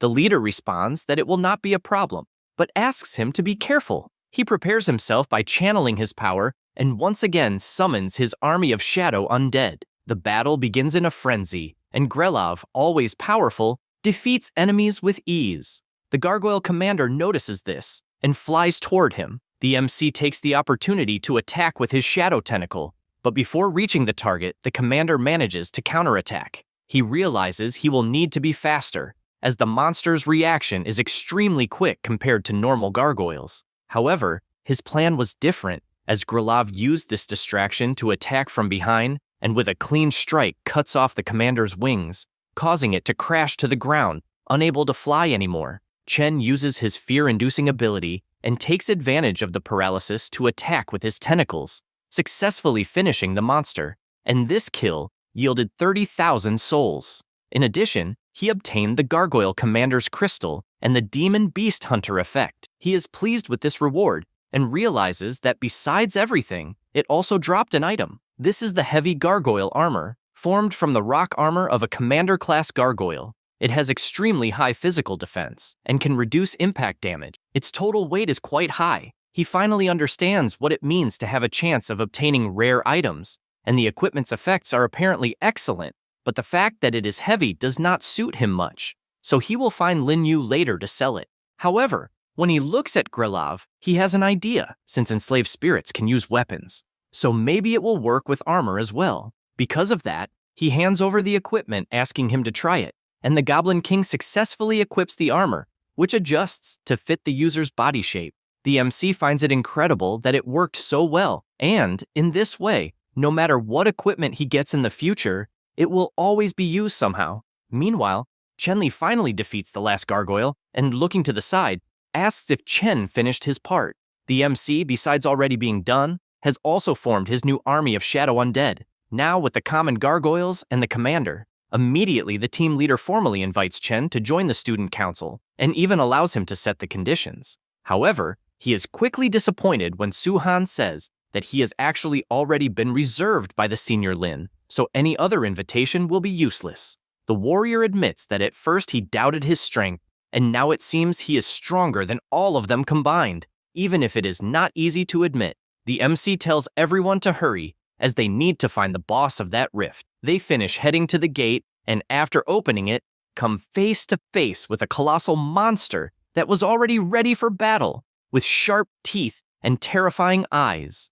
Yunzhou, with a trembling voice, says that apparently the boss is an earth dragon, and by its size, it is almost rank A, much stronger than they expected. Chen says that being large means it is easier to hit, and that he will even go alone into this battle, so everyone should go outside. With that said, he positions himself for the battle against the Earth Dragon King, a rank B boss. The boss summons a huge rock and launches it toward the MC, who dodges without much difficulty. Then, he strikes his massive sword against the monster's head, but the dragon lets out a powerful roar that throws him away, making him realize how tough the monster's skin is, and it will definitely be difficult to pierce. He asks Grilov to get ready, and his entire shadow army rushes at the boss, hoping to win strategically. However, the dragon summons its piercing spikes, which kill almost all the common soldiers, except for the Goblin King, who moves at high speed, blocking the other attacks. Chen takes advantage of this opening to summon his shadow tentacles, and attacks in various places to find some vulnerability, but he does not deal any significant damage even after hitting several spots. He realizes he needs to find areas without armor in order to inflict reasonable damage. The boss does not stand still and keeps attacking, forcing the MC to dodge, because, although it is slow, the damage is fatal. He summons his new army of gargoyles, including the commander, and all of them charge at the dragon in search of discovering some weak point. They begin attacking everywhere and try to find any gap without armor. However, the boss channels a colossal power in his belly and unleashes his hellish flames, which wipe out all nearby gargoyles, except the commander, who manages to block successfully, also protecting the MC, who was right behind him. However, since the attack was strong enough, it practically evaporates the gargoyle commander, even though he is made of stone. The boss shouts that they are idiots, and that inferior life forms will never be able to kill a powerful dragon like him. The MC watches this alongside the evil god and asks what the boss is supposed to be, since, from what he can see, it is nothing more than a large lizard. The monster becomes confused by a human talking to him and shouts that he will annihilate the scum before him with his overwhelming power. However, as soon as he says that, he feels his body become strange, to the point of collapsing to the ground. Chen warns that the earlier toxin can leave him immobilized for a long time, and that he has many precious gargoyles that carry this poison. Then, once again, With his army standing, he asks who the inferior life form is, because apparently, the tables have turned. The Earth Dragon begins to panic, and with that, the Eye of Fear detects that the activation conditions have been met, and because of that, the shadow tentacles emerge from inside the monster, piercing from the inside out, killing it instantly and gaining 80,000 souls. Since the Monster Hunter effect is active, the boss drops a valuable item upon death. The MC picks it up in his hand and comments that, apparently, it is a skill stone. This is magma breath. It gathers the power of the Earth's fire to expel magma in a frontal cone, capable of burning enemies in a large area. Chen thanks the evil god for the help earlier, and he replies that he should think of it as a reward for actively helping to restore his original power, and that even if he had not intervened, he believes his servant would have still won. Chen admits that he could have, but he has few servants left to summon, since Grilov and the others cannot be resummoned until the next day, and that will consume a huge amount of mental energy. He stretches, since he still has the treasure hunt, and all he wants is to see if there are valuable materials. After that, everyone leaves the portal. The MC tells the group that he will leave the distribution calculation to them, since they can transfer it directly to his account. The leader says that the student council unanimously decided that the 1.5 million reward for clearing the rift will be entirely his. Chen is surprised, since they want to give everything, and says that he had stated the reward would be distributed by contribution, since everyone also worked hard. He replies that no, because if it were not for the MC's help, they would not have been able to close the rift, and he definitely deserves it. And besides, they want a chance to work together in the future. The MC thanks them for that, and at that moment, Lin appears asking where he has been the past few days. She says he did not reply to messages, and therefore owes many explanations. Chen thinks that is troublesome, since he ended up forgetting about her, and replies that he has been inside a rift all this time, and therefore had no chance to respond, since he ended up dealing with a mixed rift and even did not sleep well lately, and if there is nothing else, he will go rest. She says that is fine, but asks him to respond promptly next time. She imagines that his stellar energy did not increase much, but his aura seems completely different from before. Su-han calls her and explains what happened, since in fact, the MC cleared the mixed rift alone. Lin realizes what happened and regarding that, asks everyone to keep Chen's abilities a secret. The next day, in the MC's apartment, he tells the goblin mage that he wants to see if it can learn a skill. The summon does not really understand what to do, and he explains that it must place the stone in the palm of its hand and treat it as part of itself. By doing that, the stone changes form, merging with its new owner. Chen is pleased to see that his shadows can also use the skills gained in rifts. The evil god comments that the skills are probably very expensive, and even so, he simply used it. He replies that the rift Lin mentioned, where they obtained the golden radiant ticket, is opening that day, and they need to maximize their combat power. And although that skill is powerful, its preparation time is very long and consumes a huge amount of mental energy, so it is not very suitable for him personally. The book says it understands, but its doubt is why he did not take the Earth Dragon as a shadow subordinate. He admits that at first he planned to do so, but when he released the mist toward the Earth Dragon as usual, he saw the silhouette of a giant dragon, and after that, he could no longer sense the soul of the Earth Dragon. The evil god finds it strange, since he did not see any of that, and believes it was actually interference from the aura of the dragon race. The souls of that race are much more resilient than ordinary demonic beasts, and although the lineage of the Earth Dragon is thin, it still has some. The MC knows it is too late for regrets, and his top priority is preparing for the Golden Rift, since his shadows can use equipment and skill stones, and therefore, he finds it interesting to buy some.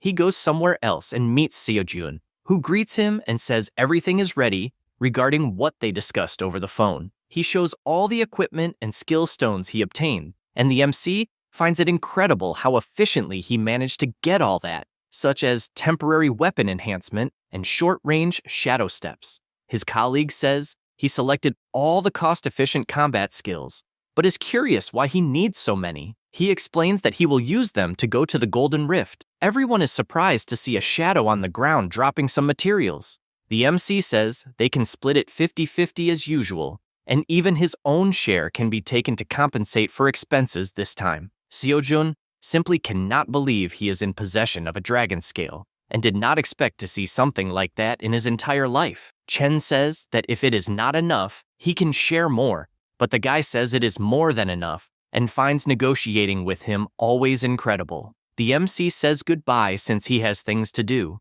and when he goes outside, he finds it strange that there is a car waiting for him. It is Lin, wanting to know if he is ready, since she came to pick him up because she cannot believe he forgot the big day. They travel by car, and she asks him not to be nervous, since she has not been investigating his private life and only wanted to clearly explain the detailed rules of the Golden Rift so he can see them in advance.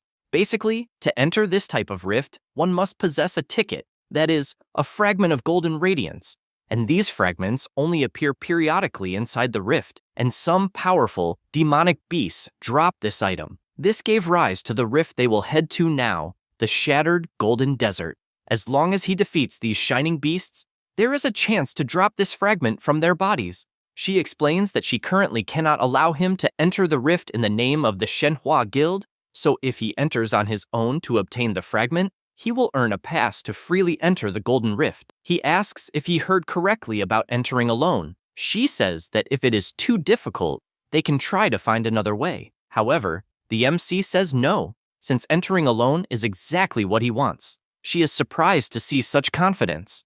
After that, they go to the rift location, and upon seeing so many people, he questions whether everyone is trying to obtain the fragment. She says yes, and that even more people will enter later. Chen notices that the Shenhua Guild team is also present, and indeed lives up to its reputation. She confesses that she finds it unfortunate, since the group is currently just a disorganized mess, and says that her father disappeared in a rift 8 years ago, and his fate is unknown, and her grandfather's health has been deteriorating day by day, which is why they must choose a new president as soon as possible. The MC finds it strange and asks if she was not the heir. Lin explains that at first glance, yes, but the #1 guild is of a higher level, and, in terms of strength and resources, they would not be able to win. In addition, there are several people in the guild coveting the position of president, and some of them are stronger than she is. She cites Xinghe as an example, a rank A who joined the guild late and is still extremely popular. Many members have voluntarily recommended him to be the next president. Besides him, there is Chinmo, a rank A who neither fights nor steals, but in reality, in every important guild battle, she manages to secure a considerable portion of the resources. And she discovered this recently and cannot understand what the girl is always thinking. Lastly, she mentions Pojun, a rank A oracle who is basically the strongest of their generation and is someone who believes that her strength is incompatible with the guild's principles. At that moment, a guy appears commenting that she finally arrived. She even gets discouraged since she knows the trash in front of her and says that the guy is nothing more than garbage, who has not even reached rank A and still continues to act arrogantly. Pojun approaches and asks if the guy beside her is the reserve member she paid a high price to obtain. He looks to the side and asks if the MC is trying to humiliate him or the guild. Chen is not intimidated at all. At that moment, someone shouts to stop the commotion. Immediately, everyone bows, greeting the president. The old man, with his imposing aura, warns that this is not the time for internal conflicts. Lin runs to her grandfather, and he points out that Pojun is a fundamental member of the guild, and that every word and action represents the face of the group. The big man apologizes and thanks him for the teachings as always. Then the old man calls everyone to move forward, since they must show the strength of the Shenhua Guild. After that, already inside the golden rift of the Shattered Desert, the MC thinks about the place he is in, since apparently a rift of that level is used only to fight for a ticket, so he imagines what kind of rift the golden one must be. However, his most urgent task is to find an opportunity to leave the team so that he can act alone. Suddenly, he looks to the side because someone called him. It was the guild president, so Chen asks if he needs something, but he did not even feel the old man approaching. Myun tells him not to be nervous and says that he watched the last trade match in the Outer Ring district and thought he performed very well. However, he also saw the current situation and that his granddaughter is facing many difficulties, and, therefore, is far from being qualified for the position of president. That is because the girl spent a fortune to recruit the MC, and he believes she trusts him a lot. With that said, he wants to know what he thinks about it. Basically, he wants to know whether he will continue helping her or if he considers himself to be another type of person. The MC replies that, to be honest, he has no interest in power struggles and does not want to get involved at all. But since the veteran helped him a lot, then if necessary, he will also help. The old man thinks about it and says that he found that great, especially since he heard many compliments about him, and he seems different from the others. Therefore, he tells him to do whatever he wants, because in truth, he wants to see what he is capable of. Chen hears this and takes another path. At night, he walks calmly, since there should be no one in that place. Just as he thinks that, he notices a presence forcing him to dodge at the last second. A giant snake is coiled on a rock, and after the MC uses the detection eye, he identifies it as a fire thorn python, a rank C monster. Its body is covered in red fire thorns that can be launched at any moment. The monster fires its thorns once again, and the MC, using his deadly touch, mocks it, asking if that is all the snake can do. The shadow blocks all the attacks and kills the python with ease. He reflects that the demonic beasts in that rift are not as powerful as the gargoyles he faced before, but he knows that his target is the glowing monsters. He realizes that the place he is in is practically a nest of these snakes, and a frantic battle begins. Meanwhile, Amir, a rank A oracle, is lying down calmly until the explosions of the battle catch his attention. The MC defeats all the monsters, but thinks it is a waste of time since they are common pythons, and therefore believes he should look for another place. At that moment, he notices that the sand is forming everywhere and does not understand what is happening, as if he were being surrounded. He feels a presence approaching from behind and immediately attacks with his shadow tentacle, since he has no idea who it is. Amir blocks the blow with one hand and says he finds it interesting because he saw a familiar face. The MC only remembers that he once passed by him when he was leaving the hospital and did not imagine that someone of that level would also be fighting for the fragments of the Golden Rift. Amir says that Chen's power is truly unusual and that his intuition back then was correct, since his target is the Lone Star. The MC asks what the hell the Lone Star is. Amir replies that he does not need to know, and in the blink of an eye, appears behind Chen, warning that he will not survive that night. He instantly blocks the attack using his shadow, and both step back after exchanging blows.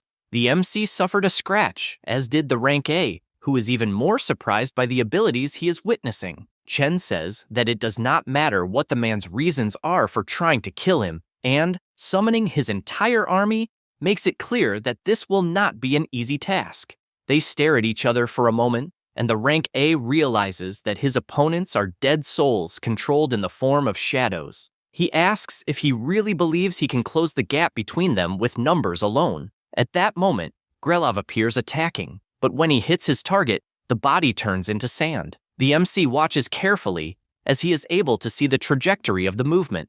Amir appears behind him attacking, but he activates his demonic armor on his hand and deflects the attack. The summons continue attacking, taking advantage of this opening, and once again he dodges, truly impressed that someone at rank D can read his movements. However, he wipes out the shadows that were near him and notices that everything around him has become empty. That is because the MC was looking for an opening to attack with his deadly touch, but Amir once again dodges easily, since that level of power is quite basic. He stomps on the ground and creates quicksand around Chen's feet.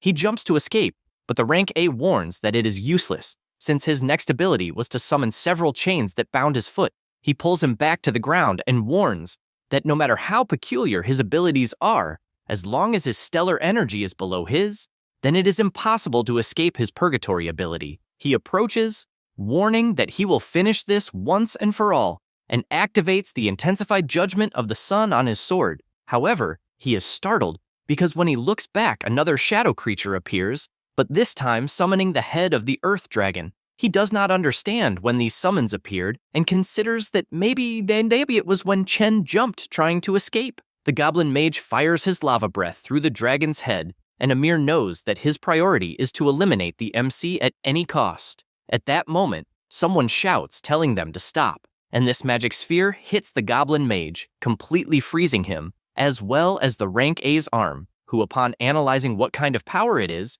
concludes that it can only be Lin's. He says that the little princess decided to show up, but does not know what she is doing there, and even thanks her for helping block the lava, although he does not know if she is there to help him or perhaps even to interfere. She says that she does not know exactly the reason for the conflict between the two, but makes it clear that she is on Chen's side. Amir explains that the MC is an anomaly of the prophecy that will change the world's scenario and therefore must be eliminated. He does not believe these absurdities and asks if it is a joke, since he is being sentenced to death based only on a prophecy, considering that everything he has done so far was to live a better life. The rank A guarantees that the prophet's prophecies have never been wrong and makes it clear to Lin that he has no intention of fighting her. However, if she interferes, he will have no choice but to attack. She tells him to stop at once and shouts that she understands prophecies better than anyone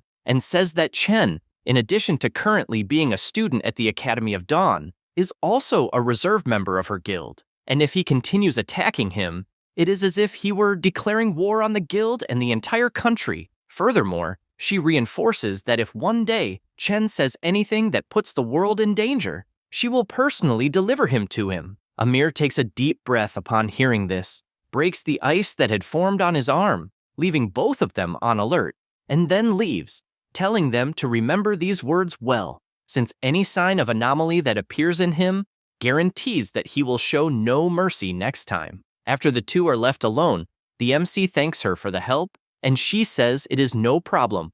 After all, she trusts him and asks if he is in that region looking for special demonic beasts. That is because she knows a nest of demonic beasts nearby and suggests trying their luck. They arrive at the ruined desert of gold, and the MC, curious, asks if she happens to know the guy they met earlier. She replies that yes, since her father used to have close ties with Amir's family, and they were even allied with the guild. So after her father disappeared, the guild was plunged into turmoil, and many of the past pacts exist only in name. She confesses that she is curious about the prophecy Amir mentioned, since as far as she knows, the MC's origin and his first grades at the academy were completely average. But when she met him for the first time on Blackwater Street, the talent and strength he showed were anything but common. This worries her, since such a drastic difference makes it seem like he is not even the same person, and so she asks what exactly he is hiding. He says that it is not the moment for that subject, since the only thing he can say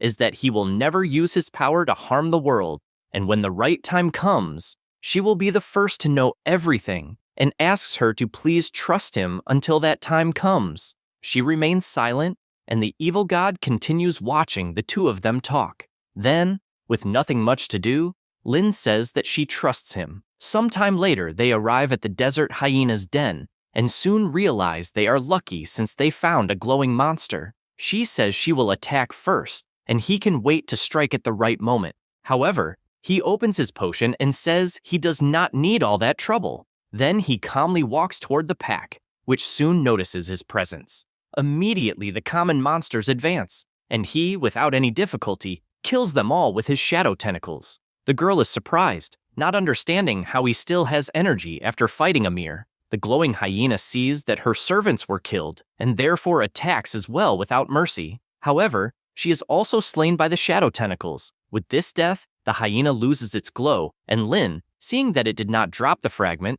asks him not to be discouraged, since they are not that easy. However, the MC's Monster Hunter passive is activated and the monster drops the fragment. He asks if that is the item in question, and she simply cannot believe how this is possible. That is because normally she would find only one fragment every 30 special monsters on average, and his luck is too good. But now, with that, he will be able to enter the rift directly as soon as it opens. However, she gives a warning, since getting a fragment so early may not necessarily be a good thing, since the fragments can be stolen by others, and as the total number is fixed, the competition later will be fierce. With that said, she asks to return to the camp since there is nothing else to do. Chen asks her to go back first, since the guild members probably do not care about his whereabouts. and it is better that the other factions do not find out that he already has this fragment. Lin asks to make sure he will be fine, always remembering to get in touch if anything happens. After that, in another camp, Hawar, Amir returns to the oracle and says he failed to eliminate the anomaly. She asks him not to blame himself, since she knows his nature well, and even if the target is an anomaly, she knows he would have difficulty delivering a fatal blow to someone who has not committed any real crime, and that is exactly why she sent him. He is surprised to hear this, and asks if she had already foreseen it. She simply tells him to go in search of the golden fragment, since the prophecy shows that a massive mutation will occur in the Golden Rift that year, and this mutation will be entirely linked to the anomaly. Amir laments, since everything indicates that he should indeed have finished the MC. However, she says no, since there is more than one anomaly. Meanwhile, in the central city, at the headquarters of the corporate alliance, Han Cheng, who is the executive chief of the corporate alliance, is observing the great tree and says that the power of the guilds has grown more and more over the years, and this is already hindering the corporation's overall planning, and therefore, it is time to take back authority. Wu Yu asks what the hurry is, since 8 years ago she made Qiming disappear without leaving a trace, and without the main leader, the Shenhua Guild is already at its limit just surviving, and when it falls, the other guilds will fall next. Qin Daoyi explains that he has already positioned someone for when the Shenhua Guild fails the mission. Lin will come under pressure and lose control. Han Cheng says it doesn't matter what they will do as long as their objectives are aligned, since he has recently recruited many powerful warriors from all over the country who will participate exclusively in the Golden Rift. He says this and warns that the era of guilds is about to end. Meanwhile, in the shattered gold desert, a group is looking at the compass and finds it strange because the signal is very stable and the location should be closer. However, there is nothing in front of them. One member asks whether the item might be broken, but the leader denies it, because the company's equipment is not of poor quality, and the compass should definitely be pointing toward the golden monsters. As soon as he thinks that, the item begins to shake. They believe the target is near them, when in fact it is the MC standing behind them. The group is startled, and they all fall defeated to the ground. He picks up the item because he now understands why people keep following him, and the demonic book says that the compass points toward golden stellar energy. The MC stores the item, because being constantly tracked is not a solution, and he believes Lin Yu is taking countermeasures. The evil god asks whether that guy is also inside the dungeon, and he replies that he is because, according to that person, his rank only makes him a minor squad leader, and he wants to find the fragments to rise to a higher rank. Chen does not care much because there will be a camp set up to the south with some markers, and since it should not be far away, he decides to look for it first. Meanwhile, at Lin Yu's camp, he is coordinating the entire team until he spots the MC approaching. Chen says that he only came to show him something, and the man is surprised because he already has the mark of golden radiance, which means he already possesses a fragment. Since there are many nosy people around, he asks them to talk inside the tent. Once inside, Lin Yu says he is surprised because the dungeon opened only 2 days ago, and his boss is incredibly strong. The MC says he was merely lucky, but he also explains that he ran into some problems, such as the item in his hands, and would like to know what it is. Lin Yu knows that it is a Radiance Seeker and that it is truly troublesome. Since it is in the MC's hands, it must mean that he caught someone using it. Chen confirms this, but wants to know whether there is any way to deal with it. The man says there is, and hands him a storage bracelet. It was specifically provided to store golden radiance fragments. If they are kept inside it, they will not be detected by that compass. The MC finds it strange because he did not see the corporate oracles using one. He explains that, although it is not meant for an especially high-ranking position, it is an item intended for squad leaders or higher. He only asks him to be careful because those necklaces cannot be used by anyone other than their owners, and every item has a specific serial number. Their superiors cannot discover that someone stole their property. In any case, since that bracelet belongs to him personally, he tells the MC to use it as much as he wants. The MC thanks him, but asks what bracelet he will use and whether the company can issue another one. He replies that they will not issue another, and that he will probably only be fined some amount when the time comes. He also suggests that the MC should not remain there because he possesses a fragment, and the desert becomes increasingly chaotic the longer someone stays inside it. The MC replies that he cannot leave because the rift opens only once every 2 years, and if his friend fails to deliver the fragments and also loses the bracelet, the company will make his life miserable. Internally, he thinks that he can obtain the fragment and then return to give the bracelet back. At that moment, the system appears and orders him to complete the Shattered Gold Wasteland within 5 days. In addition, it presents a hidden mission. He must defeat at least 500 special monsters empowered by Golden Radiance fragments. He realizes that a higher power does not intend to let him leave no matter what. Clearing the dungeon is not the problem, but gathering so many fragments will definitely cause conflicts. And he also needs to keep an eye on Linyu. At that moment, an idea crosses his mind, and he asks what the conditions are for clearing the dungeon. Linyu explains that it normally closes once all the fragments have been collected, and they calculated that there are a total of 30,000 fragments. Chen finds that interesting and proposes a major business opportunity for them. Linyu wonders what could possibly be so significant.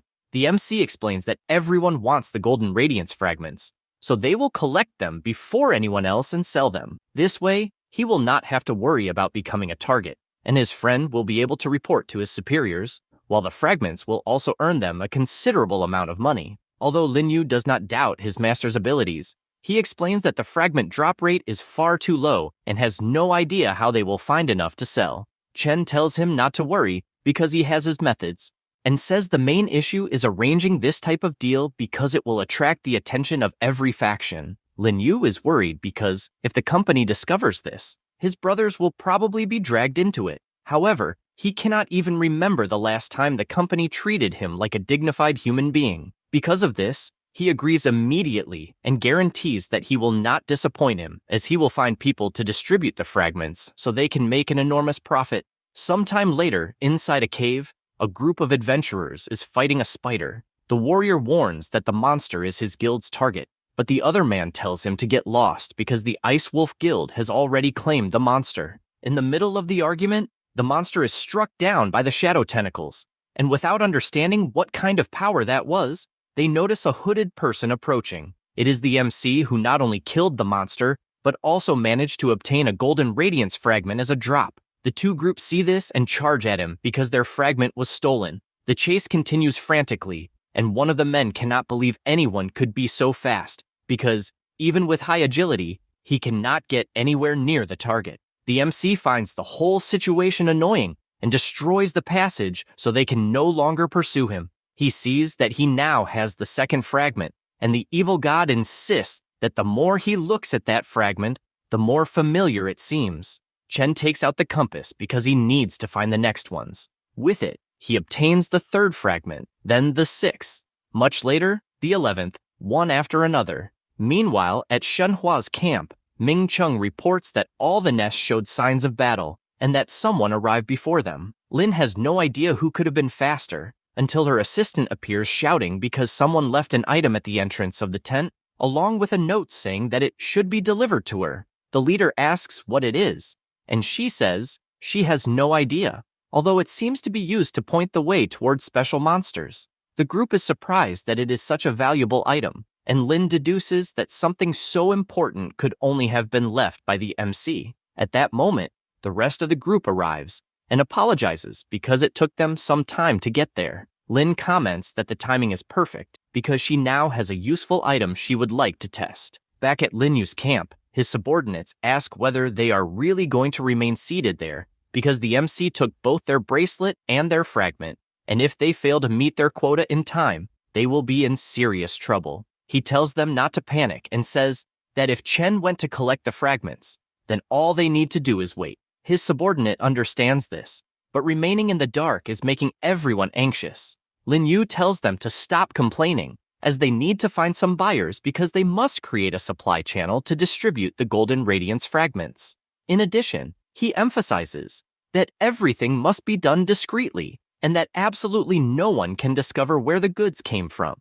Everyone assures him that they will handle it masterfully to prove themselves worthy of such trust. He imagines that those old foxes definitely will not let this opportunity pass. Elsewhere in the rift, a group continues walking, as they are finding it increasingly difficult to locate fragments as the days go by. One of them says he heard that someone is selling fragments, but the leader thinks that is nonsense because the company has just issued a notice prohibiting private buying and selling, and they will be screwed if they are caught purchasing them. Besides, he cannot imagine who could find so many fragments so quickly. His partner wonders whether it was an inside job.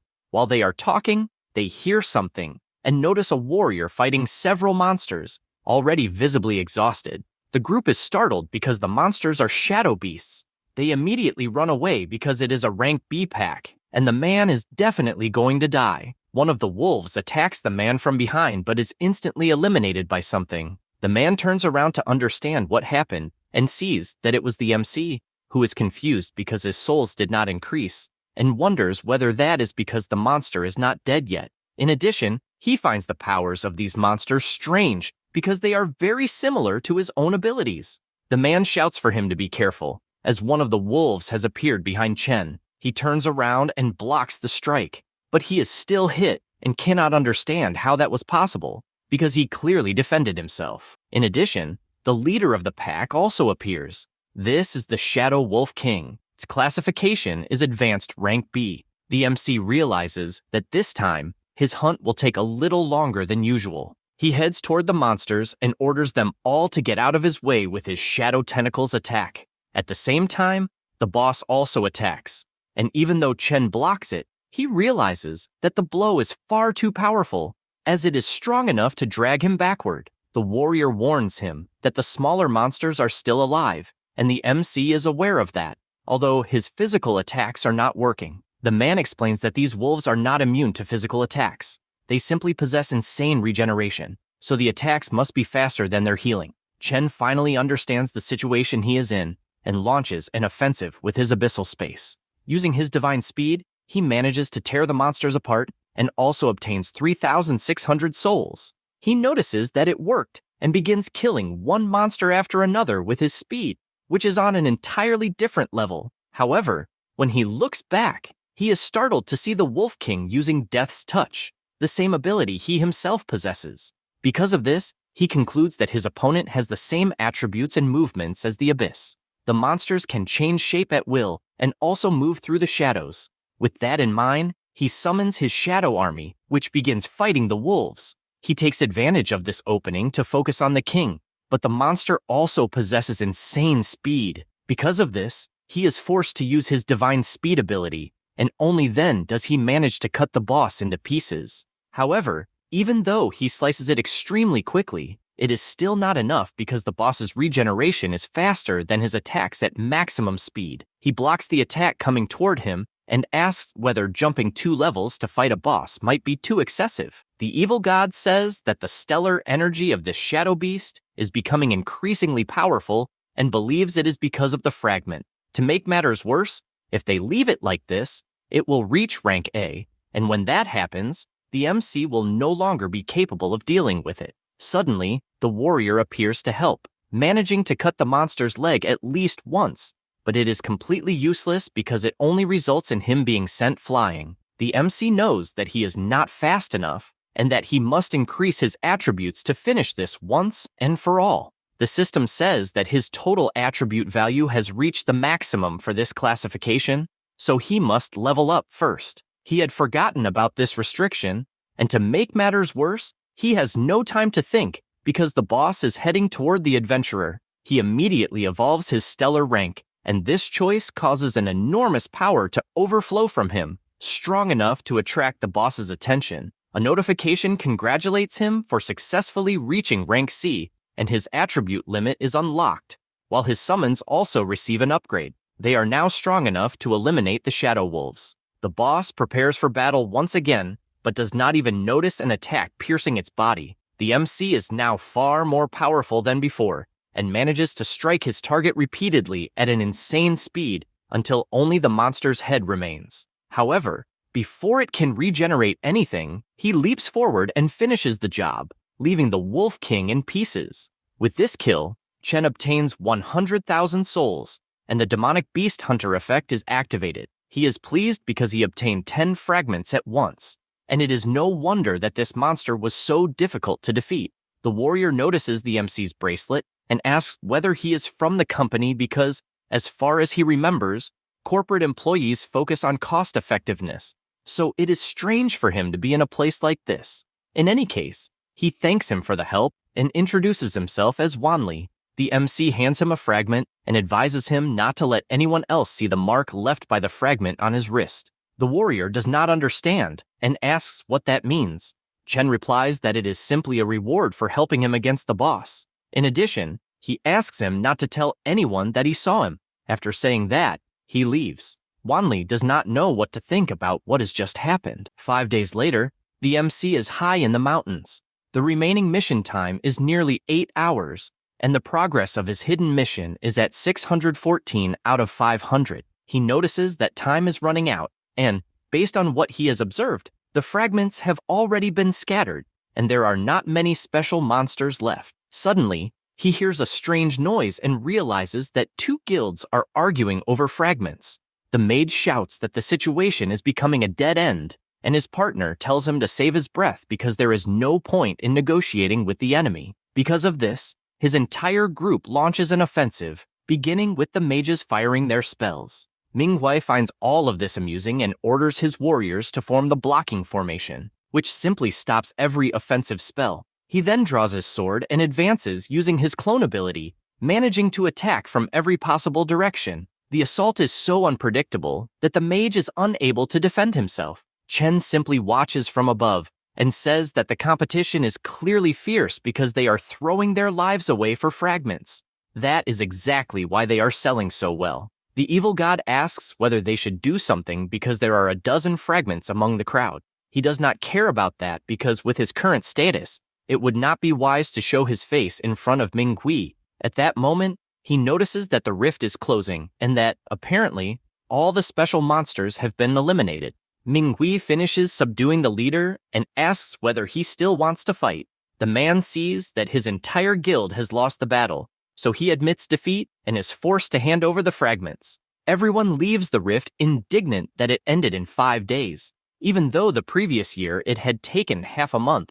Other hunters comment that, from what they heard, a company distributed some kind of radiance detector that made the searches much faster. The system congratulates Chen for completing the mission, and the reward was 150,000 souls. It also congratulates him for completing the hidden mission, which caused the previous reward to be doubled. The total reward was 300,000 souls. He thinks that amount is absurd, as he was almost at his limit because of how depleted his souls were. He had even started worrying about whether he would be able to replenish them, but now he has a safe amount. Suddenly, someone calls out to him. It was Lin, asking whether he had really reached rank C in just the last few days. He replies that he encountered some problems in the rift and managed to do it through sheer luck. She is happy that this adventure was not a waste for him and also thanks him for what happened earlier, because thanks to him, finding the fragments was much easier. The MC tells her not to worry because it was nothing major,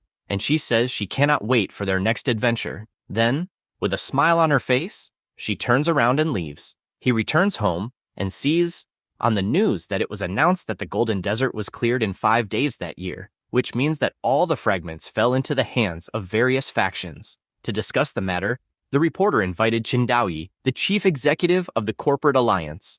The first question is about the tracker that was recently developed by the corporation and played a crucial role in clearing the dungeon. Qindaoyi confirms it and says that, although it is still in the testing phase, the results have been quite impressive. The reporter says that, despite this, there are rumors that people in the market are also using radiance trackers, and some have even started a business buying and selling fragments. The executive makes it clear that corporation employees are strictly forbidden from buying and selling fragments. Secondly, regarding the unauthorized use of the trackers, they have a solid lead on who might be responsible, although it is not appropriate to reveal it at that moment. The MC wonders whether the corporation truly has any leads and whether something might have happened to Linyu. He calls his assistant, and Linyu says that they have now hit the jackpot because he just calculated the net profit, which came to more than 16 million. Chen asks him to move on to the more important matter, since a report aired on television saying that the company has leads regarding the fragment sales.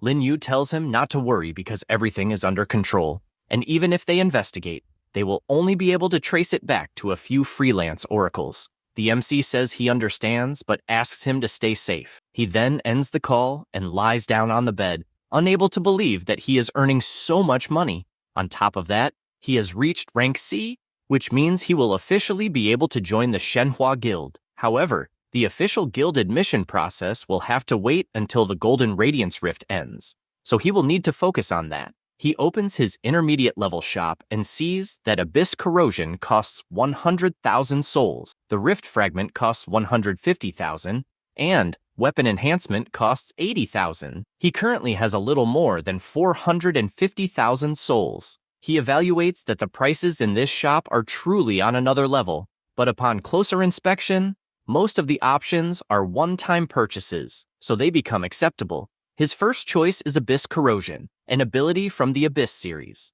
It imbues attacks with the Abyss effect, which continuously remains in the enemy's wounds. He spends 100,000 souls to buy it, since it will give him another offensive ability. He then also spends souls on Weapon Enhancement, which costs 80,000, because considering his usual fighting style, directly enhancing his weapons is a good upgrade. Afterward, he lies down again because there is nothing urgent to do, and it is worth saving some souls. The next day, he goes to Central City, beneath the World Tree. Lin sees that he has arrived and begins introducing her new team, which is made up of 6 more members. She emphasizes that they are all similar to him, since she recruited them from all over, and that they are incredibly reliable companions. Chen finds this strange because Lin had clearly said that there was almost no one left in the guild she could trust. Siyua is the first to greet him, saying that the boss told them everything, and that she hopes they will become great companions. The MC falls silent as he remembers some people from the past, and the rest of the group laughs, because the ocean-haired girl got carried away and most likely frightened the new member. He apologizes, explaining that he had simply remembered some old acquaintances. At that moment, Minghui appears and asks whether they are having some kind of welcome party. He also points at the MC, saying that he did not see his name on the fragment distribution list and cannot believe that he had to safely buy them from outside. Shiyue becomes furious because some brat showed up trying to provoke them and asks whether she can beat him up. Her friend tells her to forget it because it is not the right time yet. Xinghe asks them to forgive him since they are all associates, and says that it does not matter how he acquired the fragment, because getting his hands on an independent fragment also requires skill. Chinmo agrees, and says that even if it was purchased, having that kind of connection also counts as a form of strength. Minghui feels embarrassed because he tried to show off, but it backfired. He cannot even believe that Chinmo would speak up and defend the MC. Meanwhile, Pojun remains silent, watching from a distance, until he decides to use his appraisal and realizes that Chen's power has increased tremendously. Because of this, he approaches and comments that someone who managed to advance to rank C in such a short amount of time is worthy of joining the guild. On the other hand, he tells him not to believe that this level is enough to shoulder the weight of the Shenhua Guild, because he is still far from that. The blonde boy cannot believe that the MC is at rank C because shortly before they entered the desert, he was only a level 1 rank D. Now it makes more sense why everyone defended the MC. The World Tree begins to glow, and everyone shouts because the Golden Radiance Festival has officially begun. The guild prepares to enter, and Ming Wei shouts that they cannot let the others get ahead of them. Lin tells the MC to ignore him, and explains that the areas they arrive at inside the Golden Rift differ, depending on the period when they enter. Chen says he understands, while another suspicious group simply watches them from afar. After some time, the entire group enters, and they are all surprised by the sheer size of the Golden Rift. The MC asks what lies directly ahead, and his captain says that their luck is not too bad because they are in the third side hall, one of the richest resource areas in the rift. They never expected to land directly in such a place. He reflects that they are only in the third hall, which means there must be others. She confirms it, saying that, to be exact, there are 12 side halls, and the main hall, surrounded by them, is the true key to the Golden Rift. Legend says that there is an inheritance pillar inside the main hall. Whoever is acknowledged by the pillar will obtain an incomprehensible power. Oracles from all over the world are present solely because of that. She also emphasizes that even if they cannot obtain the keys, the side corridors still contain abundant resources, items, and exotic treasures. The one who becomes truly interested is the evil god, because after hearing all of this, he senses the golden stellar energy that is familiar to him. The book becomes extremely excited, startling even the MC, especially after receiving an order from the evil god to enter the hall at all costs, because he wants to finish off a certain man with his own hands. The mission now is to gather all the keys needed to enter the main hall. Some time passes, and the guild searches the entire area until they come across a pile of treasures. Siyua celebrates, saying that she is rich now, and the rest of the group finds it funny how easily she gets excited. Another item is floating nearby, and they wonder if it might be the key, since it does not look special at all. Shiji warns them that the troublesome part is the seal surrounding it. As soon as she says that, a mist overflows from the seal, causing a giant golem to appear before them. This is the palace guard. The warrior thinks the timing is perfect, and the golem wastes no time preparing its fist and attempting to land a punch. But the girl dodges and strikes its legs. Siyua uses soul ignition. As the number of attacks increases, her speed and strength also continue to rise, up to a maximum of 210%. Her attacks become far too fast. However, another golem appears and attacks from behind. Because of that, the team's tank joins the battle and blocks the blow. Jiang Yan uses his chains, since they cannot afford to waste energy, as a golem always has a core at its center. The chains tighten more and more until they crush the monster's head. They manage to spot the core, and Ling Xiao prepares his fan and attacks. Another golem appears, and the archer also launches her attacks, bombarding the upper part of the Guardian. The battle remains intense, with the guild destroying the golems one after another. Lin comments that the group has indeed become stronger and asks whether the MC noticed it as well. That is because they have apparently received some new guests, and judging by their expressions, they are not friendly at all. Ziyu calls out to her boss, and Lin says she even wondered who it was until she found out he was nothing more than a sore loser, a guy who only dares to attack when their forces are scattered. The guy gets irritated because he wants revenge and tells her not to be so confident, since he has also just reached rank A and is no longer afraid of anyone. He says that and orders everyone in his squad to attack. He starts by using Void Slash, but she simply stands still because her ice is strong enough to block the attack, and she says she understands all of his arrogance now that he has reached rank A, since there really is a huge difference between oracles of that rank. She says that and creates a gigantic blizzard that completely freezes the enemy team. She approaches him and asks whether he is going to keep acting so arrogantly, and he counterattacks until he realizes it was a clone. He expected nothing less from the girl known as the Lady of Winter, but he shouts as he uses his fire demon possession, since he did not survive for so long through luck alone. With this new ability, he begins attacking in every possible way and even tells her to stop hiding everything she can do. His final attack is Fire Demon Flash. However, it is not strong enough to intimidate her, so Lin blocks it once again using Ice Mirror Reflection. The ability defends against physical damage while reflecting stellar energy. Because of this, the guy is severely injured and insists that it is not over yet. However, deep down, he finds it strange because he has just released such powerful flames and is still feeling cold.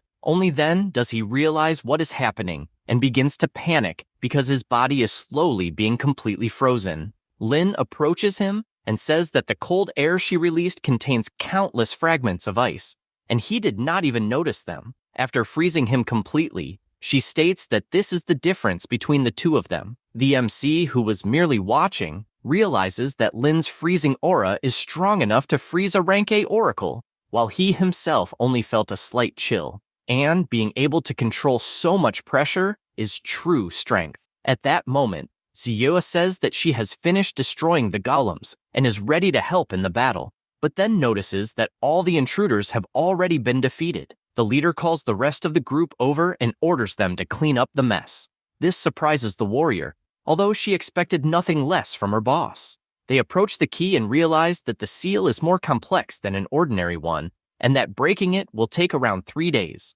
Lin does not like that because 3 days is too long, and she also explains that the group that appeared was from Red Lion Academy. Ming Chung asks whether she is serious because Red Lion is one of the 5 great academies. She confirms it because the ability the guy used strongly resembles a high-level fire ability exclusive to that academy, and they would never teach their abilities to outsiders. Shi Yue asks what they are going to do because they cannot simply hand over the resources they fought so hard for. Lin asks Ming Chung to notify the other members immediately, explain the situation, and have them gather at the 3rd hall as quickly as possible. As for the key, she believes someone will undo the seal for them, so they can return later. At that moment, they hear a voice saying there is no need to go through all that trouble. When they turn around, they realize it is the Rank S Oracle. The guy asks them to relax because he is not looking for trouble, and the MC asks what he wants.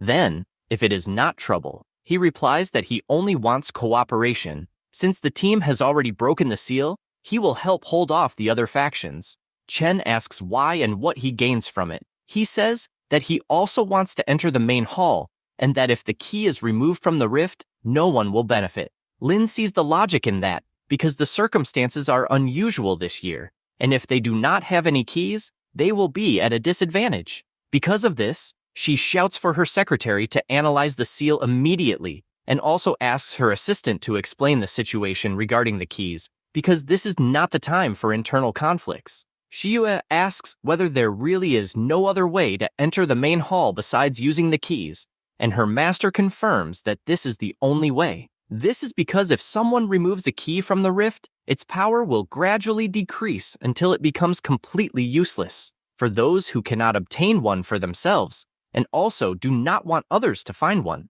this is a method of stopping them. Amir says that this year is an exception. Since the fragmented Golden Desert ended earlier than expected, all the factions are definitely fully prepared. Ling Xiao finds it annoying because no one from the guild has ever been inside the main hall, and this supposed inheritance and ancestral power may have been invented by their predecessors. Zhang Yan smacks him on the head and tells him to shut up. Lin gets the guild's attention and assures them that the information is real. Before her father disappeared, he personally witnessed people from the corporation opening the main hall. She simply does not know how powerful that power truly is. Siyue is surprised that the former guildmaster had already entered it before. Amir admits that this is also the first time he has heard about it.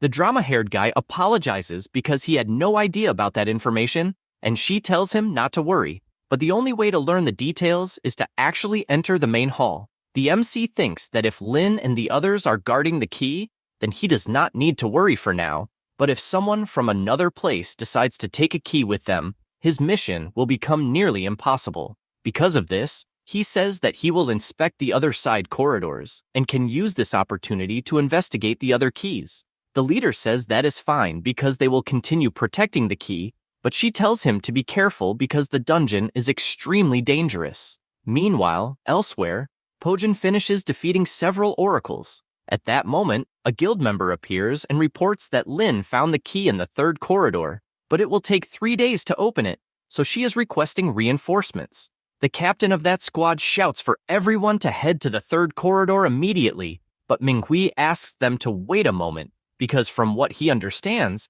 they are simply going to leave everything behind. Pojun turns around with a serious expression and makes it clear that if Lin is requesting reinforcements, it means she is doing something that affects the development of the entire guild, and if the guy cannot understand something that simple, then he was not taught properly. He says that and walks away. The blonde guy tries not to be useless and shouts for the remaining oracles to gather the resources and take them to the leader. In another location, Xinghei is also informed about the situation, so he says that everyone should know that with their current strength, they will not be able to protect even a single key if they obtain one, much less collect all 12 of them. The leader of the other team asks what he is suggesting. He proposes a partnership, saying that if they help collect the keys, he will guarantee that they receive a share of the rift's resources. As for the main hall, they are probably not concerned about it. The masked man says that he understands and accepts the partnership.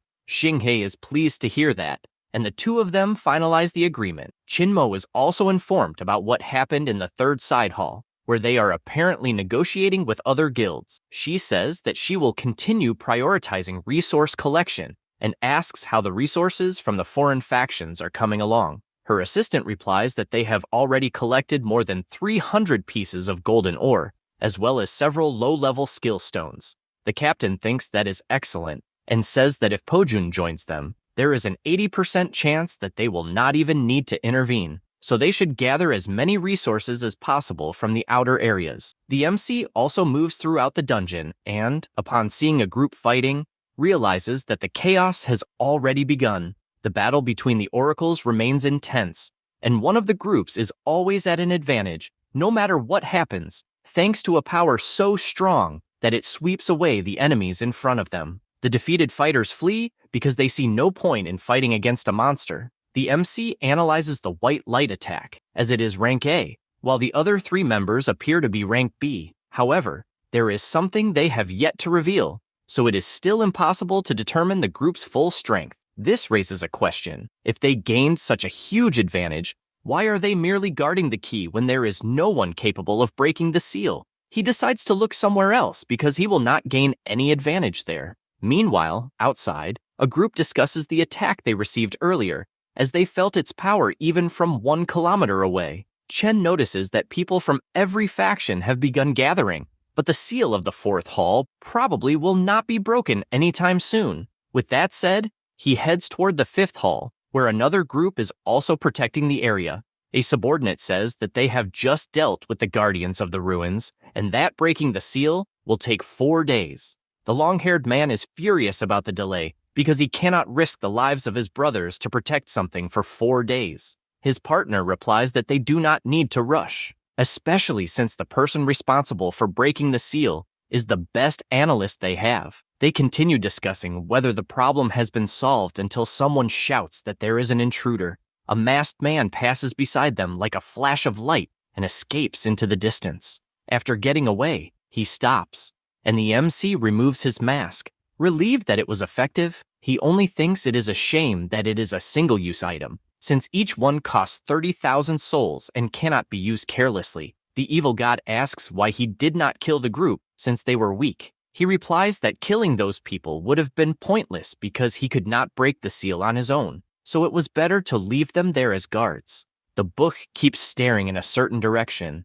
and Chen notices how strangely it is behaving. Because of that, he wants to know exactly who this abundance is and how she made the book so obsessed with her. The book explains that they, the race of demon gods, were originally supreme beings in many different worlds. He himself was once the most powerful among them all. Everyone feared his power and joined forces to hunt him down, and the goddess of abundance was one of them. After the evil god's power scattered, he accidentally fell to earth, where he was protected by the world tree. The power of that tree surpasses imagination and can isolate powerful forces from other worlds, even those of evil gods. At first, he believed that he had slept for so long that the other gods had forgotten about him, but he discovered that they had always wanted to interfere in this world and destroy it. From what the MC understands, his master was driven away for being too powerful, and it seems that the thoughts of the demon gods are similar to those of humans.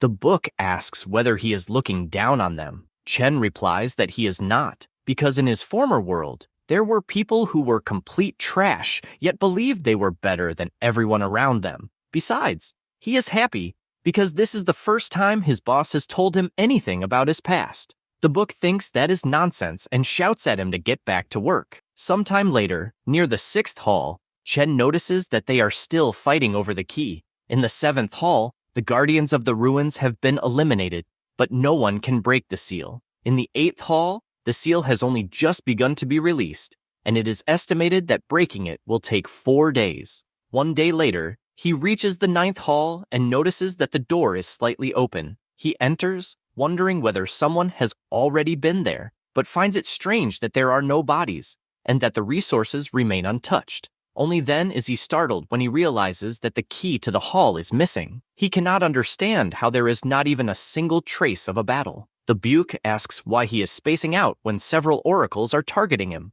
Chen wonders whether they might be people from the company, and before he can think much further, one of them attacks, forcing him to use his demonic armor. Another attacks him from behind immediately afterward, and an explosion occurs inside the hall. The group is surprised when several monsters appear before them. They wonder whether the creatures are summons, and one of the members tells the others not to worry because the creature's stellar energy is inferior to theirs. However, reality is different, as the gargoyles manage to put tremendous pressure on the oracles. The MC draws a sword and joins the battle as well. While exchanging blows, he asks the man whether he took the key. The man replies that he has no reason to tell him. Several shadow tentacles emerge and wound him in many places. He is even confused because he assumed that the MC's power was summoning. The remaining members of the company are defeated and forced to retreat because they underestimated their target. They hear something behind them, but it is only their subordinates being killed by the abyss.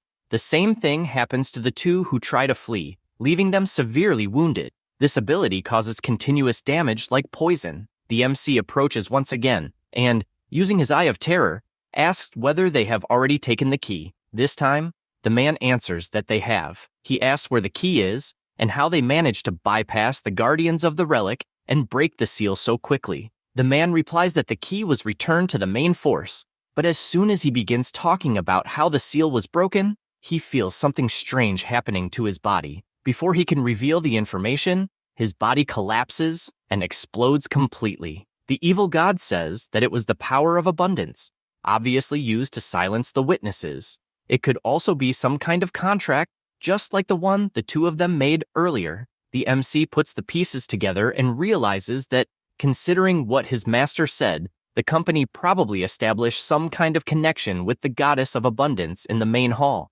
At that moment, he hears something, and a warrior enters the hall. It is Wanli, who is happy to see him. However, he asks whether Chen is alone in the hall. Before continuing the conversation, Wanli urgently tells him that they need to leave because the company's main force is approaching from outside. The group immediately enters the hall and notices someone sitting directly ahead. The leader wastes no time, charges forward, grabs the man by the neck, and notices his strange appearance. However, that is not enough to fool him, so he removes the mask and discovers that it is one of his subordinates, already dead. The vice leader says that it does not matter because a certain person has the key anyway. Therefore, all they need to do is transfer the hall's resources. The captain emphasizes that the subordinates died because they were weak and that they will continue with the original plan. Meanwhile, outside, the two are escaping, and the MC asks why Wanli pulled him out of the hall, since he himself could have been an employee of the corporation.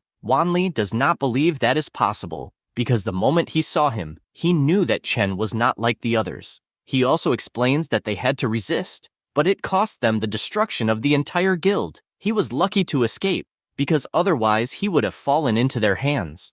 His companions gave everything they had, but they could not even injure that person, because he seemed to possess a special ability capable of instantly breaking seals. In the end, Wanli wanted to reach the 9th hall to turn two guilds against each other, and that was when he found Chen. The MC realizes that the corporation truly possesses special methods, and that he urgently needs to pass this information on to Lin. Because of that, he says that he needs to regroup with his companions and asks what the boy plans to do. Wanli replies that he will search for any companions who may have survived, and the two go their separate ways. Meanwhile, in the corridor of the 3rd hall, the battle over the protection of the key remains intense, and Amir defeats his enemies without hesitation. However, he complains that this never ends until an explosion occurs among the enemies. It was Pojun who had finally arrived at the battle. The enemy guild becomes worried because someone powerful has arrived, and the captain uses his gravity domain, which makes everyone's bodies so heavy that they cannot even remain standing, and, because of that, they are eliminated even more easily. One of them tries to fight back, but it is useless because, with a single swing of his sword, both of his arms are severed, since nothing can stop this monster. Minghui becomes excited by all the slaughter, and a man advises him not to interfere. The blonde makes it clear that receiving such an order from Pojun is one thing, but hearing it from anyone else would mean they are looking down on him. The man apologizes and points out that the captain is actually excited, and if anyone interferes, it will only make him angrier. This means he could even attack his own allies. The killings continue one after another until Pojun finds it pathetic that Lin summoned them to defeat such weak people. Only then does he notice a group still standing, and they all feel the enormous pressure approaching. However, the captain had already been informed that Amir was helping without asking for payment, so he asks what his reason is.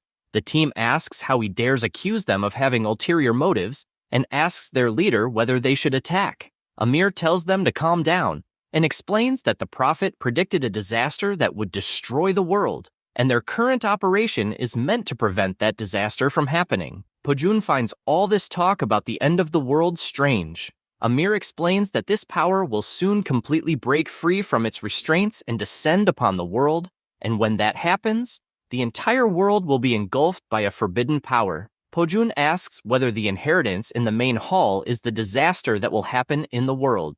Amir confirms it, so the big man smiles and says that it is complete mystical nonsense. He then returns to his team and orders them to run into the corridor and help collect the supplies. The guild is relieved because they are managing to resolve the conflict, until everyone looks to the side because someone is approaching. It was the MC, who shouts for everyone to gather because the key to the 9th hall has been taken. This information leaves everyone shocked, because something like that should have been impossible. Lin becomes worried because, if that is the case, then the corporation has at least 2 keys in its possession, and that will be troublesome. Shiyue admits that she never imagined the corporation would have such impressive methods. Pojun asks whether they can simply take the initiative and retrieve the keys. Chen emphasizes that there is an exceptionally powerful individual among the corporation's main force, and that, since the seal where they are is almost fully deciphered, they should act together. Pojun says they will never discover how strong their enemies are until they fight them, and since all the enemies present have already been eliminated, he orders Minghui to take his men and guard the main hall. After giving the order, he leaves. The blonde becomes irritated because he is being treated like garbage. While the group guards the hall, the key is finally released, and the female warrior asks where they will go now. Minghui tells them to stop wasting time because they already have the key and need to leave. He also explains that when Pojun passed through the 1st and 2nd halls, there were not many oracles capable of fighting, so they might as well search for supplies, or even another key. Lin is not sure about that because Pojun went to the 4th hall a long time ago, and she has a bad feeling about it. The blonde thinks that is nonsense because the man is a monster and knows how to handle himself, so he decides to take his own men somewhere else. He leaves because he does not want anyone looking down on him when he obtains a key by himself. The MC emphasizes that there is definitely something wrong with the place where Pojun is, and because of that, suggests that they go there immediately. Amir says that he will also go because they are facing the corporation and cannot afford to split up. Meanwhile, in the 2nd side corridor, Minghui searches the area, and his subordinate says that they found nothing. He becomes irritated because he does not understand how everyone escaped so quickly, until he notices a strange glow around a man's neck, and, after using a knife to see what it is, can hardly believe that he has found a key. He celebrates because the heavens are truly on his side, and asks whether his team saw it. However, everyone in his squad is dead, and he soon joins them after being stabbed in the back with a sword. He asks how someone dares ambush the guild, until he is startled when he sees who it is. It was Xinghe, another member of the Shenhua Guild. That's all, folks. If you enjoy the video, subscribe and hit the bell. Thanks.